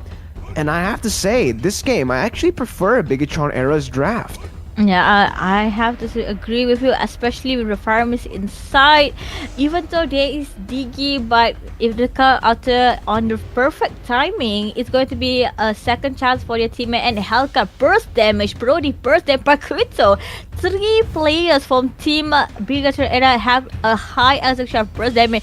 Smart Omega Empress without a tanky hero, it's really hard to move forward, especially with Xavier and also Popo and Kupa. But let's all see what's going to happen. The third match decided. Let's go to Land of Dawn between both players.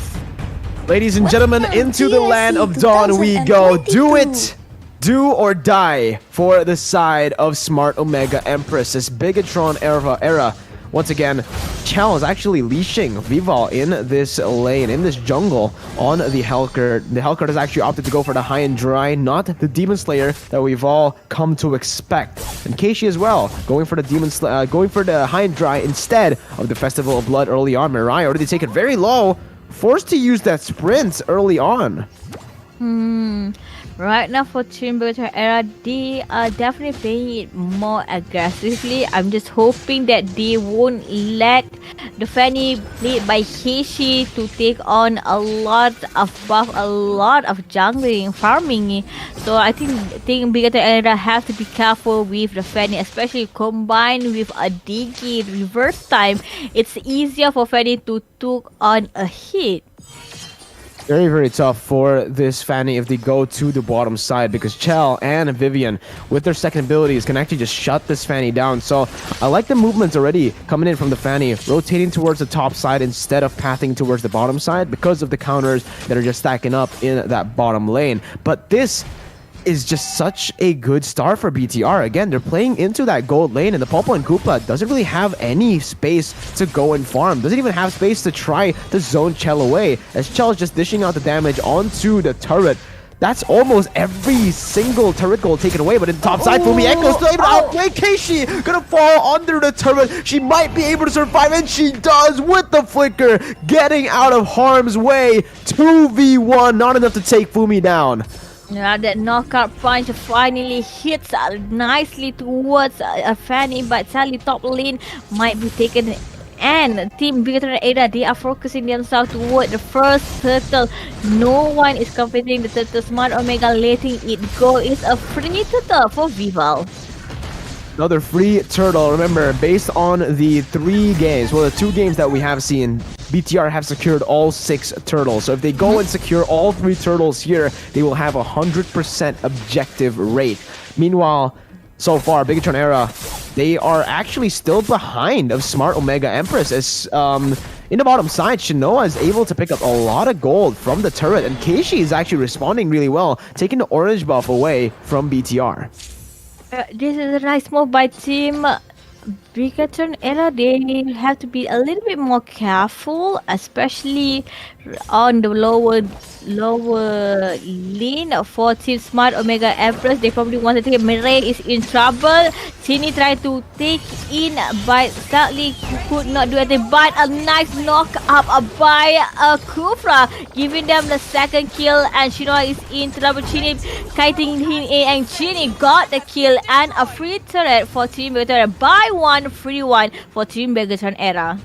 Hard commit into that gold lane, and even Keishi unable to secure her own orange buff, as Bigatron Era was able to put Fumi Echo down in that jungle with the help of Vival. And now, Bigatron Era, they secured another 2,000 gold lead in the first 3 minutes of the game. Chell is fed, and she can just rotate up top. They can just go to look for the swap once again, play for the gold lane again, and just keep on getting the gold lead onto the hands of the rest of the team here.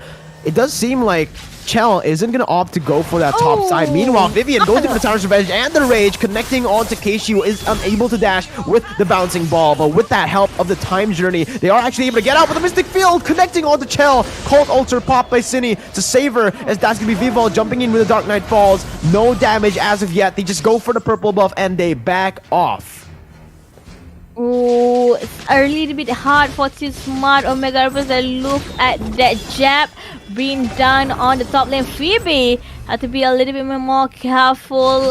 Fumi, Eco have to walk away, but seeing that Keishi is near, will they beat on a Fumi? I don't think Fumi could be dealt that easily. The turtle is up yet again, will be on focus. Dawning Light not hitting it enough to kill off one of Bigaton Era, but sadly Bigaton Era comes yet again. They wanted a kill. It's a little bit more trouble for Smart Omega, but behind the Vivol is probably waiting to jump towards a team fight. I thought she's going to use a Dark Knight Fall, but sadly Dark Knight Falls is going to be safe first, probably doing an emergency. And here we can already see in the bottom side as well, they put the Brody weak side. They go towards that top side to secure the turret, and they go and take the turtle. Again, just these decisions, these conversion onto the objectives are just so spectacular from the side of Bigatron, as Cine now goes in for the Shadow Stampede, bringing Chinoa all the way back. Oh my goodness! Instantly deleted, even though the Falling Sun Moon connects onto 2, there's no follow-up. And look, even to the bottom side, the Brody he got a solo kill against Shinoa. She's waiting in the bush right now onto Phoebe. Still has a second ability to get out. Mystic Field not connecting onto Chell, who's still able to get out of this position, but the purple buff might just be contested once again by BTR. It doesn't seem like they want to greed out for it, and both teams just disengage for now. But again, 4,000 gold lead for BTR. Yeah, right now Bigatron Era with a 4-kill lead in their hands and a 3,000 lead on gold right now. Seeing how good their rotation is, especially on taking on all of the jungle from Team Smart Omega Rebels. Smart Omega Rebels, sadly, they are being forced to slowly lose their farming ability, to slowly lose their capability to do anything, especially more. None of the Dawning Light hits a target, and we could see Phoebe trying to clear out the lane because they don't want to give any opportunity to Bigaton Era to actually zone inside the turret, and this is a little bit hard for Team Smart Omega. The bottom lane probably is going to be taken easily by their team. We're gonna go take it away. Vivol taking it up there, as the mid lane is still very much intact. Fumi Echo caught in the 1v3 position right here, caught in the reverse time as well, as they're buying time for Fumi, but Fumi just goes in onto Mirai, still having the knockout strike to dish out the damage, forcing that sprint to come through as Chell deals the damage onto Phoebe with a torn apart memory. Oh my god, sniping her, the fadeaway all the way until the tier 2 bottom. That was so far away, yet the torn apart memory just connected very well. And BTR, again, this might be it. Full objective control, the third turtle of the game spawning. It's really hard for Team Smart Omega Empress to like the buff is going to be stolen. Keishi runs away, but Keishi is going to be killed by Viva. Double kill, and the buff also going to be take a look at the best. Shinoa trying to push away Bigaton from their jungle. Dawning Light not even hitting, not even really. It's like being beaten by an ant. Not enough damage for Smart Omega Empress. And coming for a miracle. Oh my god, once again it's Vivian who gets the Tyrant's Revenge and the Rage over to the Omega members, as that's Fumi Echo jumping with a knockout strike, and Chell picking up the kill with a basic attack. Dawning Light unable to get Cine or Chell down, both of them still surviving, only losing their roamer. The 2 kills that Smart Omega have been able to get in this game has only been onto Vivian, and you can see the impact that it has on BTR. The rest of the members are fully able to just complete their items, with the Brody now going most probably onto that Hunter Strike. That's gonna be Mirai, taken very low, still able to get away with the flicker by Fumi Echo. She goes in for the final jab to seal the deal. That's another kill over to Fumi. It's really hard for Team Smart Omega Empress defending themselves, especially right now. Team Beginner Era, they are trying to get on the first slot. Currently, without anyone stopping the Smart Omega Empress, they are on the defensive move. And for Team Beginner Era, I really love what they're doing, especially with Vivian, a direct counter toward Keishi. So wherever Keishi goes, there will be Vivian waiting to bounce it off. And Lord is walking down street with their teammate. Beginner Era probably try to split push in the mid lane. Mirai is in a little bit of trouble, but we know with the presence of a Chini as farmist, they can definitely dive through a turret. Look at the position of Umieko, already jumping in with a knockout strike, but she's gonna get taken very, very low, almost taken down, but she's still able to sustain for now, as that's the torn apart memory, taking Mirai down. They're looking for more as the Dark Knight Falls comes through. Vivian with the Tyrant's Revenge and the Rage, bringing Phoebe back into the range of the rest of the BTR members. Bigatron looking for one more turret there in the top side, bottom side, gonna be taken down very low by the Lord as they look for it. Zini with the Shadow Stampede, able to bring Shinoa back in, and the Cult Altar is placed once again, losing 3 members. Bigatron Era are gonna look for the end right here, right now. 10 minutes in, Smart Omega Empresses with a high ground damage that Amore has will not be able to defend as they go straight for the base. It's a 3-4-0. It's 3-0 in this series, a complete shutout. Oh, wow. Look at that. Team Baton with a clean sweep right now, putting it yet again towards their name.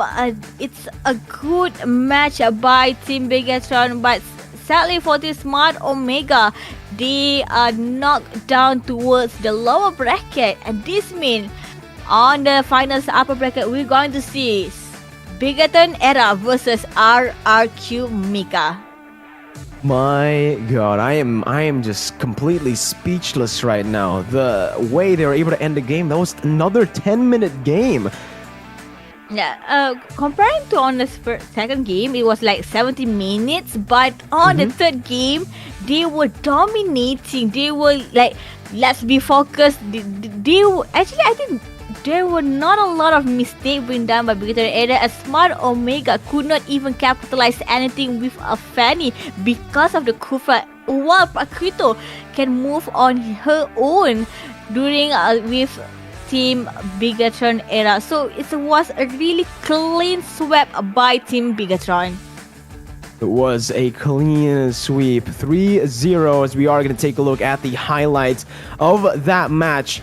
Match 8, game number 3. It's another 3-0, and it's a 10-minute long game. So the highlights are going to be crazy, man. You know, probably the just crazy objectives takes and those team fights by the Faramis. All, even by Vivian's Engage, Revenge, Rage on the Tyrant's Revenge, Tyrant's Rage. The Cult Altar was just perfectly placed as well every single time, not letting a single member die except for Vivian.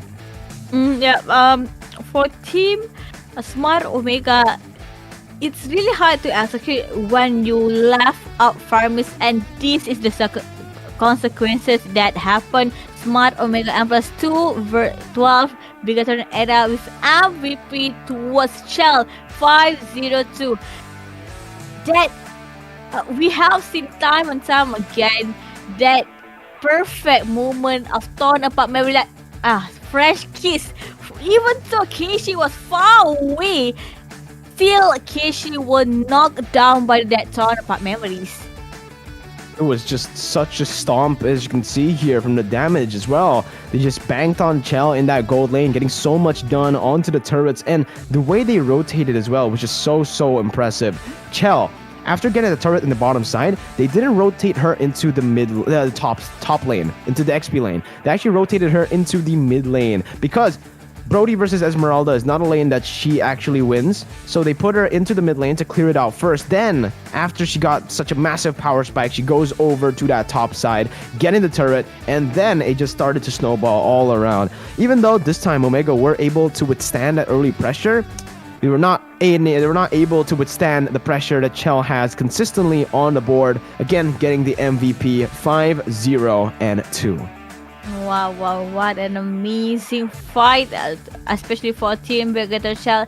They still dominating on the female leagues, but who knows, during the upper bracket, an upset could happen, especially RRQ Mika. They are also starving. They also want to go towards the grand finals. But let's see on the bracket first, because there's going to be a lower bracket finals and also upper bracket finals soon enough. Let's see, ladies and gentlemen, for match 9 and match 10, there you go. We will have the teams Reborn going up against the team right here, boys and girls. We are going to take a look at RCX, or Raka Azur, the team that just got knocked down by RRQ Mika. And then match 10, we have Smart Omega Empresses going up against Rose Ophelia. So it's a rematch for Omega and Rose Ophelia. Ooh. They met in match 3 and they will meet again in match 10. Oh, it's going to be a scary position for Team Rose Ophelia Malaysia, especially competing yet again with the same team, while Roku Azure competing with Reborn. So, I have seen Reborn are improving a lot, so it's a match that I really wanted to see later on next day. And finally, we also have the upper finals, which is RRQ versus with Bigatron. Yes, RRQ Mika taking on Bigatron Era in the upper bracket finals, a full Indo versus Indo upper bracket finals, ladies and gentlemen. But today, it's all just super fast games. 3-1 in the first match, 3-0 in the next one. Very stellar performances, but ladies and gentlemen, don't forget, this tournament is going to go all the way until the 28th of August. So stay tuned, because tomorrow we will have another set of stellar matches. But for today, it is done. 2 matches done and dusted. Thank you guys so much for watching. Once again, it's me, Mirko, and Fira. We will see you next time.